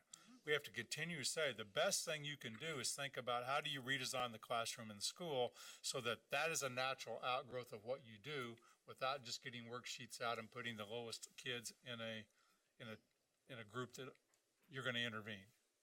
I just really have to say this from the table is, as we go out and provide that support, which I'm assuming that you guys will, but that support has got to focus on this within the Kansas Can Vision. Yes. I see Tate very much nodding his head. The very first bullet on a successful high school graduate is that academic, and the second is that cognitive. It is still very much relevant and needed, but it can't drive the conversation like it used to in the past. And again, our ultimate goal today was to let you know between now and January, there is a new set of language that's going to be out there. What does it mean that I'm meeting? Well, relative to all other school buildings into the state, in those 5 areas, you're meeting what we would expect to see you, which is a lot different than AYP, which it didn't matter where you were as compared to your peers, it was where you were as compared to a target, and that's no longer. And then secondly, there are a group of buildings, there will statistically always be a lowest 5%. And we've looked at every one of those buildings, and every one of them are at the 90th percentile or higher in chronic absenteeism, cumulative poverty, student mobility. They have the highest risk factors. Those are the ones that will get the intense KLN support. And then we also have some buildings in this state that have subgroups where only 42% of their special ed students are graduating. We've got to give you some supports on that, help identify it. So there's a variety. We just wanted you to know there's some new language that replaces old language. It'll be coming out later this year, and then our focus will be out helping school districts understand and navigate it. Thank you. Sally.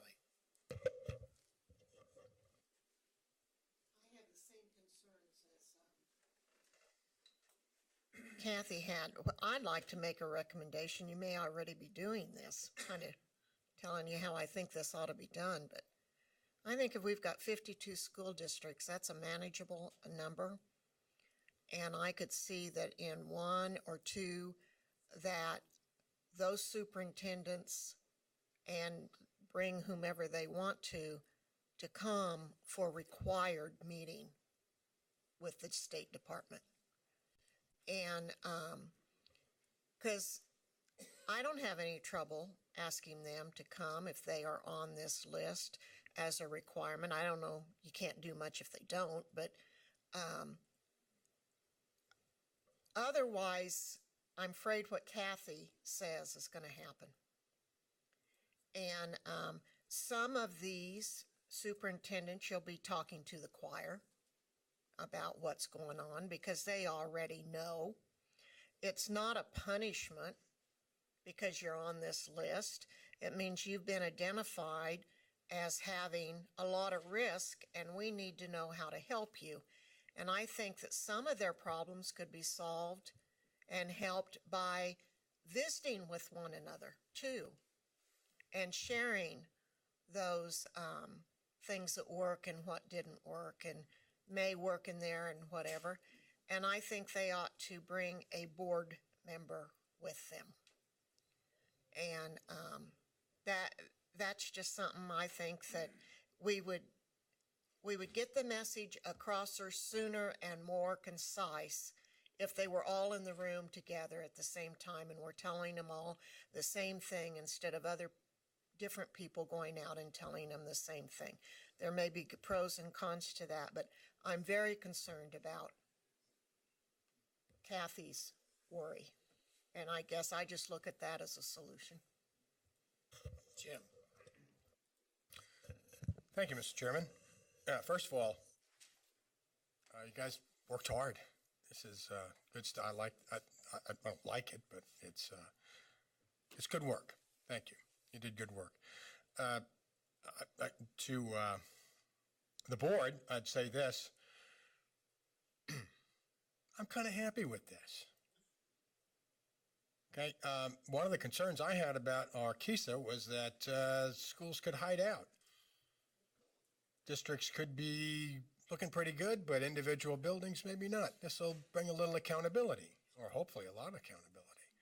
Yeah, and this is if I was a principal of one of these schools, I one, shouldn't be surprised. Number two, I ought to be thinking, how do I get out of this? Which is the concern that Kathy and Sally just had. And I have to tell you, our vision is that gateway. If anybody who comes in here with a plan of improvement says they're going to drill and kill or disguises it in some way, there's enough of us on here who can identify that, let alone you and the department. You know, we provided a vision for how to do this in personalization and in projects, just like the presentation Fowler had today. It wasn't about we've got to work more on the formulas and do more worksheets. Heck, they're out there in the community helping. They're doing projects. They're making it relevant. They're going to go, and same with our science and math teachers here today. They showed us the way. But we still have the challenge, and they still need the help, and they still need extra money. Because, as you said, they know the demographics, social emotional, you know, the whole issues and range of things that are linked to poverty that impact on the individual education. So they need different kinds of assistance. You know, and I look at it as kind of a riptide, if you know what that is. Tide's coming in, tide's going out, it's going two ways, and if you try to fight it, you're going to fall. If you just go with it one way or the other, you're going to do it. We have a way to go. And I really, this is our plan.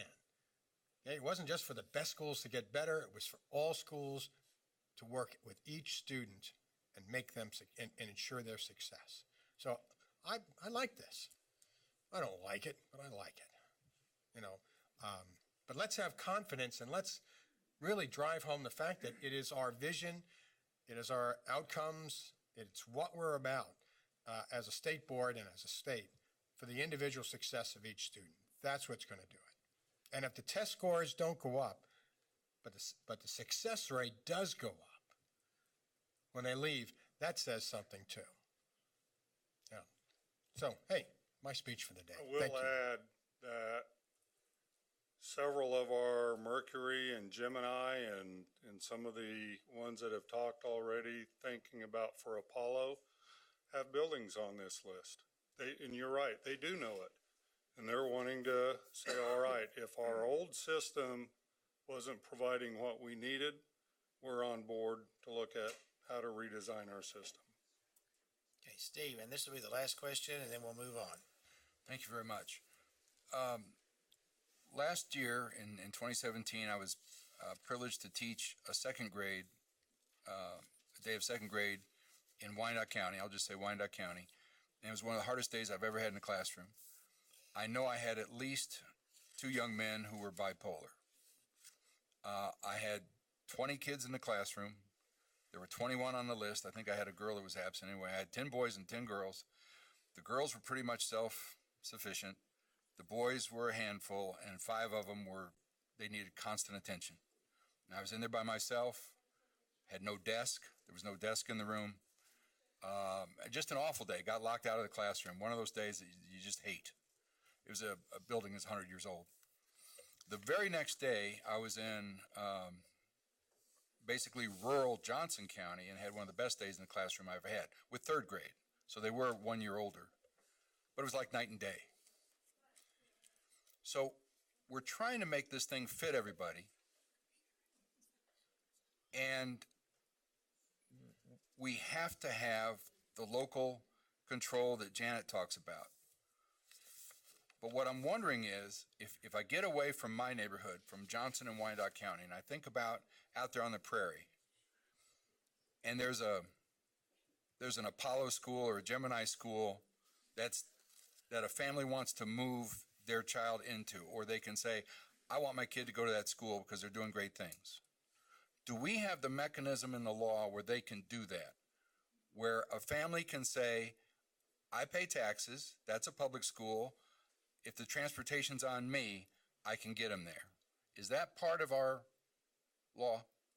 Yeah. So my question is, why don't we hold the school's feet to the fire in that respect? I mean, it seems to me schools do not encourage parents to look anywhere except where the boundaries are on their map. And I think that's a travesty. And I think school choice within the public sphere needs to be part of our discussion.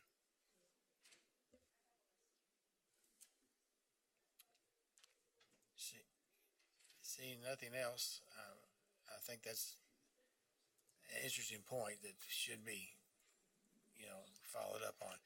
I like what you're doing, and I'm going to tell you, we're over time, so I'll be very brief.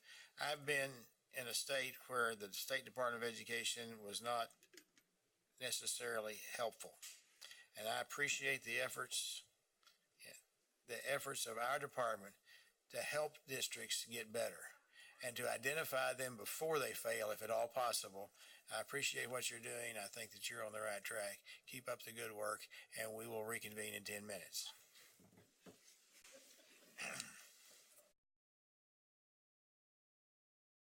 We're at Adam, receive information? No. I've skipped you, Linda. I'm going to come back. Recommendations from the Professional Practice Commission. Linda, it's all yours. The Professional Practices Commission brings before you a recommendation that the Kansas State Board of Education adopt the findings and facts and conclusions of law and accept the voluntary surrender and revoke the licenses of Justin Adrian and Marion Antoinette Reynolds. And I can answer questions if you have them. But Jim.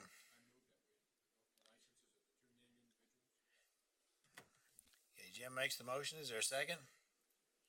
Ken seconds the motion. Unless you guys want to arm wrestle to see which one. Any discussion? While we have Linda, it's almost a shame that we don't. I think she's probably okay with that. You think so? I'll pick this one. Okay. In that case, all in favor?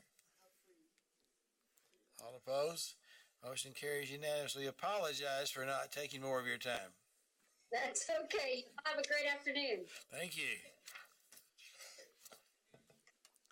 Receive information about proposed changes in operating procedures for the Professional Practice Commission. Scott. Thank you, Chairman Porter. If I can give me just a moment here.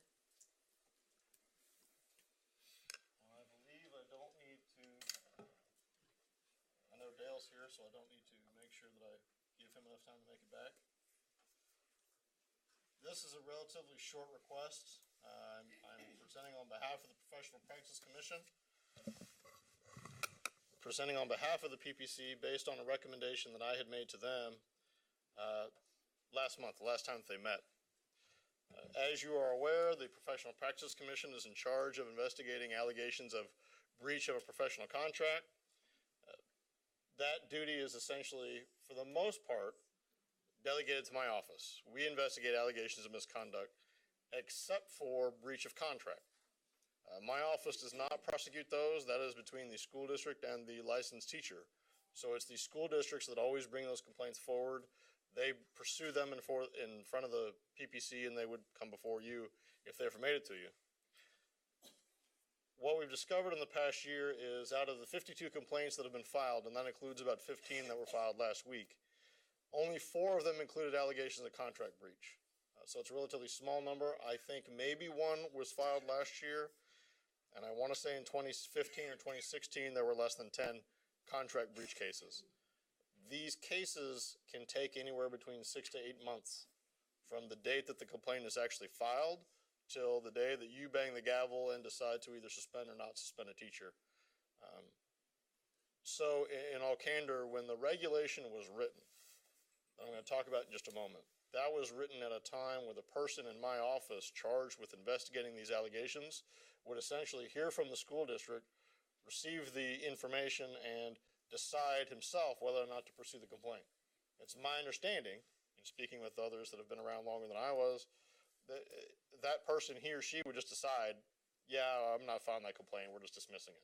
And he would dismiss that on behalf of the PPC because he was acting as the secretary to the PPC at that time.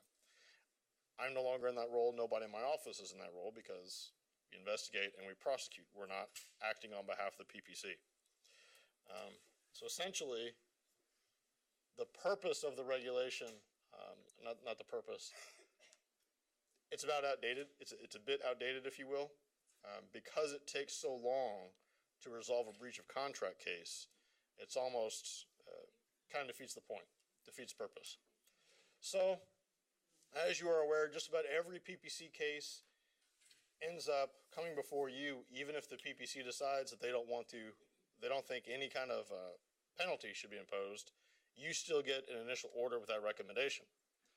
The difference is under 91-22-7 of breach of contract cases is that if the investigation reveals that there is a settlement provision or liquidated damages clause in either local board policy or in the contract of the employee, so that the employee can make a financial settlement, the case shall be dismissed by the commission. That is the only grounds by which the PPC can make their own determination and basically end the case, and it's not supposed to come to the state board in that case.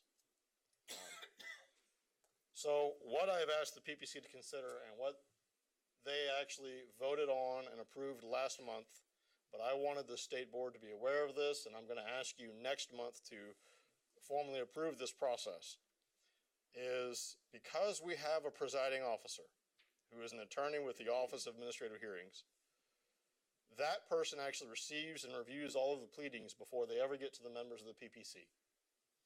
That person is trained and capable to determine if there's an actual liquidated damages clause, if there's a buyout provision.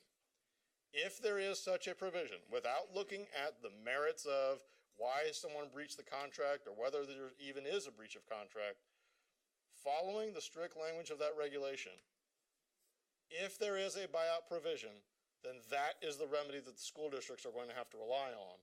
And the PPC has specifically authorized the hearing officer to determine if it exists. And if it exists, the hearing officer will issue that order of dismissal, give that order of dismissal to the chair, which right now is Linda, and have Linda sign that on behalf of the PPC. The difference being that if the hearing officer determines that there is a liquidated damages clause, then the merits of the case would not reach the PPC.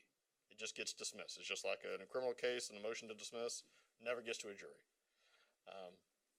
In that circumstance, you would not hear those cases either. It would literally just be done. So, what I'm asking you, I'm just informing you that that's what the PPC is asking, or that's what the PPC wants, how they want to proceed on breach of contract cases in the future. And I'm going to come before you again next month and answer any questions you may have. I'll answer them now. And ask you to formally approve and allow the PPC to adopt that procedure. And if there's any questions, I'm more than happy to answer them. Kathy? Thank you, Mr. Chair.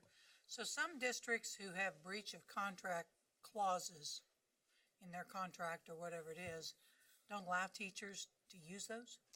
That is what we've seen, that many times, without getting too in the weeds on any particular cases, but I'm aware of some cases where the school district may have a provision whereby the school district gets to decide whether or not to accept a teacher's buyout.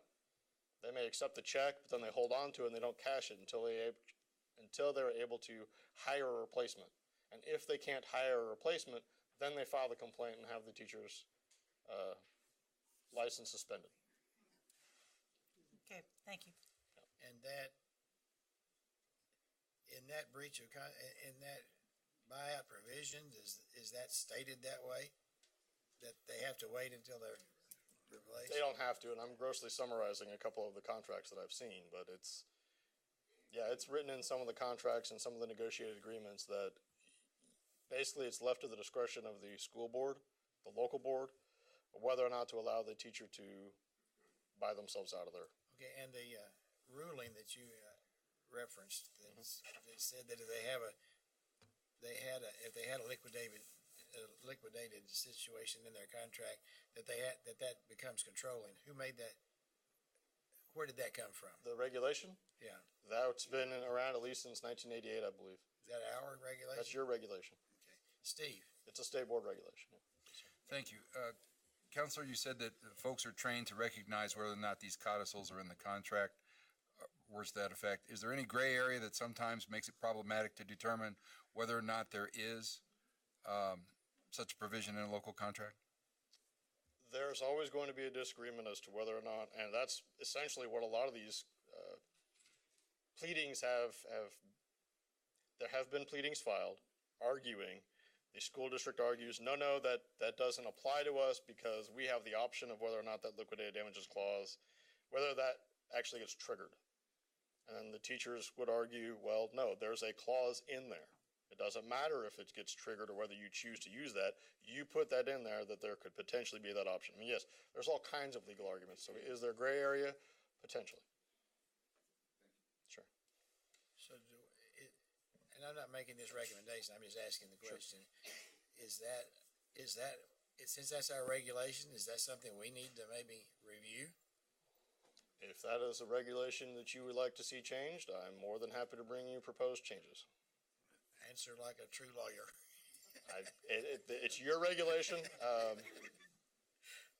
There's a reason why I chose not to pursue those cases. Okay. Is there any other questions?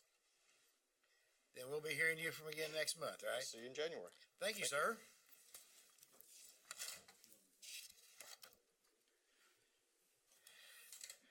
Recognition of the Kansas Superintendent of the Year. I believe the introduction will be made by Mr. Dennis. Randy may want to add a little bit to this as they go back a little ways and they know stories on each other, but I'm not sure they'll share them. But anyway, it is an honor, really. This is based on professionalism, communication, community involvement, leadership, and Glenn has served in about every position there is among superintendents, chairman of the council of superintendents. He also, his district's a little bit unique, and he has, for rural district, he has 5 communities, cities within his district. And he's done a whale of a job, been great to work with, been a great leader, and he'll also be a candidate for National Superintendent of the Year. Randy, you want to add anything that is appropriate? You had to throw that last part in. I don't know about that. Inappropriate's okay too. But, you know, I was looking at the list, and I know that Glenn will say this too. And you think about Mary Devons, and Brenda Dietrich, go all the way back to Andy Tompkins, was one of the first teachers of the year, or superintendents of the year, and it was just exciting when Glenn received this award. Because of the longevity he's had, Smoky Hill, and the excellence that he's done. He's seen a lot of changes, from curriculum and one-to-one laptop to consolidating schools and coming out on the other end of that, which isn't always easy to do in small communities. And he just has the respect of everyone in the state, and he does that by leading in a calm and gentle way. And I just couldn't be more happy for him and Rita and the entire family for him to get this honor. We had another Superintendent of the Year while you're on that. It was in, 2013 or 15, that you know real well? 15. Was it 15? I thought you'd remember that. There was a mistake, I'm sure, in that. Moving right along. All right, Glenn Subas, Superintendent of the Year. Thank you.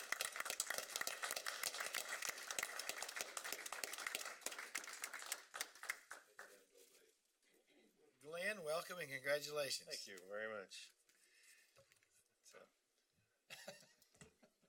Okay, I have some little message prepared, not very long, but I do have a few things to say, and thank you all for having me here today. It's an honor, and I'm humbled to be standing before this board. I introduce you to my wife, Rita Supas. She is standing right there, yes. Rita is also an educator. She teaches at risk at Smoky Valley High School. I first want to thank you for the work that you've done in this board, for public education, for the teachers and the administrators and the educators across the state, and for the 493,000 public school students across the state. I hope that I know a few of you are leaving. I hope that your replacements maintain the momentum that I've seen with the state board in the last few years. I'd especially like to thank our district number 7, Ken Willard, my representative. Thank you for your support over the years, Ken. I'm here not just representing Smoky Valley, but representing school superintendents across the state. I'm also very honored to be representing a very small school district. There's some talented and outstanding superintendents that do a great job in Kansas. The Kansas Can Initiative has given us hope. The work of this board and the commissioner's team has given administrators and local school boards across the state inspiration to move forward. Speaking of our commissioner, I remember when you hired Dr. Watson. I believe it was the same day that Randy received that call that, as past president of KSSA, I was able to call Randy and let him know that he would be the 2015 Superintendent of the Year. It was a great day. And also want to let you know that your commissioner has tremendous respect from the field. That's very important for us to know. With renewed hope and the support of resources and leadership across the state, the Kansas Public Schools are implementing some amazing programs. The goals that this board adopted are spot on. Much of the feedback obtained from patrons and businesses a couple of years ago was not surprising to many of us. We just needed the permission and the freedom to pursue those things that made so much sense when you did your tours. Each year we face greater challenges in communities, and I know that you as a board hear that. Students are dealing with social emotional issues, living in cycles of poverty, and being raised in unstable family situations. Our first job is not to teach academics to these children. Our first job is to make them feel safe and supported. We have to build relationships and connect with these kids. A child who enters school healthy and feels safe is ready to learn. A student who feels connected to school is more likely to stay in school. Then and only then are we able to move forward to inspire them, to build character, and to teach them perseverance and critical skills through relevance. And it's things that need to be relevant to them. By instilling self-regulation and grit, we empower students to have the ability to make choices about their future and to make the most opportunity, and then we can tackle rigor. The current direction of public education in Kansas gives us hope, and I speak for many. It not only gives us hope for the children, but for the thousands of professionals and certified staff that work with our children every day. It's our job to see that our teachers experience a sense of hope in their work and in Kansas public education. None of us can accomplish these things on our own. It takes a lot of work and it takes a team. I'm blessed to have a very forward-thinking team and school board at Smoky Valley. I have strong leaders in my district, and the best are not self-serving. The best leaders I have are servant leaders. The best leaders are just good, caring people. The single most important work I do is hire the right people. Then encourage them, support them, clear hurdles, get out of the way so that they can achieve their very best.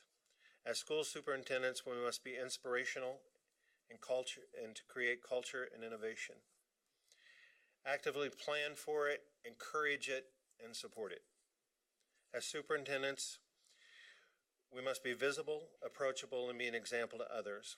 We have to listen to our team members and value what they have to say, as well as providing leadership and be an example that they expect. Building trust and establishing positive relationships will go a long way if our people understand and get a sincere feeling that we truly care. I've come to learn that the implementation of successful programs cannot revolve around me. For example, in our district, the One-to-One Initiative and the Apple Authorized Service Provider Program at Smoky Valley were proven to be extremely profitable for the reason that they were the result of teams of people. The initiatives, the initiative of the One-to-One Apple, which was the deployment in Kansas at the time, was the largest.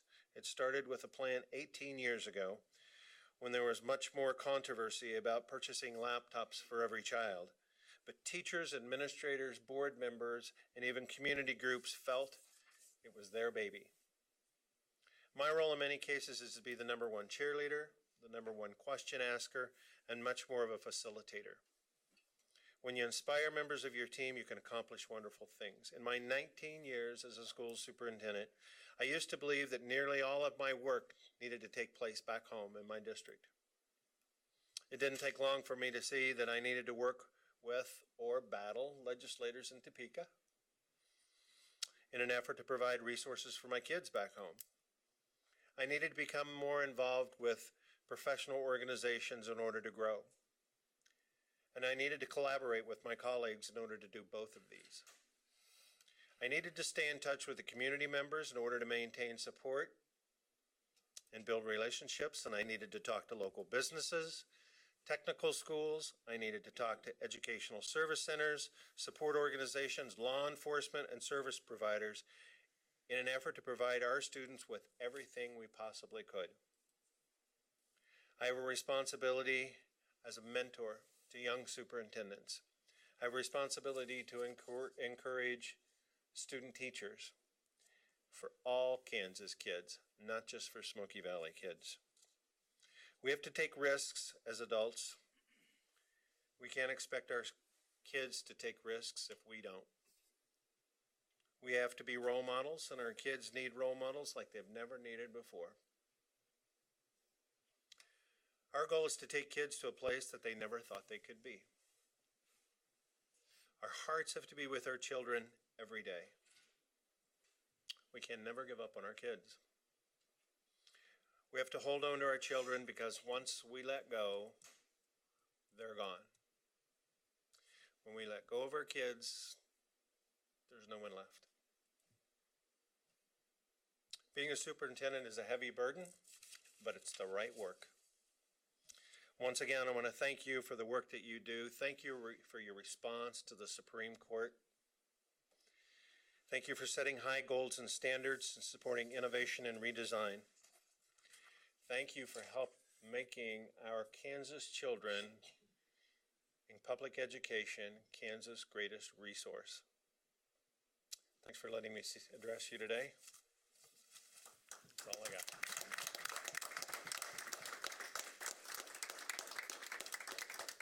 You're done, Jim? Well, no, we're I not. knew you'd take that. Good. Okay. First of all, with the board members get opportunity to ask questions, then we have a certificate that we want to present to you whenever. Okay. To put with the 100,000 other ones you've got, but I hope this will be meaningful. I had the privilege of at one time being a member of the board of the Kansas School Superintendents Association, and was there during your leadership, and I appreciate your consistent leadership for the benefit of each Kansas child. Thank you. Anything else? If not, I will invite Ken and Dina, along with the commissioner, to join us for the presentation.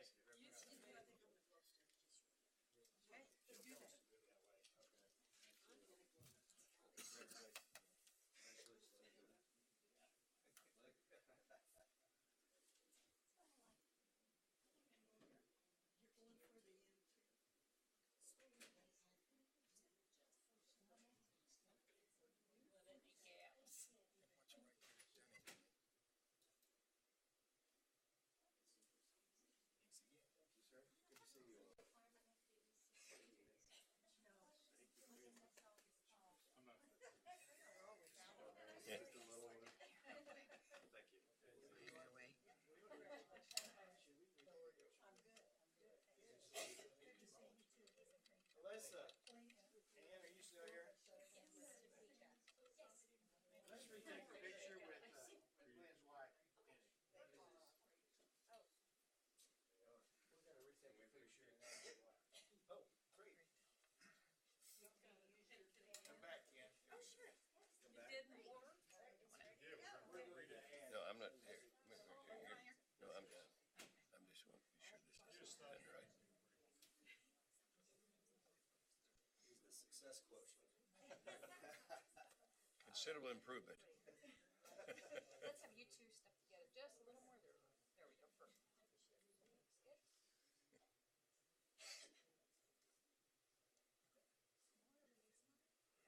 All right.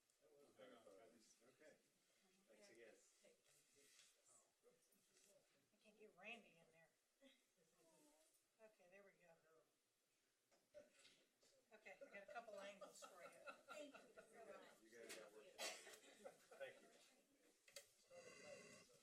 Okay, I called the board president. Expecting that.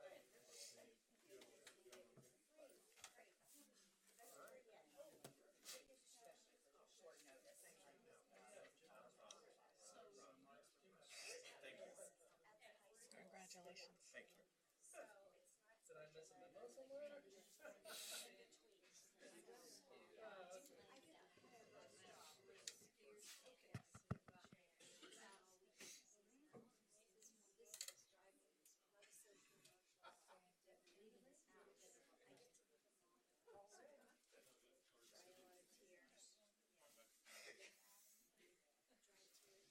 I see the gentleman's side of the room is professional and ready to go, whereas the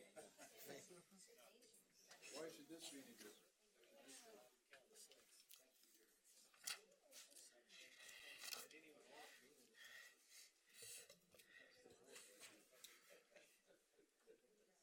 I like to point out who's here and who isn't. We are now going to have an update on family and consumer science integration with social emotional learning. Gayla, thank you for being here. Thank you very much. Thank you to the board and especially to Janet Waugh for inviting us to speak in front of you and share some things we think you might find interesting and rewarding about what's already happening in the schools across the state. Social emotional learning is something that is actually aligned very closely with family consumer sciences. I'm going to share a little bit about how that is and then turn it over to several other people who are going to talk more about what that does look like, how it plays out, and then some actual examples of what they've seen in students. As you're aware, we have an initiative in Kansas called the Kansas Social Emotional Character Development Standards. It's been in place for a number of years. I'm very much in support of this, and I'm very excited that we have this in the state. I think it really sets the parameters for the personal development that we want students to have to be well educated and be successful at age 24 and beyond, obviously. We also know that social emotional learning has been defined by these two examples, as well as others that we have here in the Department of Education. In particular, if we look at the College and Career Competency Wheel, which we've had other titles, but the competencies are the same. So, for example, creativity, critical thinking, self-awareness, self-efficacy, teamwork, empathy, those types of things. And that depending on the context and the system, that the individuals within that determines the interactions that they have and in the way that they are able to develop those skill sets. Family consumer sciences itself goes back to the late 1800s. It was developed as a way to make practical application of research-based academic knowledge. One of our founders was known to say, what does it matter if we know what nutrients are if it makes no difference into the healthy lives of the individuals of our country? And that set the stage for many best practices to be established, research projects to happen, and trainings and professional organizations to be developed. We have 9 parameters or indicators that our profession, especially in education, moves to promote in the students across the nation. Of those, the ones that I have highlighted, I think are directly aligned with the social emotional learning. So from the very foundational level, our mission is aligned with the social and emotional learning concepts that we have here. Our body of knowledge is demonstrated in this illustration where the individual is in the middle, knowing that their basic needs need to be met before other things can happen. The individual, family, and community is influenced by each other, that there are a series of ecosystems that interact and overlap and influence in both directions, that there's 5 overarching cross-cutting themes that are in place and have been over time, and that includes the idea that we don't stand alone, we're not an island, that we're influenced and we can influence others, that the resources around us we can develop, but we need to think sustainable, that sustainability in those resources.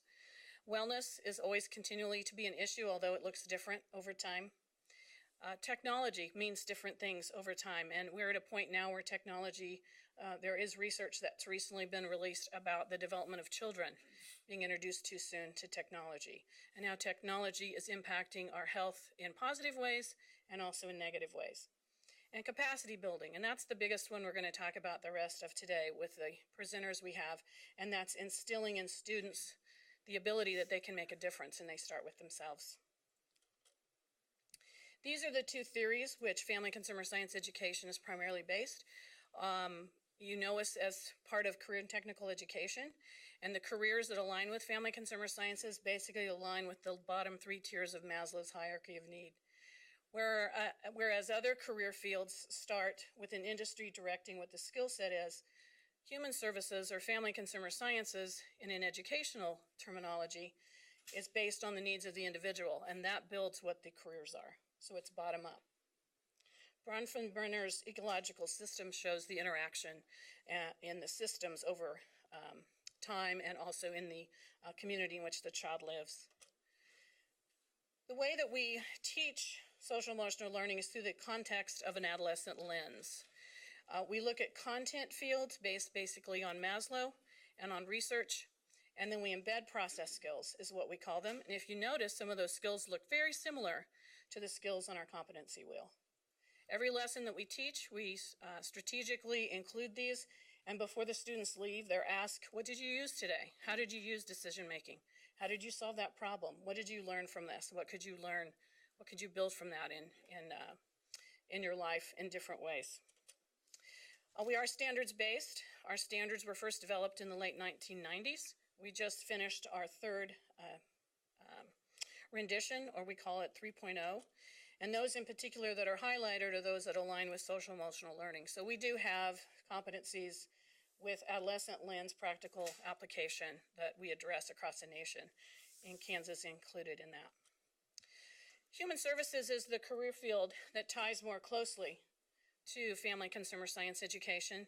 These are a sample of the careers. Those that are highlighted are those that show what we call Bright Outlook by the Department of Labor. And those are those things that we see a tremendous increase in need, and especially in social work counselors, foster care, those types of things. We know in Kansas, we meet that level as well of need. We do have an arrangement in career and technical education and a pathway system, and that shows the two that fall under human services. Family, community, and consumer services is really promoted across the state, especially in small schools, because it has the most flexibility, and it also builds on the social emotional learning first and more of a prevention education component, and then goes on to look at what does this look like then in a career field when you are more likely intervention than prevention.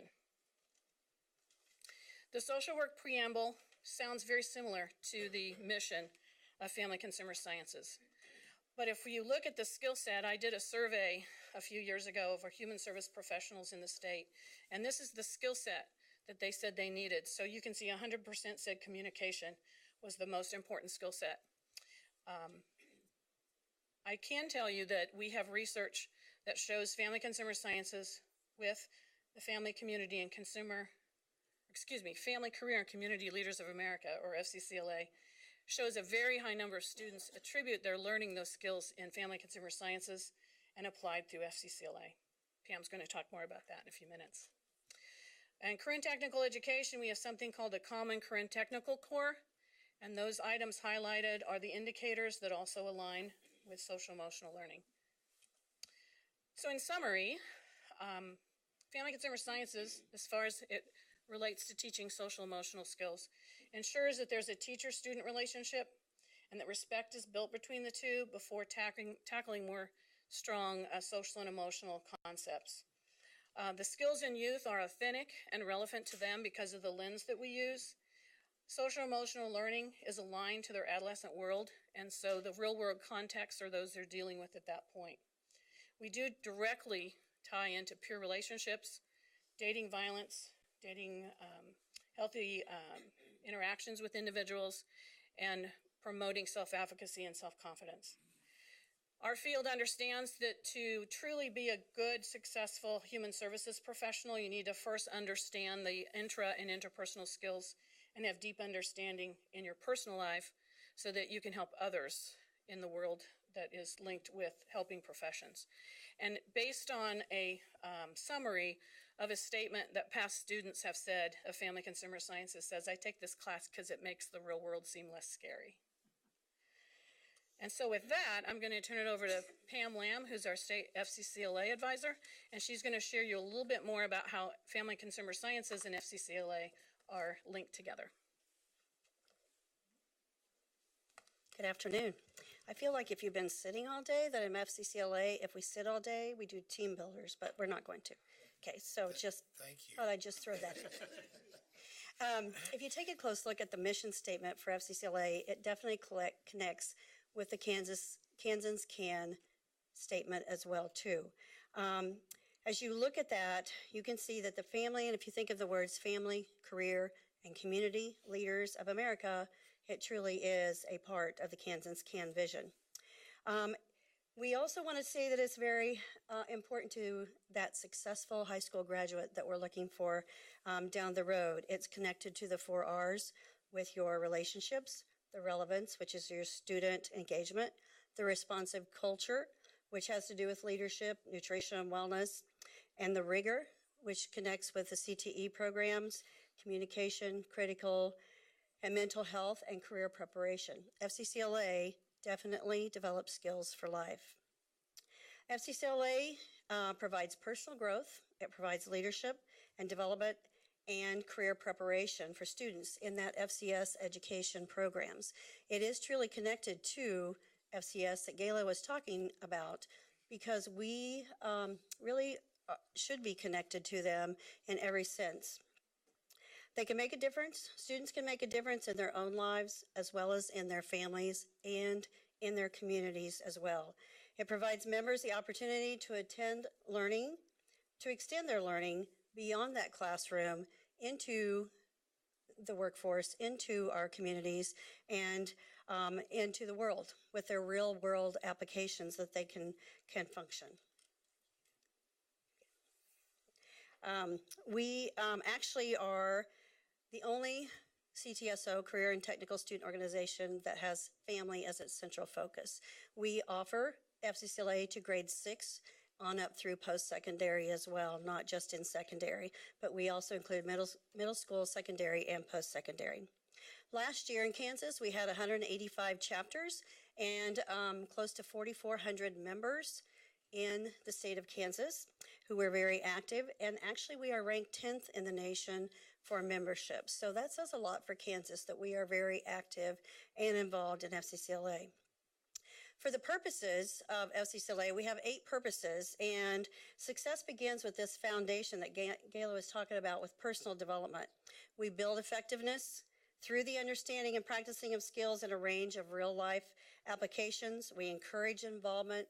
We encourage that greater understanding between youth and adults as best we can to help them to prepare for that future when they go out into the workforce for their real life and real world experiences to make sure that they have that ability to be very successful. We also have 8 national programs, but these are the few that actually focus on social emotional issues. Stop the Violence deals with school, peer and dating violence prevention. We have programs, we have partners who offer the teachers safe dates curriculum, and then the students complete projects and go out into the community or create awareness with their peers in order to create more awareness and make sure that program helps them recognize, reduce, and that youth violence too. Bullying prevention and teen dating violence are very, very big right now in our programs. The student body, you can see it has units in it. It actually has, all of these national programs have curriculum that can be implemented into the FCS program, right into the classroom. They deal with the healthy you, the fit you, the real you, and the resilient you, which deals with physical, emotional, and mental health. The Families First, as it says, builds strong relationships, it addresses conflicts, and it manages responsibilities as well as nurturing our children. Competitive events in Power One are more for setting goals and also for building self-confidence in achieving those goals and gaining recognition. How do we measure social emotional learning? Well, we do a lot through our competitive events. We have over 30 competitive events that students can be involved in. And those competitive events are project and problem based, and they focus on civic engagement, social emotional learning, career preparation, and more. We actually consider these to be the best practices or authentic practices for social emotional learning because what they have learned through family and consumer sciences education. They identify the issues. They meet rubrics that are very rigorous rubrics. If you ever want to see them, I'd be happy to share those with you. They identify and meet those criteria and demonstrate those social emotional skills like empathy, grit, perseverance, and dedication. The chapters might focus on a lot of different youth concerns, things like financial literacy, peer pressure, community service, nutrition and fitness, youth violence, and career exploration. They expand their leadership potential and develop skills for life, like life planning, goal setting, problem solving, decision making, and also interpersonal communication, all that is very necessary in their home and in their workplace. Some of our events that they compete in: interpersonal communications, job interview, career investigation, chapter service, sports nutrition, food innovations, hospitality and tourism, life event planning, and many, many more. Last year, Kansas members reached over 273,000 people with their community service projects, with their civic engagement and their community service. That's quite a few people in Kansas that they reached. A lot of projects, a lot of planning that went on with those students. And I also might mention that 85% of our members, through our studies that we've done, have a 3.0 or higher GPA, which is something to say that we have very quality students in our programs. In summary, FCCLA is the connection to FCS career pathways. It's a survey of business and industry found that FCCLA most directly supports career pathways in hospitality and tourism, visual arts and design, education and training, and human services careers. It's integrated into the FCS, and it's also intracurricular. It is not an extracurricular program. It exposes students to work-based learning, business and industry networks, and industry-recognized certifications. They can explore career opportunities and build real-world skills by developing their projects, and then compete in regional and national competitions to earn scholarships and other awards. You have a copy, too, of a letter that one of the former state presidents sent, and at some point in time, I would like for you to take the time to read that. His name is Jonathan Puchin. He is from southeast of Saline. His former advisor actually is going to share a little bit with you.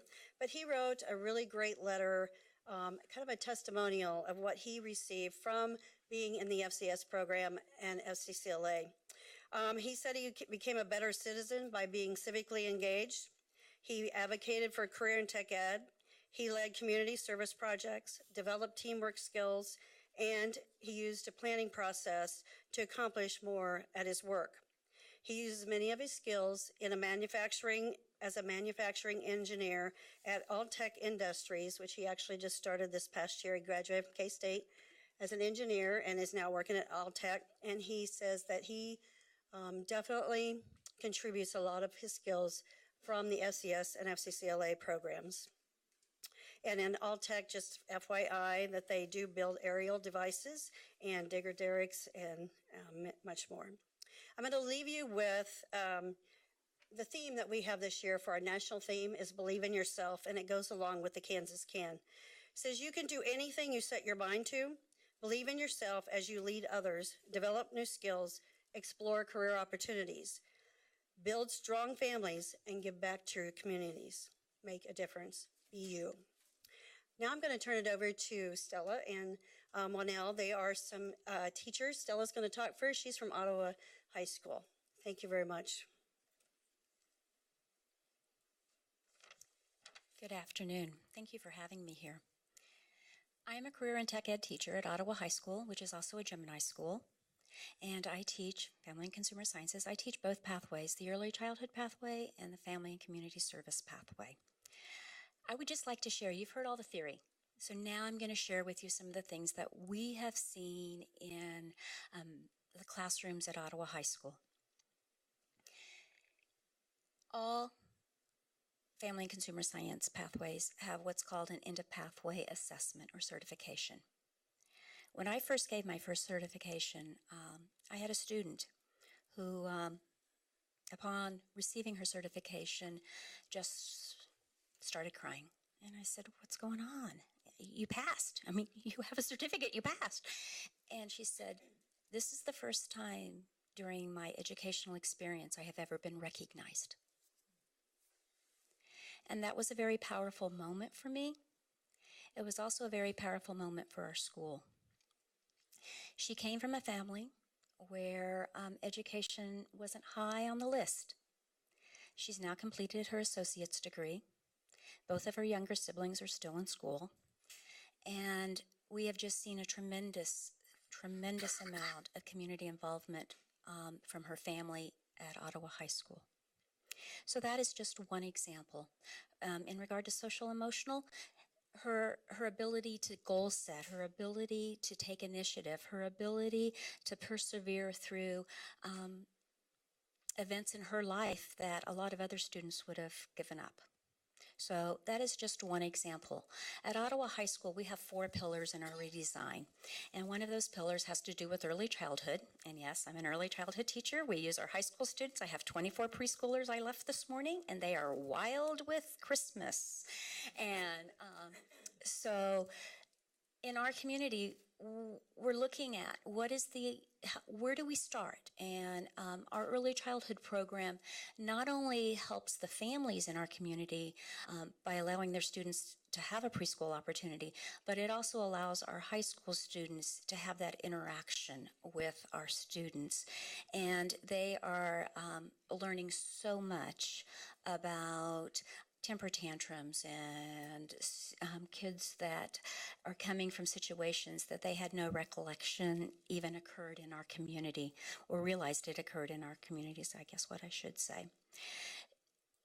As a result of our combination of being both a Gemini school and being a career and tech ed teacher, our individual classes that we've had have led to a lot of our students understanding that maybe what they know may not be the only avenue. So for example, when we're teaching conflict resolution in family studies, I had a student say to me, "Oh, you mean we don't have to put down each other and hit each other in order to resolve a conflict?" No, there are other opportunities. And so that learning happens at a very deep level for a lot of our students. And so having the opportunity to involve them in FCCLA and in our case, Educators Rising, it gives them that sense of purpose. It gives them,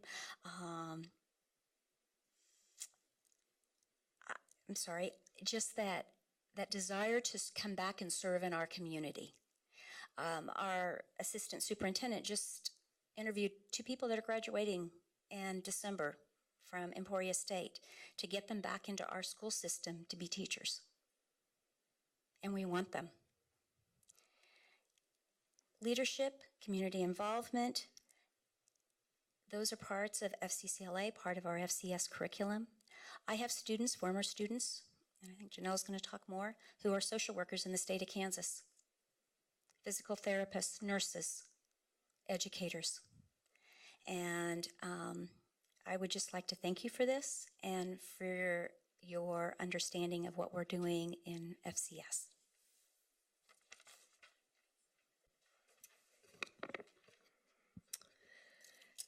Never doubt that a small group of thoughtful, committed citizens can change the world. Indeed, it is the only thing that ever has. Margaret Mead. My name is Wanell Garrettson, and I am a FACS educator. I have taught at Southeast Saline for 30 years. I also have taught at Hiawatha and at Basler Linwood. And I am currently retired full-time from the classroom, but still heavily involved with family and consumer sciences in the state of Kansas as I serve on the state board. I'm an executive director of our state foundation. I'm going to just share a little bit about that. As an educator of family and consumer sciences for 39 years in Kansas, I can without a doubt addressed that the FCCLA connection was the most fulfilling and life-changing piece for the students I had the privilege to teach and advise. I had the privilege of teaching in a school where I got to meet all the students for an introductory required course as 8th graders. So when high school enrollment began, the students could choose whether or not they wanted to continue and take courses in the Family and Consumer Sciences pathway. Lucky me, I was able to have quite a few of those students for sometimes as many as 5 years, which maybe sounds like a one-room school concept, but was still happening in the 80s, the 90s, the 2000s, and so on. To this day, my favorite and continued network partners are former FCCLA students and their families.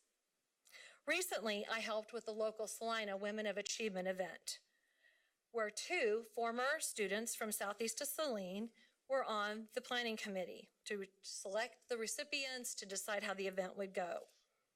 One of those young women is now the marketing director for the Land Institute, which is an international company out of Salina, Kansas. She flies all over the country and sometimes internationally to help promote the Land Institute. The other young woman was chosen as the outstanding recipient in education. She was a former FCS completer, chapter president, a state officer, student body president at Bethany College, and is still serving on the local school board at Southeast to Saline. She serves for her pay as the director of CAPS, which stands for Child Advocacy Prevention Service Agency, serving the greater Salina area. As a family and consumer science educator, there is the privilege of getting to mold the curriculum to kind of fit the needs of the students, integrating the options with the standards. And there's nothing more exciting, which may be hard for you to believe, than 14-year-olds who get to affect and change their families, their communities, their local schools, because they get to have buy-in. I've advised students who've assisted children fight cancer by helping out with whatever the needs were of the family, raising over $50,000 from hosting benefits, selling paper chain links to fill the football field, selling Monkey in My Chair kits, and helping put those together and sending those to families who were in need, adopting people, hosting drive-in movie nights, etc. I've had students develop projects to educate teens about red flags of domestic violence, have carried out all school assemblies, have donated items to the shelter, provided daycare for students in shelter, and attend lobby days in Topeka. There have been students who have created lunch buddy noon hours and have special projects for identified students in the middle school, of which maybe they just didn't feel like they belonged anywhere, and they had a high schooler that took them under their wing for an entire school year to help create better esteem and to give them a place to belong, to help combat bullying, which most people maybe don't think exists, but just people sometimes just, maybe they even think somebody said something bad to them. And these were all developed and carried out by students. Students have been requested by the superintendent of my school to be teachers and trainers in the energy conservation program. And our school was awarded a green award by the State Energy Conference for their work with developing lessons, teaching 5th graders, and developing a virtual classroom through the local education service center. We've had students who've identified to feed the hungry and have raised enough funds to have an entire Numana truck filled with meals that were all packed by the entire student body of students at Southeast to Saline. And we had over 750 people on board helping pack those meals. There's currently not a required course that teaches social and emotional engagement per se, but every FCS student gets the opportunity to develop and grow at a time when they are ready to soar. I recently had the opportunity to just speak with some of my former graduates who were FACS completers through our foundation legacy call. I'm so proud to share feedback from them. We have career and education directors, We have principals, we have teachers, we have lawyers, we have marketers, we have parents, we have not-for-profit fundraisers, we have engineers, we have realtors, we have business owners, we have university professors, all that were completers at a 3A school where they took family and consumer sciences to heart and loved every aspect of it. And talking to some of those people, we just kind of reminisce. Some of those people I haven't talked to maybe in 5 years, some maybe 10 years, some maybe even longer. But they would give credit to maybe what they're doing today as a result maybe of that local event that we planned and we coordinated, and that their career really took off the ground. They didn't know it at the time, but they're doing today what they got to build and get to develop as former family and consumer sciences students. And now they're in a position where they can generously give back.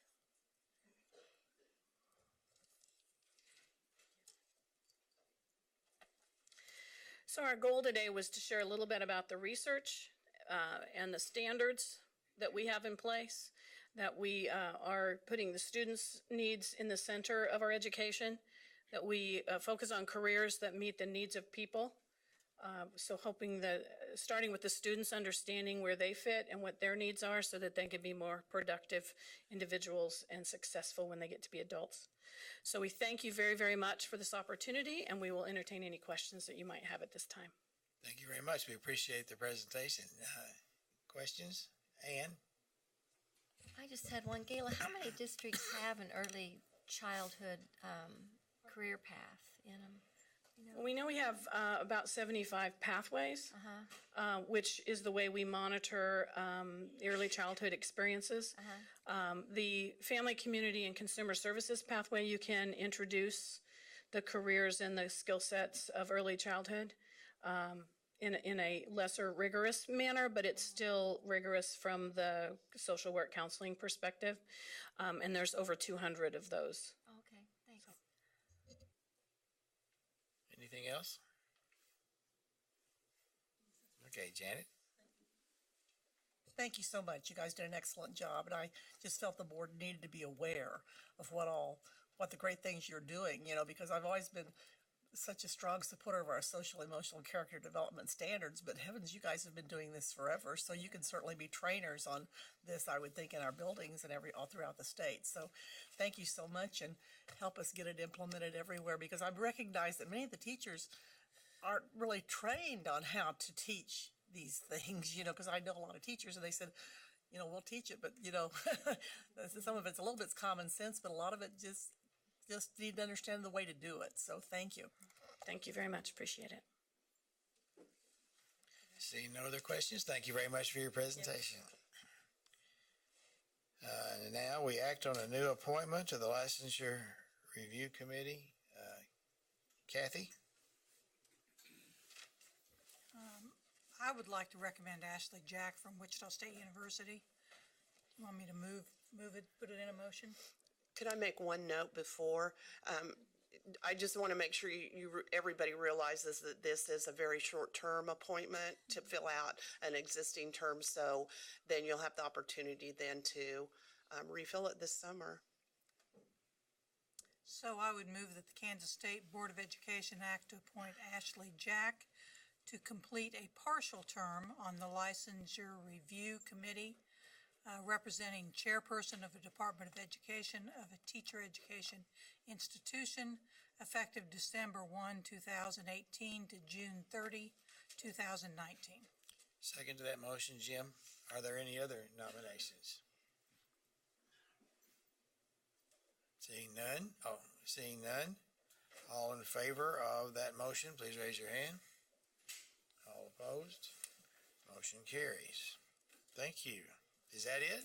Easiest board item ever. That was easy. Woo-hoo. And we apologize for not taking more of your time, Susan. Legislative matters. Mr. Dennis. Yes, sir. Okay, we have several things we want to give you. First is Craig's going to give you a copy of the leadership for the House and the Senate. And then I want to give you a copy of the election results. Some of you may have this memorized, I don't know. But I think think it is, everything is okay, except I want to point out one thing. A lawsuit was filed in the last day or two on Eber Phelps' seat it's over, there's two things, an issue in that election. One is that a voting machine malfunctioned, and the other one is a residency issue for the person who has the most votes at the moment. So that's still up in the air. Okay. The next thing is I want to give you is a copy of the state revenue, and I'll come back and talk about that in just about a minute.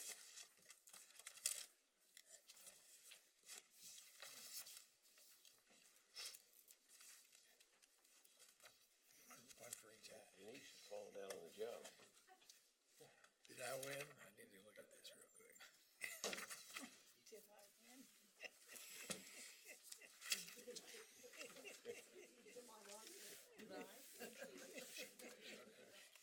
Here you go. I've been trying to support you all I can. I get two of these. Okay. You can read this at your leisure. I know you're getting a little tired, but this next one I think is extremely important. And you're going to hear a lot about this.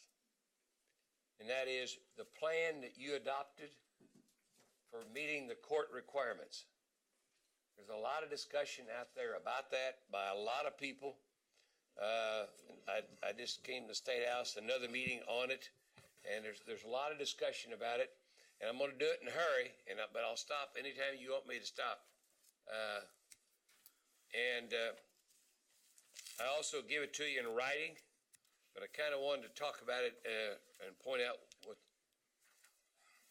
that thing's slower than we are. Okay. On the front page, Supreme Court ruled against the school finance law. Now notice, all they said is it don't meet adequacy. They said the formula was good, but it didn't meet adequacy. Agree or disagree? This will be coming down to be the sixth, I think, opinion on this issue from the Supreme Court. Then the top of page 2, another quote about the $522 million principal amount must be paid during that span. The plaintiffs made a valid point, said it was make a valid point, and the adjustments need to be made to account for inflation. No, we didn't account for inflation for some years. And then on the bottom of page 2, that slide, this is interesting. The court went out of their way, and Mark may want to espouse on this, but they went out of their way even to compute a 6-year average on the Consumer Price Index. That's a little bit unusual, I think, at 1.44%. And so, and you got to go back and make up for the years that didn't take place. So, next. Here's what the formula that the legislature adopted, the money they put in it. And the court said 18-19, you're great. 19-20, the next 3 years following, a 4-year period, why you didn't put enough money in to meet the constitutional requirements. Notice general state aid across there runs, what, $95 million roughly per year. Special ed, $7.5 million, and the 4-year-old at risk was $2 million. That's all goes to general fund. In a non-attorney opinion, based on what the court said, this has nothing to do with LOB. Money went into LOB, but that was for equity. That was to equalize it. That had to do with property tax equalization. Nothing to do with expenditures. So that's not an issue. They've solved that. Then you got the special projects, which I don't think will count. They didn't go through the general operating fund. All right. Now, here's the big peanut. There was a chart presented to the court, and it went down through 16-17. Notice in 16-17, we go down, it's 1.66%. Then the court made the point, and the board adopted, we'll just use the court's average of 1.66%. increased to 1.44. So at the end of 22-23, we need to be at 3,742,000,000. Okay, so what we did then is we go back. We need to be at 3,742,000,000. In 17-18, we were 2,817,000,000. Last year, the accountable money was 146. We're 779 million short over the next 4 years. You got 4 years to get there, in our opinion, based on that. So we spread that 779 million over 4 years, and notice, it's 194 million a year. But the legislature's already approved what's on line 2, that 102, 105 going across. So we're 89 to 92 million dollars short each year. But that's not as bad as it seems. And the reason is, go to the second one over. There it is. We have a 20 mil levy. Remember the 20 mil levy that everybody pays? The growth on the 20 mil levy runs from 24 to 33 million each year. So you can roughly subtract round numbers, 30 million, give or take a little bit. Back up. At this number, you subtract 30 million off of that on the average, and that reduces it down to somewhere in the $65 million range each year. That will be needed. Now, the base amount per pupil, which drives the train, there is what is in current law. On the right is what we believe it would be based on the state board's plan they adopted. And we wanted you to see that. It's getting a lot of play. And one other thing that we get wound up, Randy and I, Craig, get wound up pretty good on this. Notice teacher salaries for Kansas. And about the, fourth column over? Am I right? Fourth column over. I can't read I'll tell you about it, Mr. Chairman. I can't read it. I'll tell you. It's 40th in the nation. It's difficult. If somebody asks you, why are we 40th? Why shouldn't we be up around 25th? And it's kind of hard to answer. Now, notice Colorado. Craig, what's Colorado? Colorado is 31st. They're 31st. All right. What about Nebraska? Nebraska is on your next sheet. They're 30. We can say, okay, but we go to Oklahoma. Steve, we can confiscate and steal from them. There you go. There we go. But Oklahoma, they're 50th. But the problem is, tell them what Oklahoma did last year. Last year, when their teachers walked out, they raised teacher salaries $6,000 a teacher. So, it tickled me. I talked to Dodge City here a while back, earlier in the year. Their recruiter or human resource person came out of Oklahoma. And she'd had really good luck of recruiting good teachers out of Oklahoma. But when they raised that $6,000, she didn't do so good. And he said it was Superintendent told me, he said it's a lot tougher now to do that. So you'll notice these are 2017 numbers. So 2018 is available. Oklahoma's going to look a little. Now, one more thing, Nixon, I want to show you briefly. This is a brief summary of consensus revenue estimating, and I'll make it short and sweet. Go to the bottom, the third column, the bottom. See that? We are projected to end the year at $905 million. We haven't had that much money for a long, long time. And that $905 million, and up above on the top chart, the top part of it, you'll see where it says total receipts in the third column over, amount. It's right here. See, that's $306 million right there. That's the increase above the current estimates. That's above the increase above current estimates. So 306 million. You count the 20 mil levy growth, 60, 65 million over 4 years. The increase in 1 year would fund it if they wanted to do it. Are there other things? Sure. There are a lot of other things that'll be on the plate, but.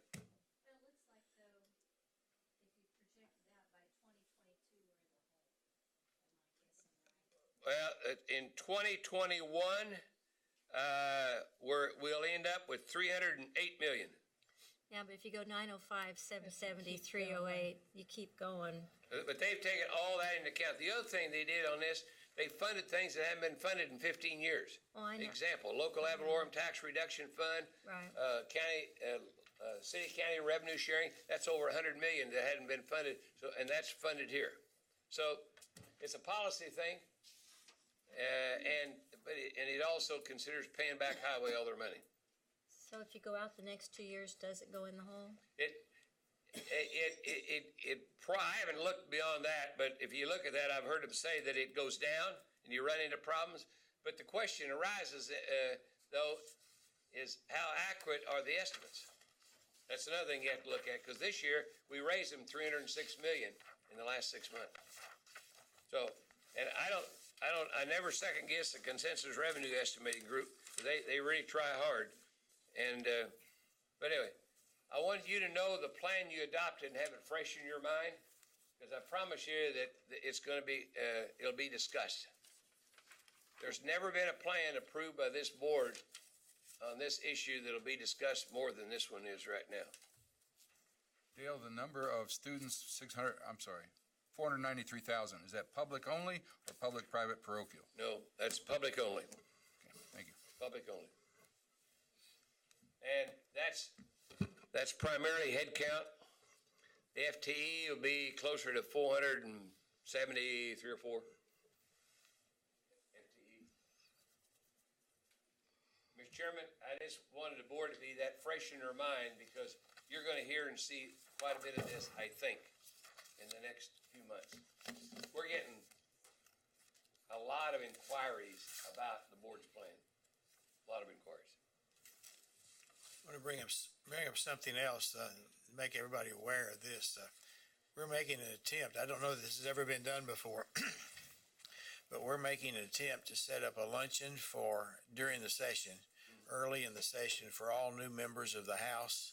And we've gotten some people some organizations that are willing to pay for that. And so we'll need to get together and set up a time and an agenda, because it'll be a brief time, but just to give them the chance. And the purpose is to inform them about the Kansas Can Vision. You know, we're not going to get in the weeds on finance or anything like that, but we want to talk about the Kansas Can Vision and our vision, and try to build partnerships with people who may not be natural partners. The calls we're getting is, can we have this? Well, it's public, you know, what the board adopted. The other question is, can we use this to discuss with our legislators? Sure, it's public. Do whatever you want. So, anyway, Mr. Chairman, that's fast. 9 credit hours in 15 minutes. Just pay $700 an hour to each to some university, and you'll have it. Hey, I heard a new one today on that, though. Lady paid $1,200 for 3 hours. Any questions for Dale Craig? Thank you, gentlemen. Thank you, sir. Thank you guys for your time. And by the way, Mr. Chairman, Ms. Sally, Ken, John, this may be the last time I get to be in front of you. It's been an honor. I thank you. I appreciate all your hard work and your dedication. And from where you started to where you are now, there's a little bit of difference. I feel pretty good about that. Thank you. Thank you very much. Motion would be in order to approve the consent agenda. Sally makes the motion to approve the consent agenda. Dina seconds that motion. All in favor, raise your hand. All opposed, motion carries. At this point, we will have reports from committees. I have several written down here, but if I miss something, we'll have the opportunity to do that. Legislative, anything else? Communications, anything else? Anything with policy? The policy committee has adjourned. Is it Sidey died or what? all the committees that you're involved in, Kathy?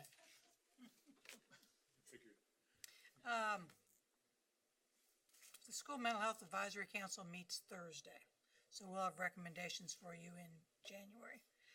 Teacher vacancy meets Thursday too, so I'm double booked, so I won't. Oh, it's a Zoom meeting.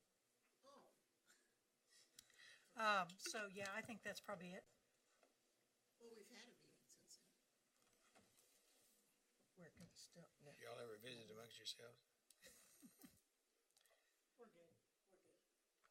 I anticipate that the dyslexia task force will finish its work on the 10th of January and have recommendations that will primarily come to the State Board of Education. The preliminary report should be ready it won't be ready for any action like that, but I'm hoping that at least we'll have it ready to present to you so you can see what it is at the January meeting, but that's going to cut it real close. Anyway, by February, I'm sure that we'll have that report. I believe that the task force is working in a very positive manner, and I believe that we'll be able to make a difference for students, and I believe we're going to be able to reach a pretty good consensus on what's best for the kids of Kansas without putting any undue burden on schools to do that. But we need to meet the needs of those students. It's been an interesting experience, but I believe that we're going to be able to fulfill our mission on time.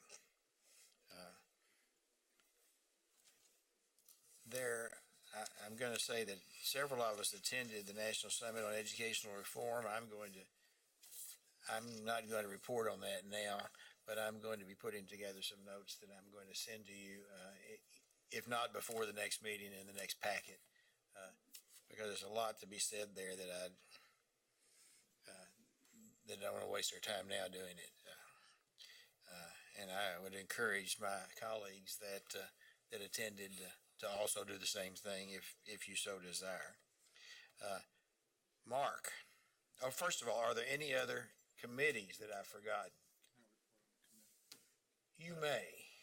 I serve on your behalf on the Attorney General's Youth Suicide Task Force, and we had our last meeting yesterday. We've been meeting over the last 6 months.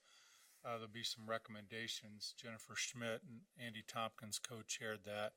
A couple of things. There'll be some specific recommendations that came out, but I want to just tell you, I want to paraphrase a statement.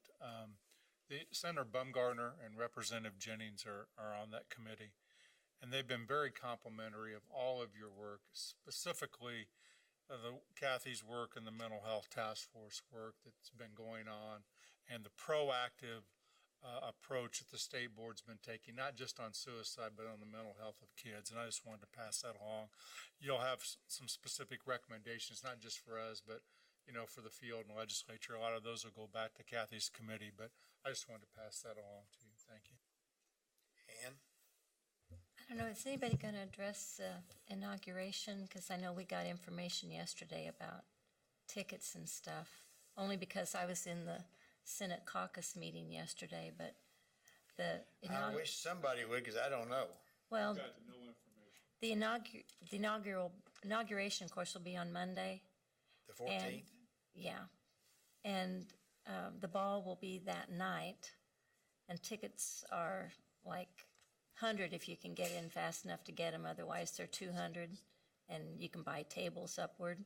Now, I noticed they were giving everybody in the legislature 2 seats. So I caught up to the lady afterward, and I said, everybody on this board gets elected by more people than anybody in the legislature, and we should each get 2 seats to the ball too. So I'll ask her about that, or maybe Randy can call them. But we should also, I think, going to get seats at the swearing in if we want them. But we probably ought to get on the phone pretty quick, because that'll fill up, and the state of the state will be like Wednesday night. Yeah, it's the state of the state that we generally get tickets for. It's like 11 that morning or something. I should have brought that with me. for Five the of us get inauguration. seats because we get sworn in. You get sworn in Tuesday right here.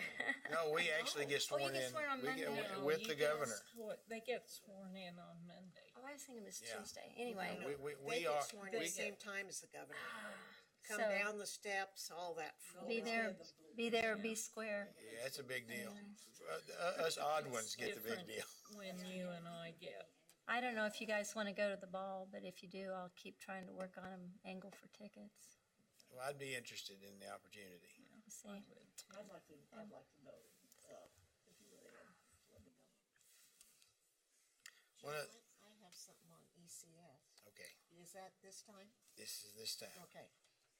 I've represented this board, I think, on ECS for about 12 years. And that's Education Commission of the States. And it was designed by the governors and by the representatives of the Senate and the House in the different states. And they included state school board members. But the idea was that everybody would come to the table 2 times a year at Education Commission of the States. Our governor, last governor, chose not to participate, and so I have been attending, but attending without your commissioner, attending without the K board being there, attending without the representative from the governor's office, and attending without the Senate and House representative is a waste of time. We are ahead of so many states, as those of you that go to NASB, in so many ways. And so I kind of sit there. But the purpose of this is for everybody in your state to be on the same page. And when we were all going at one time together, it was a great communication time. And it was a great, as our chairman would say, relationship time. And so, unless our governor chooses to do that again, and some of the people that can go actually go to this meeting, my way was always paid by the Commission of the States. I think leadership ought to think next year a little bit harder about it. We still get the information. It's a research-based institution.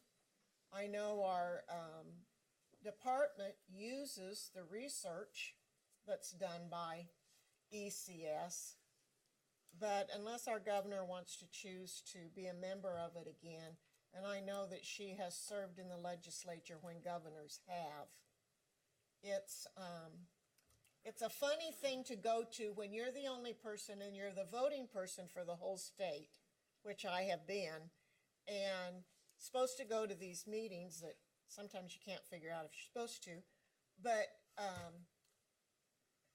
sometimes I just kind of felt like, why am I here? And I know I didn't bring a whole lot back, because the only thing I could bring back to you is something that we have started to do that was different, and I gave it in one report, is the standards for technical education. And we've had them so intertwined with so many other things that, and I think we're starting to talk about that now. But that's the only thing in the last 4 years I have found worthwhile to bring back. Because I didn't have anybody else, you know. Are there any other committee reports? The Party negative comment. work group on transition is broken into subcommittees, and they are doing a whole lot of work. We have not met the second time as the whole group because there's so much work going on, but we'll probably do that sometime in January or February, and I'll report back on that. But that's going to be an ongoing process. It's extremely complicated, and there are a lot of issues relating to that. It's extremely complicated, and we will be reporting occasionally, but I expect that it'll be at least a year before we have final recommendations. That not only the ones for students, student age groups will come directly to the State Board of Education, but those that deal with the adult population, because we're looking at it globally, not just K-12, we'll have to go to the legislature. Now, Mark. I pass. Appreciate your brevity. Before we give the chairman's report, let's have a request for future agenda items from anybody.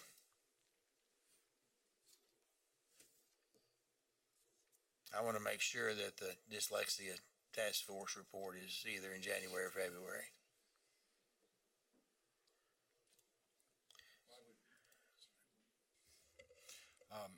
I would like to provide our new members the same information that I provided in March of 17, what's become known as talking points or my manifesto, so that you would know what I shared with this board in March of last year. I want to thank anything else for future agenda items?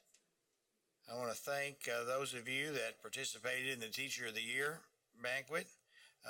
Also, thank you that participated in the Dialogue Summit on retention. We had, I believe, I didn't count, but it appeared to me that we had more participation in our meeting at KSB than we ever have. And so much that we actually, instead of having just one session, we broke into table groups. And I would be interested in those of you that were there to know whether or not you thought that was an effective way to deal with it.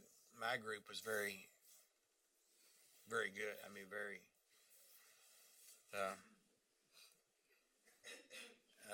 active. Now this, this is for Ben and Jean. When they talk about the inauguration is on the 14th, we are actually sworn in at the inauguration, so I'm sure you'll be getting information about that. But we're, no, you're getting it now. I don't remember because mine was the last term. And if it gets real cold, we're in the House chamber. If it's not real cold, we're outside. So dress accordingly.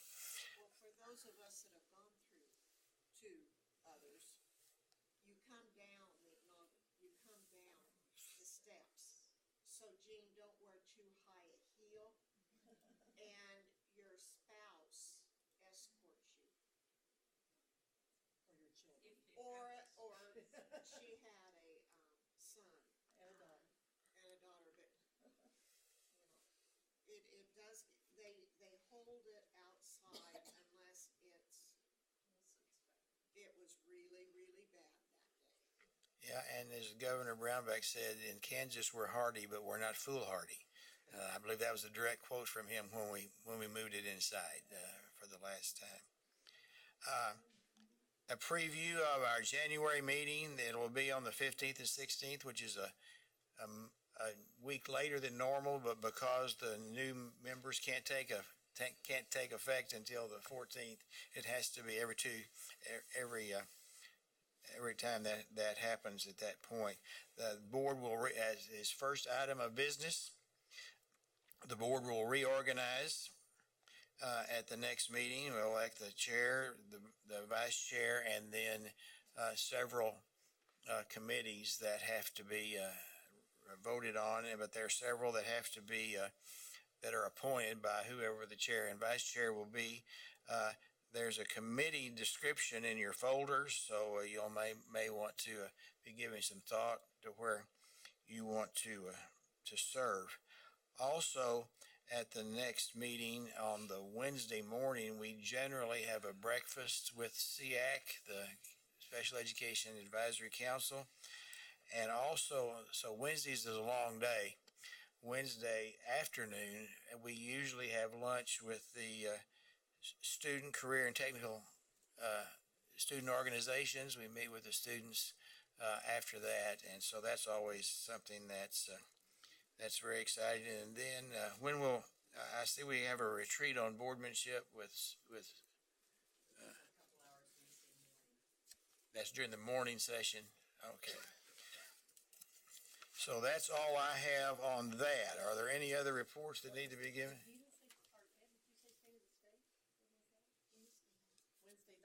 Wednesday night is, and we go to that too. And let's remember, somebody make a note. They forgot us last year. So somebody needs to make a note to remind them that because they didn't reserve spots for us, and they had to move people after we got there last year. So if somebody needs to remind somebody that we exist. Yeah.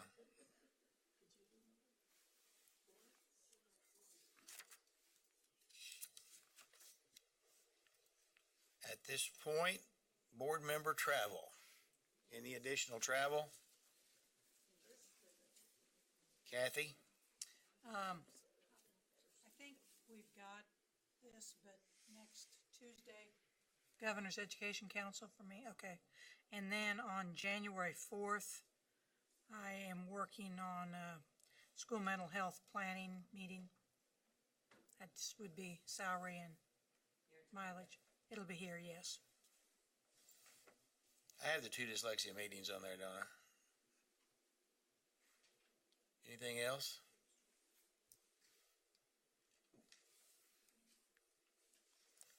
If not, if there's nothing else, a motion would be in order to approve the travel. Dina makes that motion, seconded by, somebody raise your hand. Steve. Discussion, all in favor, raise your hand. All opposed, motion carries. We are going to have an executive session now, and Kathy, let's make it at 10 after 5. Okay.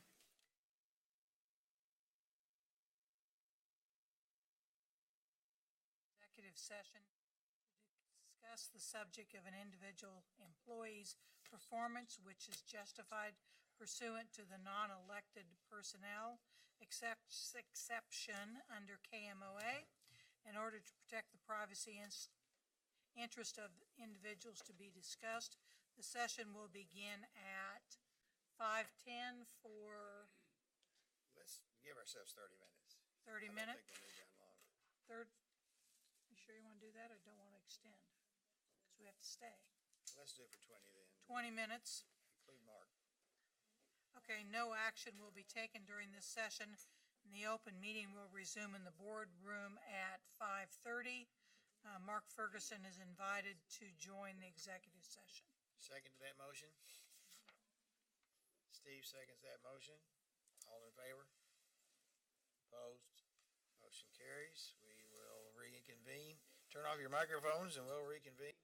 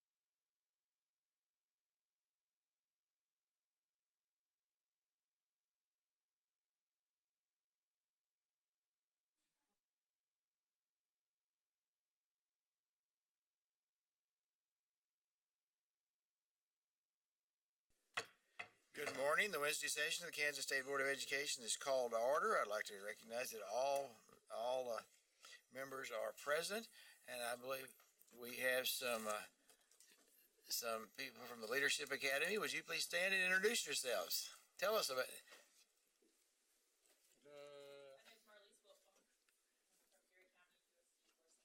And what do you do there? Okay, thank you.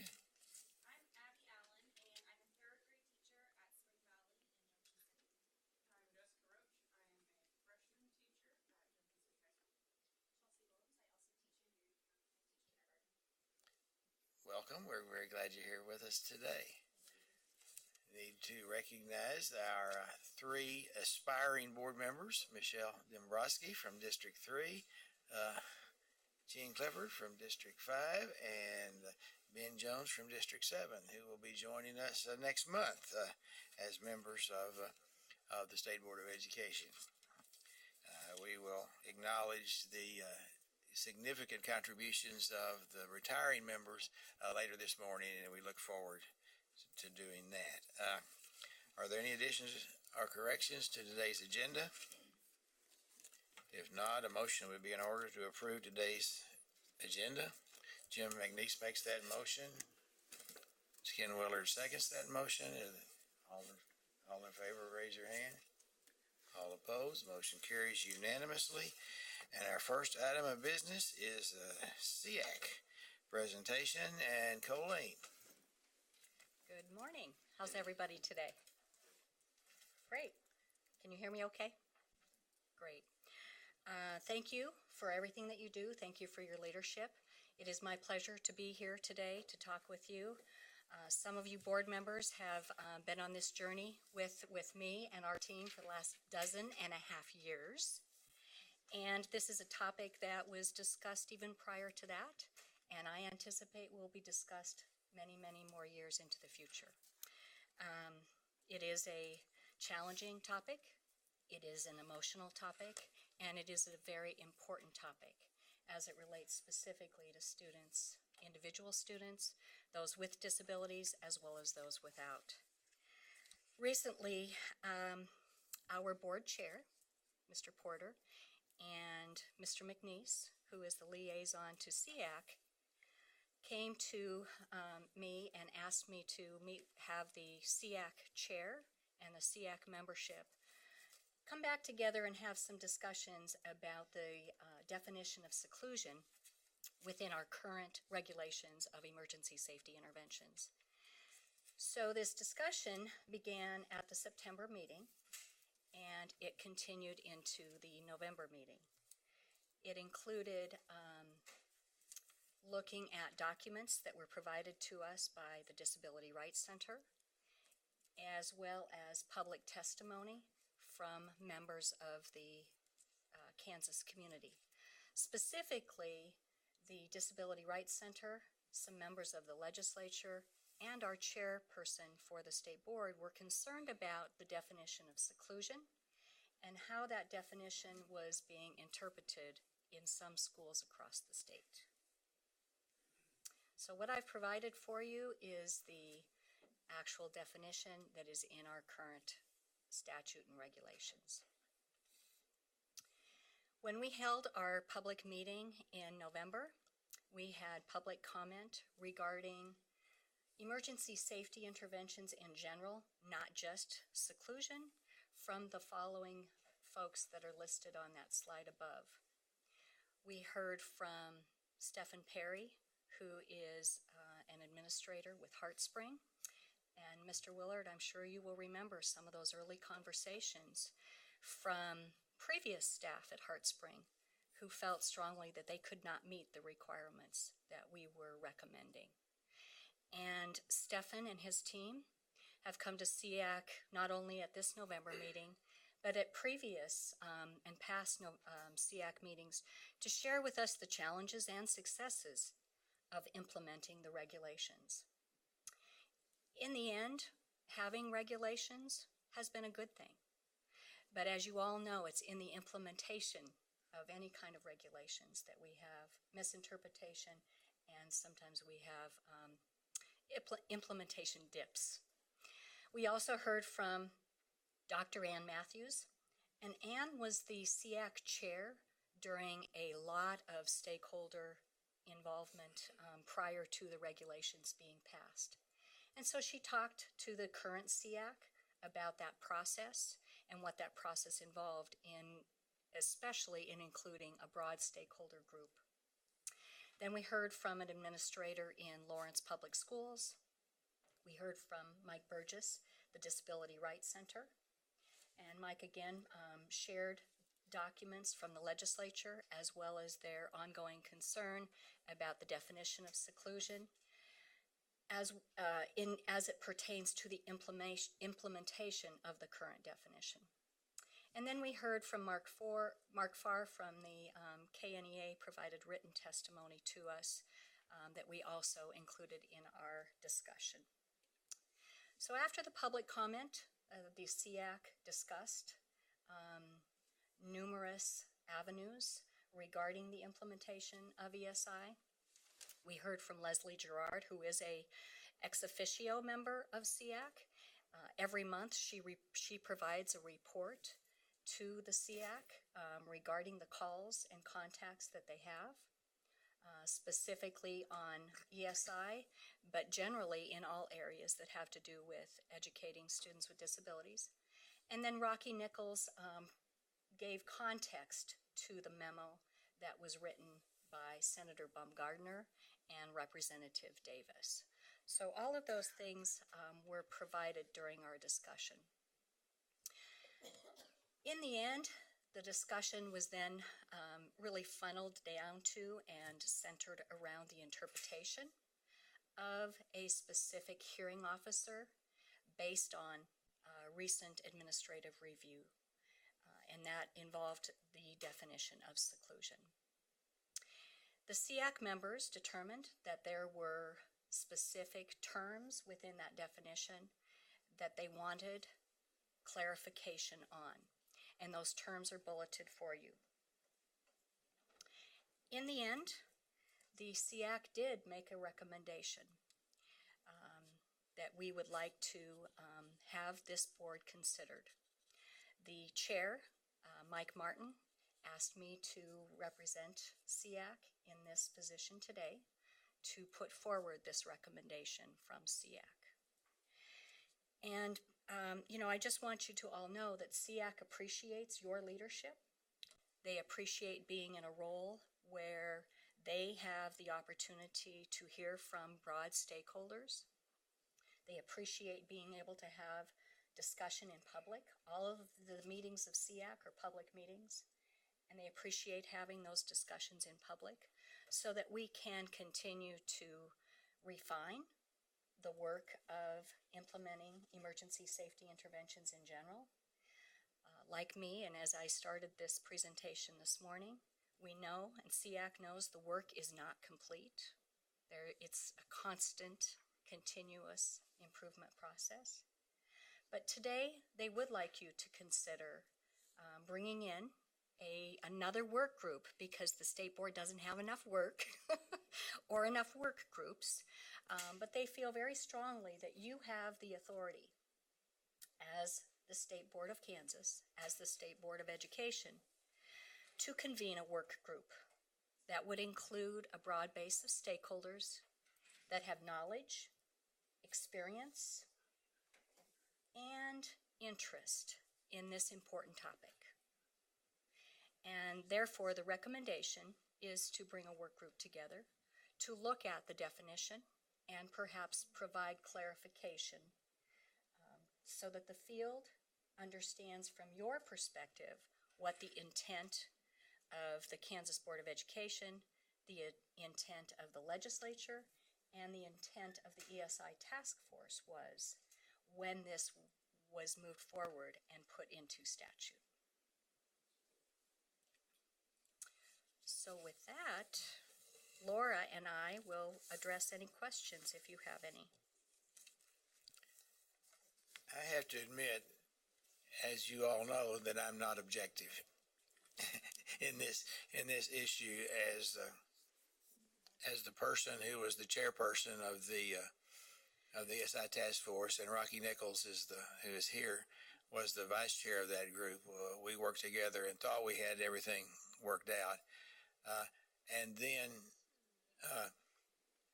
we believe that there have been a few cases, not huge number, but a few cases where some things had been interpreted differently than we thought was the spirit.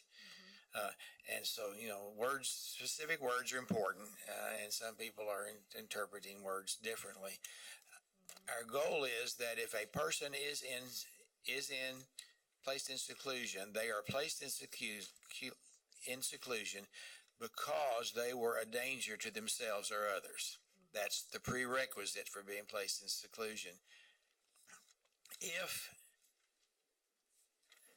And there's some issue related to where the observer stands. And the statute apparently says isolation, and some people, if the observer who is not interacting with the student happens to be in the enclosed space, some people are interpreting that as not being a reportable incident. I disagree with that. As long as the reason for being there in the first place was a danger to themselves or others. Another issue, I believe, is if I say to you, you can go to the seclusion rooms or I'm going to call the police, and the person chooses to go to the seclusion room, they say that they voluntarily went. That's a misinterpretation, in my view, and that needs to be reported. And the issue is these incidents are supposed to be reported to the parent and to the state. The consequence, and by the way, there are a lot of people here that know more about this than I do, and I'll be happy if I say something wrong to be corrected. The consequence of reporting over a certain amount, a certain percentage, is that you get technical assistance. You don't get sanctioned, you don't get punished, you get help. So that's the consequence. And so I say I'm not objective, and I'm sort of the catalyst for this. And I think that I see that there are simple solutions. That's why I've been frustrated that we didn't, that there wasn't a way to do this 6 months ago. And I know that the process has to work as it does. I appreciate the fact that you've been very responsive to try to move this forward. And we run into all sorts of obstacles, and now we need to get over those obstacles. Because we want to make sure, our goal is to make sure that every student is treated with respect, every adult is treated with respect, that we follow not only the letter, but the spirit of the law, so that if we are, I would like to see us be so good at de-escalating that emergency safety interventions are needed, period. But that may be a unrealistic expectation, because we're seeing more and more students with serious mental health issues. But I have a secondary goal, and that is I'm hoping that the default, when we have issues related to anything related to the special needs students, that the default when we start trying to make decisions is SEAC. And as the chair of the dyslexia task force, our hope was that could have been referred to SEAC first. It wasn't. Again, Mr. Nichols and I have put together a huge work group of about 40 to deal with issues related to special education transition. I would have hoped that could have been run through SEAC first, that needs to be the default. So we need to, another reason for me asking that in the first place, I'm taking a lot of time and I apologize for that, but this is a big issue, and I am invested in it, and I'm not objective. The purpose of that was to raise the respect for SEAC so that it can be the issue but then SEAC is responsible for actually solving these problems.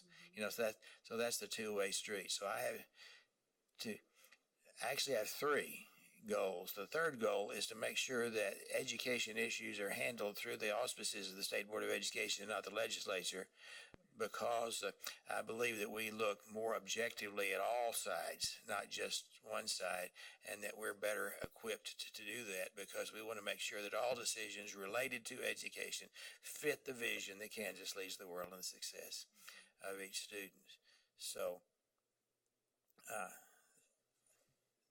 a long way to say I want us to solve this problem. I think, in my view, there's simple solutions. By clarifying the language, I would like to be able to do that as far away from statute or regulations as possible. It's, if there's a way to do that, if there's a possible way to do that, and it's your responsibility to figure this out, if there is, to do that just by simply saying this is how we're going to interpret it from the department level. That's what I'd like to happen, but I'm told that can't happen that way unless Mark tells me otherwise, tells us otherwise. So that's where I would like to go on that. As far as putting the group together,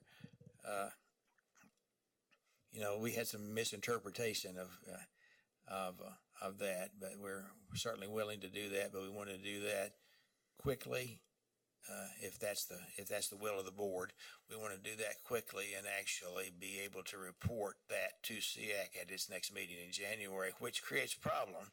And that is, Jim McNeese is on this board and is our representative to SEAC, and they meet at the same time. So we need to make sure that our agendas are such that Jim is here when he needs to be here and there when he needs to be here. So that's going to take some coordination, and I would hope that in the future SEAC can adjust its meeting schedule so that the representative of the State Board of Education can be there.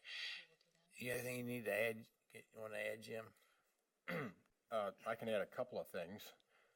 The first is for the board and for those in the field who are listening to this, the implementation of ESI regulations is actually going very well. It was a change and a big change for many districts, but no bigger than for Heart Spring. Heart Spring was the most reluctant of all the facilities and institutions that we oversee, and they just couldn't imagine how they could fulfill their mission and meet our expectations in terms of the new regulations relative to ESI. And having Mr. Perry from Heart Spring come and share with us the success story that they have had in implementation was indeed gratifying. To the point that they have completely flip-flopped their approach. That de-escalation is a big part of their approach, but instead of putting apparatus and things on students, and they put them on staff. They still have the issues, but as a result of de-escalation, of a whole mind shift change, they have completely, they're a better place, according to them, for students and for staff. Safety incidents relative to staff have decreased significantly. Now that's at the extreme. Many school districts were frustrated with us because we were asking them to take on another burden, if you will, more training for all staff. And though I had superintendent and district leadership team meetings and heard their frustration, it was something that needed to be done for the safety of students and the safety of the staff. And they obliged us. Across the state, we have changed the culture of how teachers and students interact in incidents that could result in harm to either student or staff, and in some places around the country has resulted in death. By the training, the techniques of training, the interactions, the escalation, understanding triggers, and responses, we've done a great job. And they know that. They still don't like collecting the data so much because it looks like when we collect the data that districts are failing well, it didn't work. Well, that's not true. You don't fail. Someone, you do your best, but at the same time, if there is an incident, you record it, you learn from it. Okay, how can we better do this the next time?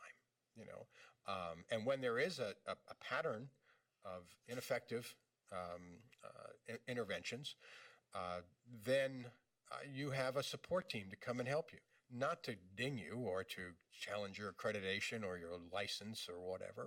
We're here to help. Okay, and you have to understand that for the general public and for the folks that are here, this involves a very small percentage of student-staff interactions. But when they do become harmful, people are injured, as I said. So it's not like we're collecting data. The data indicates that seclusion and restraint interventions are decreasing as a result of other training, but they still occur. And that's good to know. Some of the issues that we're dealing with here today aren't relative to the overall implementation of our ESI regulations, but rather to interpretations, typically in a confrontation, a conflict of interpretation after the event, where a parent feels that they weren't called, a parent feels that the situation was not handled appropriately and has filed a complaint. Then the interpretation in terms of that, I think it goes to a hearing officer, and the hearing officer makes a judgment. Did that work? There's a process to that. I'm not going to go through the whole process. But when it comes to the hearing officer, they make a decision. Okay? So we've had some interpretations out of those decisions that have nuanced the way people could interpret seclusion in particular. You know, and those seclusions, include some things that, you couldn't just think about when you made the regulations, and sometimes I heard one of them was that parents weren't called. And I have to tell you, as a former administrator and as a board member, we want parents called. I mean, period. If there's an ESI incident, seclusion or restraint, call them. I mean, make them a partner. It's kind of like reporting child abuse to me. It's if you think it might happen, you need to call. It's not a matter of did it happen. Okay, so in this case do I call them? Is this really seclusion? Should I call them? Call them. If I'm a parent, I want to know. There are other options as well. They can build into the IEP, or they can build into their communication system when to be called and so on. But, I think any parent would want to know if their student was being restrained or secluded in any way. I think it's common sense. Now, how do you take common sense and put it into a particular law, regulation, or whatever, So it's in those interpretations. So the changes we're going to make are going to impact really the field, not very much, but they'll impact the decisions that are made by the hearing officers relative to a complaint on how the ESI incident was handled. Is that pretty much getting there? So this isn't like we're making this broad overview. We're going to change everything, okay, in ESI regulations. No. It's stepping in and clarifying some things, especially for hearing officers and especially for the field, on what our intent is with the ESI regulations. Okay, but I don't want it to in any way shadow the work that's been done to this point by TASN, by the Disability Rights Group, by this board, by the department, and by the people in the field. Okay, this is like a case that comes to the Supreme Court, and everything's going pretty good. People are changing. Things are better for kids and staff. But we've got some things that we need to tidy up. Those tidyings can sometimes make some big waves. So that's where we are. And what we're proposing here is that a group get together and try to clarify some of the terms and conditions under which we will operate on the ESI, especially for the benefit of the people who do the hearings. Now, there's a next step to this. If we change anything, it's from the legislature, so it has to go back and it gets an administrative review from the Attorney General's office. Okay, and they'll tell us whether the changes we made were so significant that it needs to go back for a legislative change, or the changes we make are not that significant, but really only clarify some of the definitions that don't change the intent or the letter of the law. And so it's not that we're just the only ones that are going to hear this. This work group will come back and to us here at the board, and we'll make a recommendation for possible changes in interpretation or no changes. Okay, and then the Attorney General's Office Administrative Review will then tell us, whether that's going to take like 3 or 4 months. It's not going to happen. So we're going to be doing this over the next 6 months. Okay. Did I? You described it very well. It is a process, and this isn't the first time we've done this. No. Over the dozen years that I was talking about, we have continued to refine guidance, regulation, and statute. And the most recent was the role of law enforcement. Yes. So this is not unusual. And anytime you have a complex regulation and specific to individual students, we should be doing this. You mentioned communication. You mentioned your sense of urgency. That's what we're all about. And I would like to be included in that communication loop. If any of you as board members or any members of our public know of incidents that are occurring, I need to be notified. My team needs to be notified so that we can target our training, target our technical assistance, as you've mentioned. Having this open public process to look at the definition of seclusion is a good thing. It helps us do a better job in working with our educators, communicating with parents, and then mostly safety of students. Kathy, Yeah, and I really appreciate, SEAC had an excellent meeting. I regret I wasn't in Coffeyville with you to be there, but I looked at the meeting that we had that day and compared it to meetings, several years ago.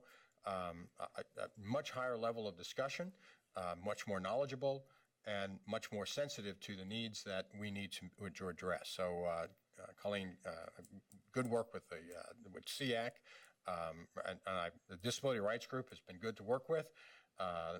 Senator Baumgardner and others who have given us information. The system is working.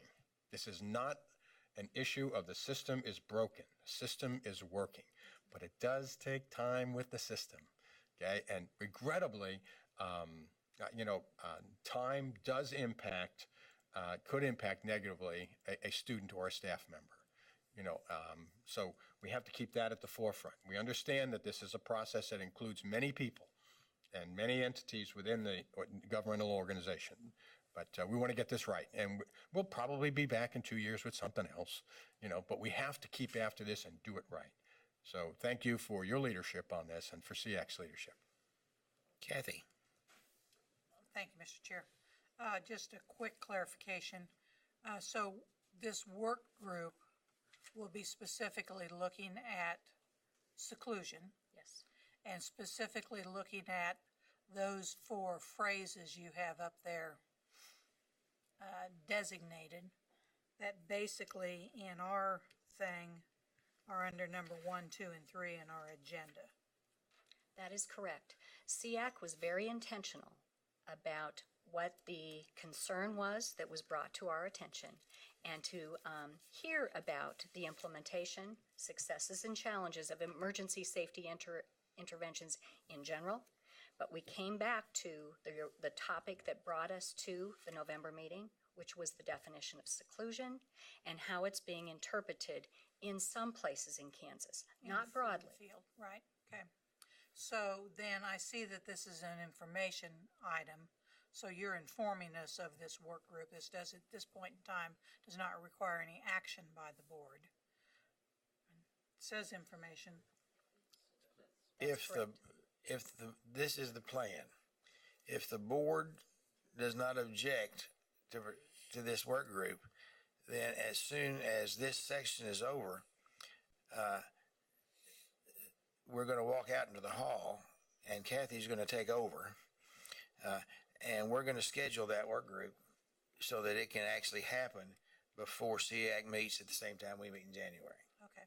And then we'll just expect to hear back from SEAC when you do have this clarification on these 4 points as far as this definition is concerned. You bet. And there may be action at that point. Exactly, and we can provide updates to the commissioner that can be reported to you in your Friday letters if you'd like. We've done that in the past, so it's really the communication that is expected from you that we will implement. Okay, thank you. I certainly have no objection. Are there any objections to us proceeding? Okay, if any of you have a question, my thing just went off, so you'll have to raise your hand.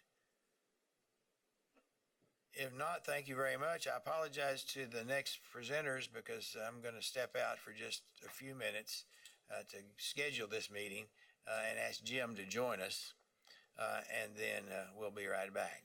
And once again, SEAC wants to express their appreciation for your involvement and allowing them to be part of this process. So thank you for your leadership.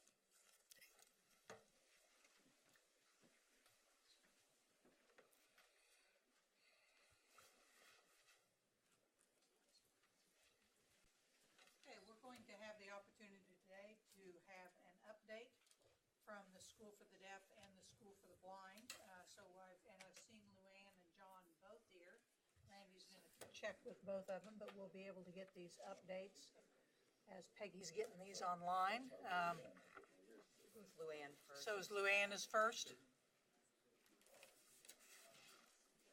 Yes. Okay. And Mark is moving for our interpreters, so we'll get set up here real quick. What did you say?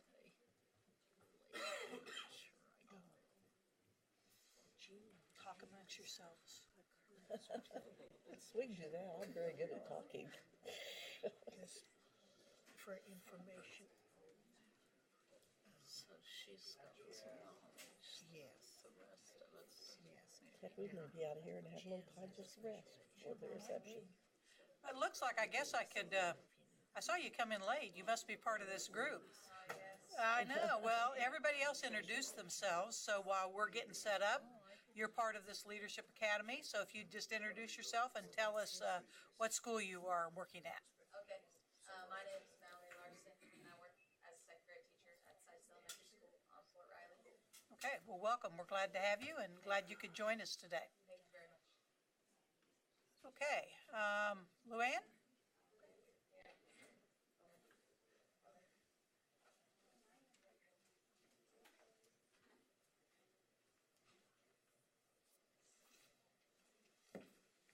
Thank you, Steve.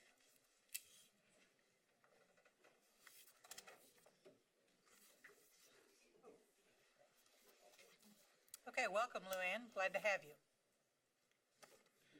All right, I'm very happy to be here. Good morning, everyone. I'm very excited to present to you our quarterly report. This is more, one second. Need to turn on the mic. We good? I just need to lean in. Okay. Okay, let's try again. This is our quarterly report, and it's actually a summarization of our semester, and we've had a lot of exciting things happening for deaf and hard of hearing children throughout the state of Kansas. Many of our programs have expanded, and I'm excited to show you that data, or the compilation of the data today. And of course, there's a whole lot more work to be done, and a lot of work has taken place since the reporting period started July 1st. And so of the 5 goals, we have leadership here that I'm going to be talking about. Currently, we are in our last cycle of a 5-year cycle related to CESD accreditation. And so we are to do an 18-month self-study before the next cycle begins. And we are reviewed based on 12 standards.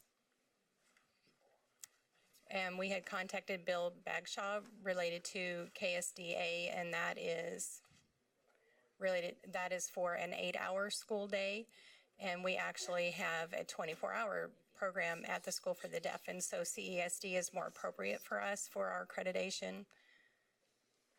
And so we have an agreement that the CESD accreditation process is something that we would go through, and then many of those areas would accredit us through the state of Kansas also. So there's a visiting team that will come out November of 2019 for that accreditation. So currently we are deep into our self-study. We are scanning the community, getting an idea of where we are within the school and within the community. The fourth area of focus is our school safety plan that was recommended after the last study. We recently had a soft lockdown when there was a shooter in the area in Olathe, and so we reviewed the entire safety plan, and you know that our student and our staff continue to be our priority for our safety at the school. And so that's what we're working on in the area of accountability at this time. Now for statewide information, you all are aware that we have our Kansas Student Transition Academic Readiness Program for students that are over the age of 18 that have completed their high school requirements. However, they need to further their skills in work experience, independent living. They're able to take community college classes. And so 44% of those students that are in the program right now are from other parts of the state of Kansas and not the School for the Deaf. So that program is growing. We will also be having our first youth leadership conference that will be happening at the same time as the Kansas Association of the Deaf Conference in August. And so we're very excited about that.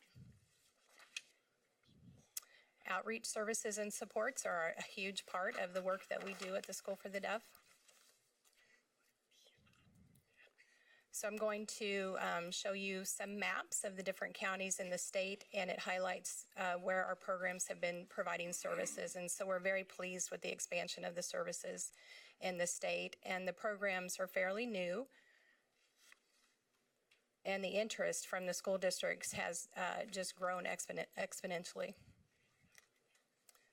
This map talks about the language assessment program that started on July 1st. We've already assessed 18 students to this point, ages birth to 3, for their language milestones. We started testing in September because July to September we were purchasing materials, providing training, developing contact forms, permission forms, and so forth. So the assessments actually started in September, and we've completed 18 to date. And that number seems sort of low right now, but it's because we're in the pilot stage. However, when we report to the legislature that data in January, we realize that we have more work to do. And so right now we are serving infants and toddlers birth to 3 in the state we're serving 85 children right now. We've also appealed to the governor's office for $464,000 for fiscal year 2021 to receive those funds to continue to implement the program. And so we should know in January whether or not we'll receive those funds. Over the 5-year period, we should be able to have all 650 children ages birth to 8 throughout the state assessed. Word is getting out to school districts, parents, and Tiny K networks, and they seem to be very receptive of our efforts to reach out and collaborate with them. And there is agreement that those children's language milestones need to be assessed, and that would definitely help us to close those gaps, the academic gaps and the language gaps before they get to school. We have several universities that are interested in collaborating with us and doing research based on the work that we're doing. Our Sound Start program is for infants and toddlers birth to 3, so this is our early intervention programming. We have increased the number of children that we're serving, and we're trying to keep up with the demand and trying to serve everyone. And so I'm thankful to the commissioner for allowing us to switch one of the positions to an early intervention specialist from a blended learning instructor. And so as you can see with the red stars on the map, we were previously mostly serving Johnson and Wyandotte County. And now we're moving out further into the state, headed west, so to speak. And the youngest that we're serving at this point is a year and a half old. And so this is a great time for parents to start to be involved and understand language development and acquisition as early as possible. So this is great. And so we're hoping to be able to get more kiddos even younger than that. Since July, we've conducted 451 home visits in 17 different counties throughout the state. And that is a lot, but we know that we have a lot more to do in the northwest and northeastern part of the state. And the maps are pretty consistent with each other, where we are providing services at that point, and either we've not been able to reach out to them yet or they've not reached out to us. And so we're working on visiting those parts of the state. Currently, the state of Kansas has 200 infants and toddlers between the ages of birth to 3, and we are serving 87 of them. So that's over half. That's a pretty big accomplishment for us, and we're hoping to get more infants to be able to provide those services at an earlier age. This is our brand new program, the Kansas Blended Learning Instruction, which is basically online ASL classes within a month's time. We've been contacted by all of these counties, as you can see by the red stars, who are interested in providing more ASL classes for their deaf and hard of hearing kids in their districts. And then there are more and more hearing kids wanting to be involved. And so it's a nice mix. If you have one deaf or hard of hearing child in a school learning ASL, it's not really beneficial if they don't have anybody to interact with or use that ASL with. And so their hearing peers are becoming interested in getting involved in learning ASL as well. We have 13 deaf or hard of hearing kids right now learning ASL with 20 hearing peers learning ASL right along with them. And so that's a very nice benefit to that. And my understanding from the blended learning instructor is that teachers and parents are attending the classes as well, and they're wanting to learn. So it's not only happening within the classroom, but it's happening outside of the classroom and in the children's homes as well.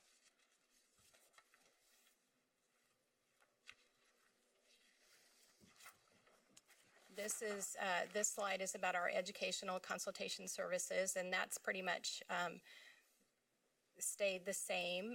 We've been focusing more on blended learning and the language assessment program, and so that's taking a lot of outreach time and effort, and has become the priority because those have not been fully implemented yet. And so obviously in this area we need to go further west.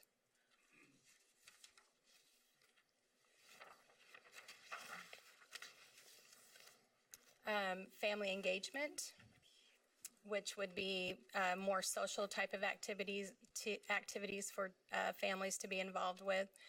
We have established a family-to-family network. Suppose a family gives birth to their child and they learn their child is deaf or hard of hearing, we're able to connect them with another family who is in a similar situation, and that family can provide support to that new family. We also have the Deaf Mentor Program, which is new, and the Parent Support Group, which is new. And we're hoping we have several of those established in the eastern part of the state, and we're hoping to establish more further out into the western part of the state.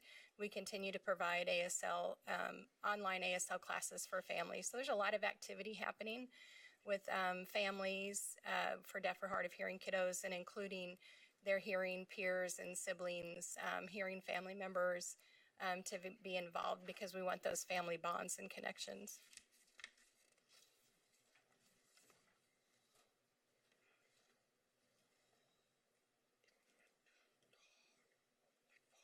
Our Deaf Mentor Program started this fall. Family Signs Kansas online ASL class had started several years ago. As you can see, most of it is happening in the eastern part of the state, and we're moving to the western part. Our family engagement person lives in Wichita, and they're focusing their efforts more in the western half of the state. Our partnerships with the Department of Health and Environment have just been phenomenal. The results of that have been amazing. Through the Sound Beginning program, that's where the newborn hearing screening program comes from, and that's to be able to identify children right after birth if they have a hearing loss. And so we want to ensure that early intervention happens within the first 6 months. The Department of Health and Environment have been able to give us $194,000 to help us to be able to establish all of these programs, the Deaf Mentor Program, the database, referrals, and the peer-to-peer database information. For example, for Sound Beginnings program, we receive the referral from the audiologist or the hospital that a child did not, quote unquote, pass their screening. And that goes into Department of Health and Environment's database, and we have access to that database. And so that's more of a seamless opportunity for us to provide those services, and that keeps those kids from becoming lost in the system. And so we're very thankful to the Department of Health and Environment for that funding support. Another partnership that's in place, which is fairly new for us, is Texas Women's University. They recognize the need for deaf, hard of hearing teachers throughout the state. And so they are looking at developing more learning labs online, being able to provide that instruction. So there may be student teachers not from the School for the Deaf or not even from Kansas. They may be from another city or town and learning to become teachers in that way. We're still determining the direction of that and not having teachers physically in the classroom. And we just want to ensure that the sign language is accessible, that the picture is clear. And then we're also working with the KSDE Leadership Academy. We have future mentor training for superintendents and principals to be able to attend that Leadership Academy, and that will continue twice a year. The University of Massachusetts is currently looking for schools for the deaf that have Lead K efforts happening throughout the country, and that's related to the language assessment program. And we were the best match for that, and so we asked if we could work with them collaboratively also and have that pilot language profile tool, which would give them the ability to survey parents and ask parents, are you learning to sign? Are you using spoken language in your home? What age did that start? How many years has your child been doing that? And where is their language developing? And so that will help us in the implementation of the language assessment program. So that's a wonderful tool and a great collaboration.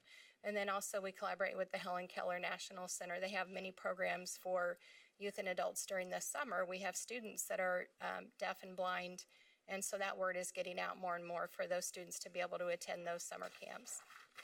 We are currently seeking out a research center that we can share the data with, that they're able to take that data and get it into a digestible format for us. And so we're talking to several different universities about that. So this is a map of all of the counties that are being served. The red stars indicate the first-time counties are receiving services, and the blue stars indicate counties that are receiving more than one of our services. And again, as you can see, the northwest and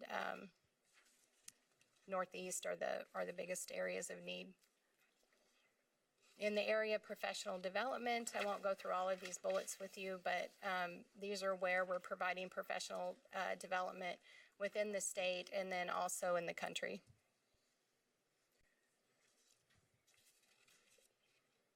Most of these trainings are focused on outreach services, early intervention, and the language assessment program.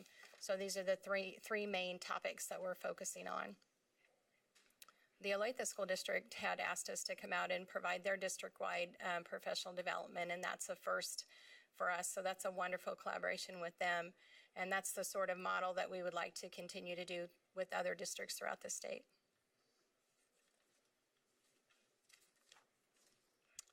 And then this is my last slide. This is related to post-secondary. The first 4 bullet points here address how we can improve post-secondary outcomes for deaf and hard of hearing students, which includes them as adults. Historically, any post-secondary planning happened on the campus, and there weren't really any efforts to do that statewide. Now, with the new board expectations, we're addressing those post-secondary outcomes for deaf, hard of hearing students throughout the state, and we're wanting to expand those efforts.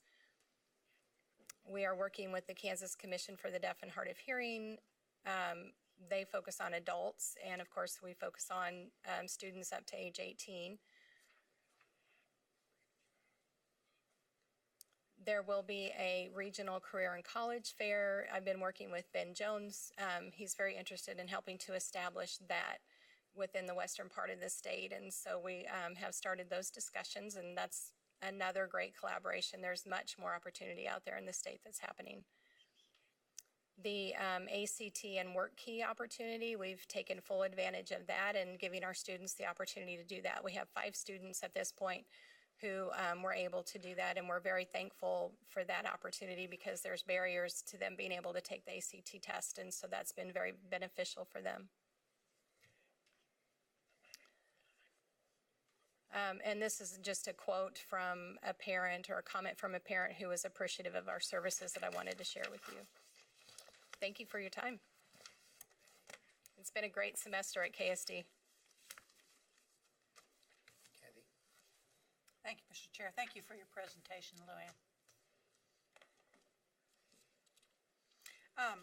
On your goal number 1 under leadership, you have a school safety plan, and I mentioned to the commissioner, we have some new folks that work in the school safety area, and it might be good for them to get with you, and I think he's probably going to do that. In fact, I just contacted Susan and John, and they'll be reaching out to Luann and John probably before they leave today. That is awesome. We're always looking for ways to improve school safety. We are aware, that we are working with different departments, the police and so forth, and having them review our safety plan. But yes, please do include us in that. Right. And I really appreciate your report on your outreach. As you well know, that's been a focus of the board, and it looks like it's really some efforts going on there to improve, and I anticipate it will just continue to improve even more than that. And you identified some areas of the state where you still need to get into, and hopefully as you get out there, the word will continue to spread. So please keep us informed of that. It's looks like you're making good progress. Absolutely. It's very nice to have the data to be able to show us where we need to make more efforts. It's very obvious from the map. There's a lot of the consistency between the different maps and the counties that are receiving services. They seem to be very comfortable in contacting us and reaching out for services in their state, so you can sort of see the pattern there. So that indicates to us where we need to roll our sleeves up more and work in those northwest and southeast parts of the state. There might not be any deaf kids in those parts of the state, but we would like to at least know that. And there may be kids there and would like to know about that too. Okay, thank you. Steve. Thank you, Mr. Chairman. In my limited ability to use a search engine, I could not find who accredits the Texas School for the Deaf. But I did notice that for New Mexico, they're accredited by 2 organizations, the CEASD as well as NCA, the North Central Association. So could you briefly discuss the pluses and minuses of having a secondary set of eyes or examinations for accreditation purposes? Thank you. Sure. There are only 23 schools for the deaf that are accredited at this point through CEASD, and Texas is one of them. The chairperson of that organization is the superintendent of the Texas School for the Deaf. There are schools that will choose to have 1 accreditation and schools that prefer to have dual accreditation. And finance or the cost of that is one reason they choose 1. And I had checked with KISA to determine whether or not we needed to have both or if we could have the 1. And after a review of that, CESD was acceptable, and the indicators that they look at, number 8 and number 9 specifically, as far as professional development and curriculum were very similar to what KISA has in place. And so that was approved that we could go ahead with that one accreditation. However, we still report that information to KISA, to that committee, so that they have that information. We are considering asking KISA to come out and sit in on the visit when the team comes out to be part of that. And so I think that would be a new thing for KISA to participate in. Anything else? John? Thank you, Mr. Thank you, Mr. Chair. So on CEASD, how often is your visit? Is it a 5-year cycle? Okay. Yes, it's a 5-year cycle. And how would you describe the major differences between KISA and CEASD?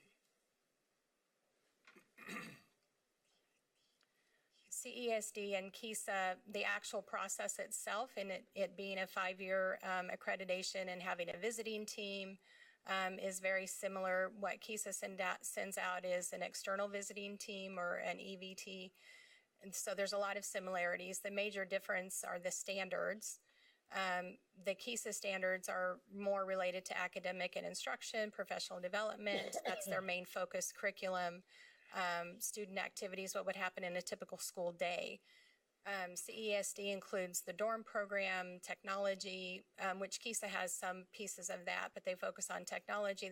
They focus on assessments, governance of the school, leadership, the school climate, outreach services, the things that are involved in a residential program. And so that's a better fit for our needs and our programming for CESD because it's much more comprehensive to what we have as far as outreach. Most typical public schools would not have an outreach program, would not have a residential component. And so KISA is definitely a good accreditation system, but CESD is a better fit for us. Are there standardized tests that CEASD uses for data comparison? Yes, absolutely. What is that? That is we are required to do a self-study. We are required to show evidences of the self-study of the data, student achievement results, student graduation rates, outcomes, and so forth. All of that has to be shown to them with evidences. It is very comprehensive. I'd be very happy to send you the report from the last accreditation cycle if you would like to have that. Thanks. We actually did do a comparison between KISA and CESD, and we talked to Bill Bagshaw about that. And CESD actually has more requirements than KISA does. John, maybe I can add a little bit. They're still required, both schools are still required, as would Advanced Ed, those schools that go through Advanced Ed, to meet all the board outcomes, and they're measured against those outcomes through the KISA process. Anything else? Thank you. Appreciate very much your presentation. Guess it's your turn, John. Just a second.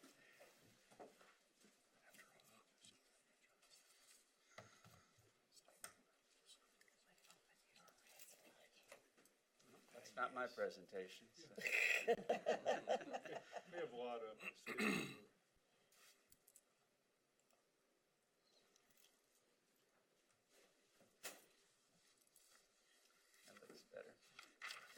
Okay, good morning. I appreciate the opportunity to present School for the Blind quarterly update to the board. I'll move pretty quickly, but I'll try not to move too quickly. If you have any questions, please interrupt me. You know, our goals and progress this quarter really have been sort of steps in a journey that began with the KSDE study back in September of 2017. And that study asked us to restructure our administration, to expand our outreach, to increase the visibility, provide more professional development, and to improve our transition outcomes. You'll hear a lot of similarities to what Luann just shared with you. I think our journeys are similar. We get there in a little bit different ways. What I want to emphasize are those areas that I really think that we have grown in. since that study, and things perhaps that you are interested in would hopefully support. We're trying to move beyond what we have always done and to put ourselves really in an uncomfortable position. I think you grow when you're a little bit uncomfortable.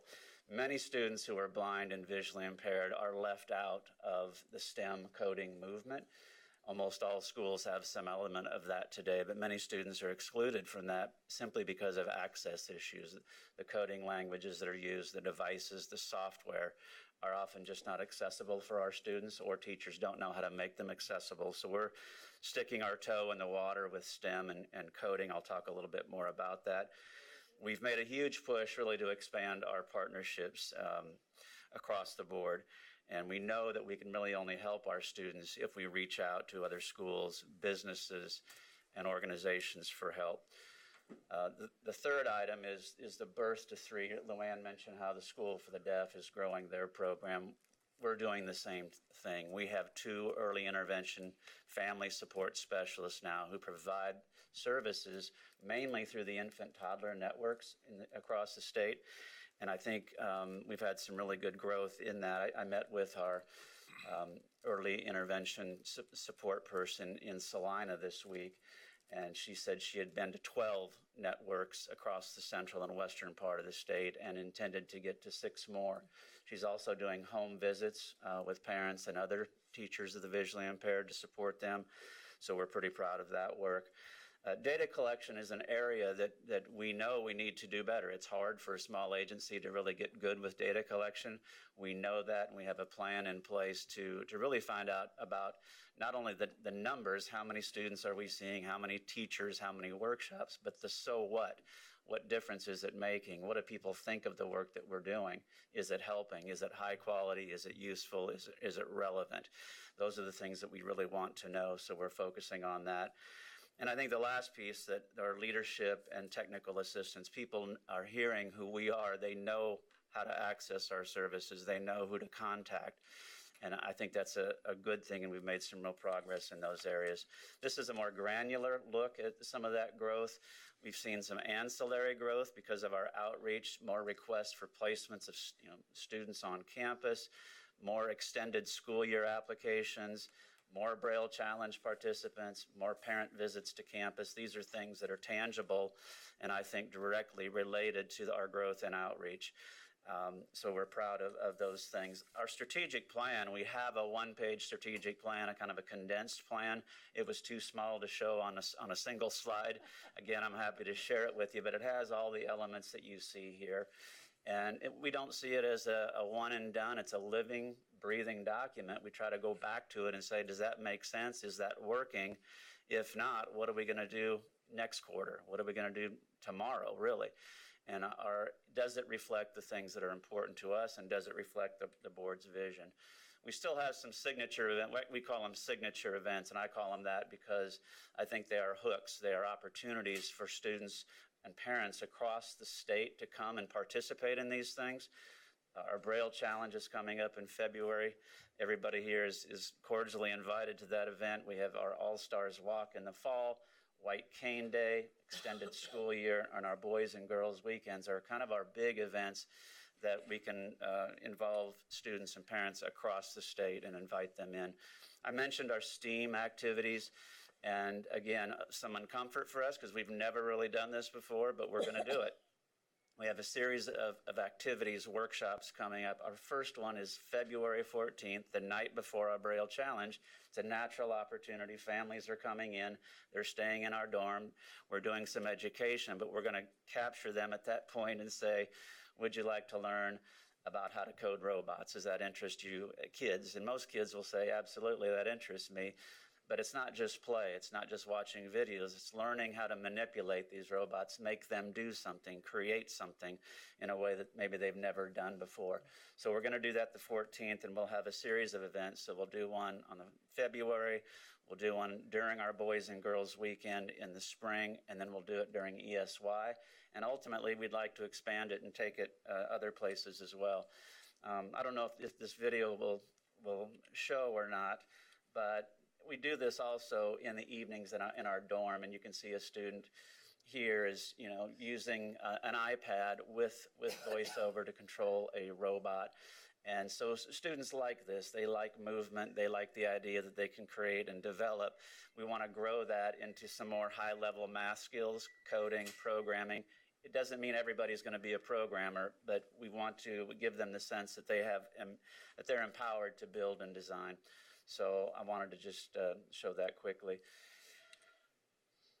Luann talked about accreditation. I know some of you had questions. We kicked around the idea of an alternate accreditation, but we met with Jeanette Nobo and David Barnes from the department, and we ultimately decided that KSDE really would be best for us. We recognize that the board is the agency, is the group that accredits all schools. We want the board to accredit our school as well. And although we are different than many schools, we believe that we can still show progress in our dormitory and our outreach program through KSDE. We're in year 2. We've identified our team. They will come out April 3rd and give us, take a look at what we're doing and make suggestions for the following year.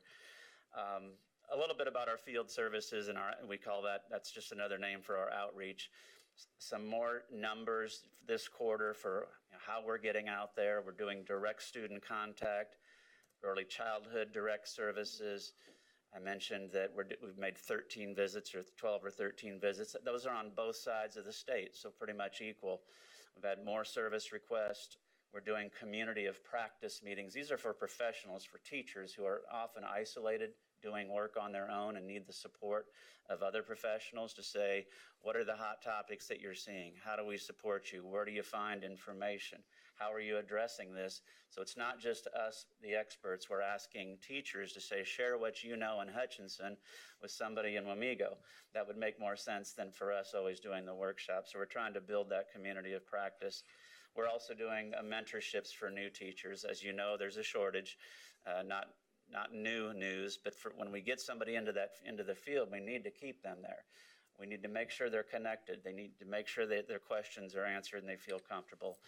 Luann had some testimonials. These are our testimonials, and again, some of the things that we're doing. We recognize that these are qualitative data, may not be as strong as the quantitative data, but we do need to tell our story. We have to have other people tell our story too, and we feel like we're capturing some of that. I mentioned our data collection. We need to do a little bit better. We want to make sure we're providing relevant, useful, and high quality. These measures are what the Government Performance and Regulations Act, the federal government, often asks their technical assistance agencies to capture. So we're kind of mimicking that and asking people, not just was it good or did you like it, did it make a difference in the work that you're providing? Right now we're sitting at about 90%. These are the very small data sample, but we feel pretty good about that. Some of our presentations that I've done personally or our staff have done, of course, to the state board, a council of superintendents, KC regional meetings, the annual conference, Vision Task Force, National Federation for the Blind Conference, and we do now have a seat on the Council of Schools for the Blind board. So that's very helpful. I'm having a conversation with the superintendent from Washington School for the Blind about transition this Thursday, finding out what they're doing, what can we borrow, what might work here. We have a really strong nonprofit board now. We've always, well, not always had one. We've had one for probably 30 years, and at different times it's ebbed and flowed. And I think right now it's flowing. They've helped us with fundraising, with communications. Because we're so small, it's hard to get all of our brochures lined up and keep them up to date. We know we need help with that. Our website has been a constant challenge for us. They're now helping us with the website. They're promoting our STEM activities. They're increasing our partnerships, and they're really behind our All-Stars Walk, so we're proud of that. Got some special guests who have come to us and presented to our students. David Westbrook, who's visually impaired, and gave $1 million to Children's Mercy Hospital for their ophthalmology clinic. He came and shared his story. Has some real strong connections with Wyandotte High School. I know the teacher of the year was from Wyandotte High School, and we've got good relationships with Mary Stewart. We've got good relationships with Shabette Dinkins there and some of her students. So we're getting some some sharing between our schools, which is really nice. KMBZ radio, if you listen to the radio in the morning, EJ and Ellen Shank, they came out and heard about a Facebook post that one of our students had done. They did a duet of a Billy Joel piece and were intrigued by that and wanted to come out and do a story, so some nice publicity for our students. And in terms of employment and transition, this is a tough nut to crack. I think we have to get creative with this beyond our usual channels. Certainly we work with voc rehab, developmental disabilities, and so forth in our local schools, but we have created some unique partnerships with businesses, including in-return strategies and allied global services, that we believe can expand employment opportunities for kids who don't typically get those opportunities. Many times kids believe they're ready for work, they want to work, they don't always have the social capital to say, where do I go? Who do I contact? How do I advocate for myself? So those are two partnerships I wanted to highlight. Our website is in development, but we have a private company who's helping us develop that with the support of our All-Stars board. So this is just a prototype of that website. We're visiting the Apple Plaza store.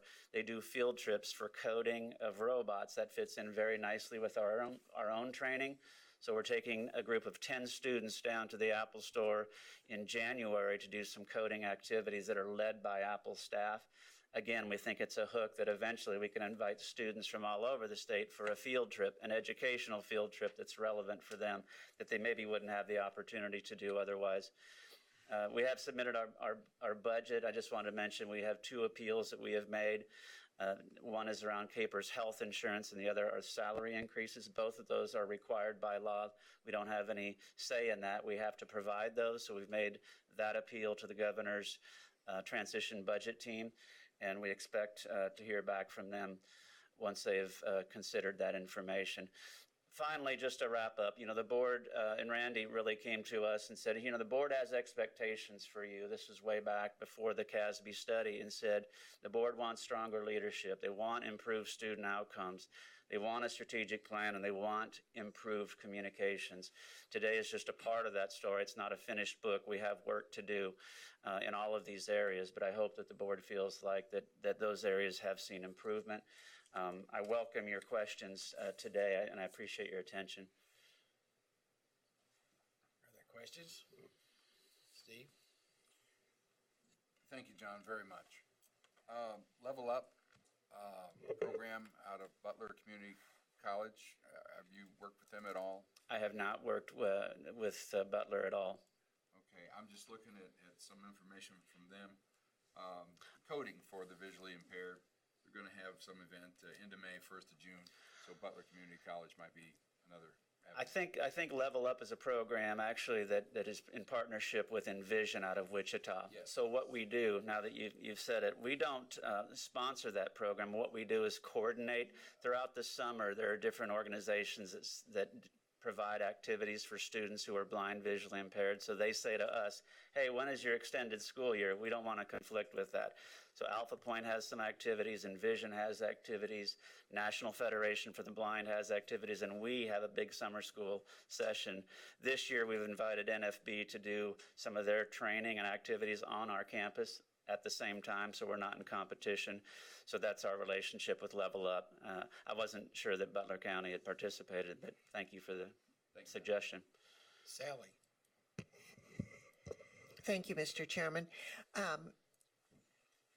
It has been a frustration of mine serving on this board and realizing that we are supposed to be the school board for the School of the Blind and the Deaf. And I want to say, I don't know where Luann went. Oh, okay, behind the monitor. Thank you for listening to our vision, and thank you for the leadership that you've provided.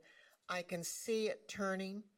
I can see the effort that the two of you have put into your schools, and I, for one, am greatly thankful, and I'm just glad that I got to see some progress in this area before I went off the board. So I really appreciate the stars, Luann, are not quite what I want to see in western Kansas yet, but I have faith in you that you're going to get there. And thank you for your work Thank you for your also comments. in that, and you've helped it look really good. So I thank you for that, and the students in my area, thank you very much, and thank you. Janet. Thank you, Mr. Chair. First of all, I echo what Sally said. Thank you so much. And I'm just so pleased, particularly on the outreach, because, you know, that's been a real focus of mine that I wanted to see. But in sitting here and thinking we're getting new board members coming on and everything, and you guys are really good about keeping us informed and inviting us to your activities. But I was thinking when I was watching this outreach that you're doing, many of our board members, we have a new one from Western Kansas, a new one from the Hutchinson area, you know, they aren't as close as we are to attend activities. And I was thinking, you know, maybe if it's possible, you might inform them when you're going to be in their areas and providing services.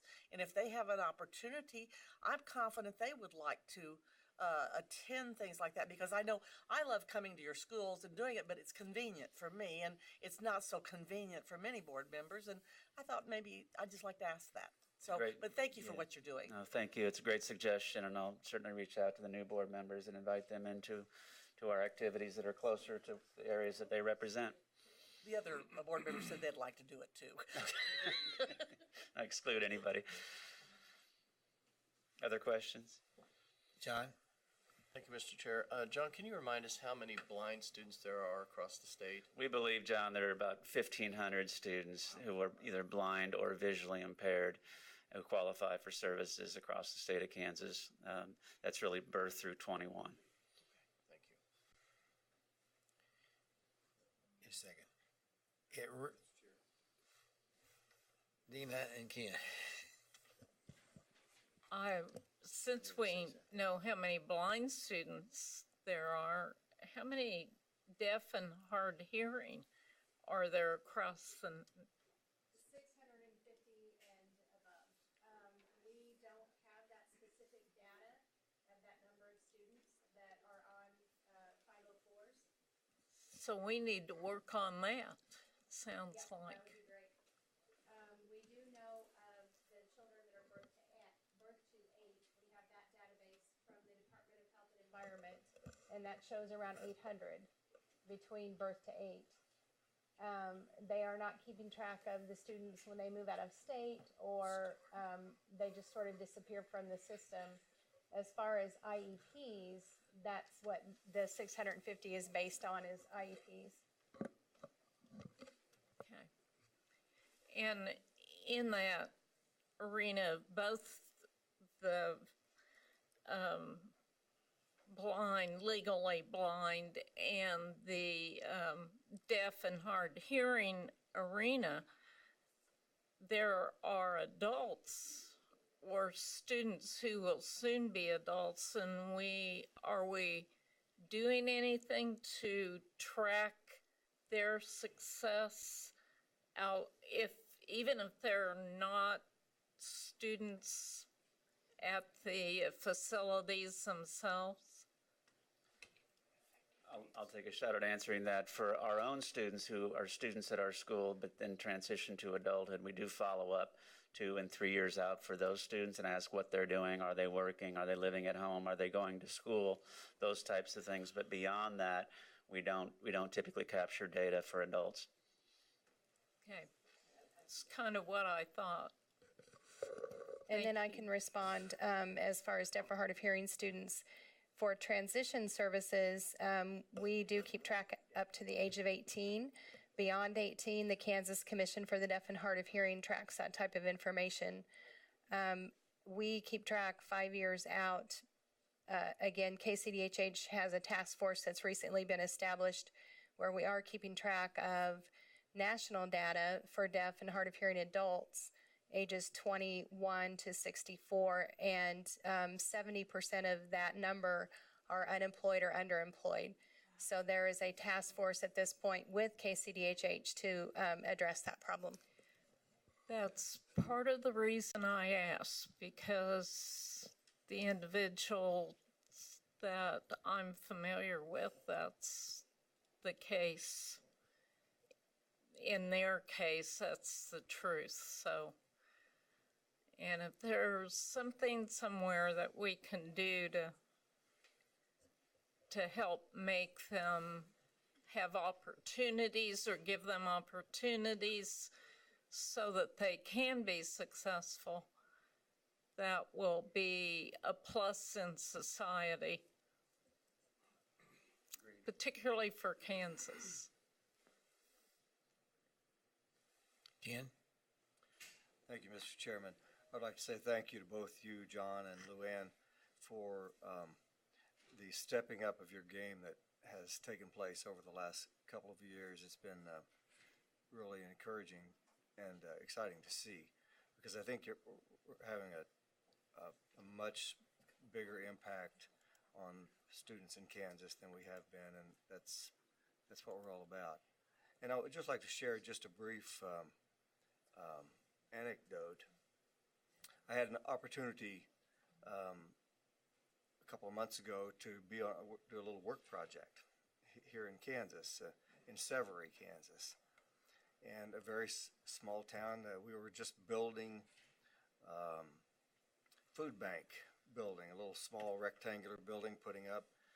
And the first day we were out there laying out walls, framing walls, and they were laying on the floor. And in the middle of this project was a gentleman who was wearing sunglasses and also wearing a leather tool belt full of all kinds of tools, including power tools and knives and all this sort of thing.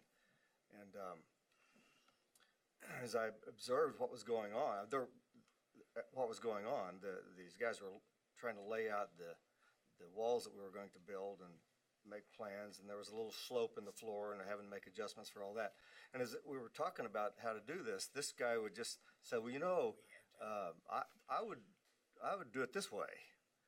And it was about the middle of the day before I realized that he was completely blind. He had been blinded at about 22 years old in a hunting accident, and he was a skilled carpenter and contractor, but he continued his business. He managed, I think he said, 30 plus people, and I was just so amazed at the high level that he was able to function, being totally blind. And that's just a credit to what the work that you do. I mean, I think it brings out strengths in people that they never realized they had when they are properly educated. He didn't go to school for the blind, but there was a blind institute here in Topeka. I don't know if it still is here or not. Probably the rehab services for the blind and visually impaired no longer exist. That's where he was taught by another friend of mine who was blinded in Korea, who was one of the most high-functioning people that I have ever met. So what you do is just really, really important, and it's a very specialty ministry and mission that you're on, and I appreciate your work there, both of you. Thank you. It causes me a great deal of pain to publicly agree on her last day with Sally. But I was also one of those people that had some concerns, especially in relation to outreach. And I really appreciate what I consider magnificent work you've done to make sure that wherever you live in Kansas, you have the opportunity for a quality education. That is something that I appreciate, and I think that we really benefit our students. And we need to adjourn pretty quickly, but the last word will be given by the commissioner. So thank you, Mr. Chairman, and Luann and John, thank you. I think when this board, and I'm just, and John and Luann know this, we haven't really ever talked about this much in public, but the board was dissatisfied with the direction, and we've alluded to that, and they just said we can do better for kids. And specifically, that was all 10 board members. There was no doubt about that. But specifically, Janet Wall and John Bacon said, we can do better, and we need to do better, and we're there all the time, and we need to do better. And the first step was John and Luann saying, we'll take on that challenge, and we'll rethink the way we think, and then we'll help our faculty and staff rethink that. That's a huge thing to undertake, just relearning and rethinking. And as hard as that was, what lies ahead of us is even harder, because now we have to deliver. on that promise. So it's much like our redesign work, and they have their own. So what I really appreciate is the willingness to engage it.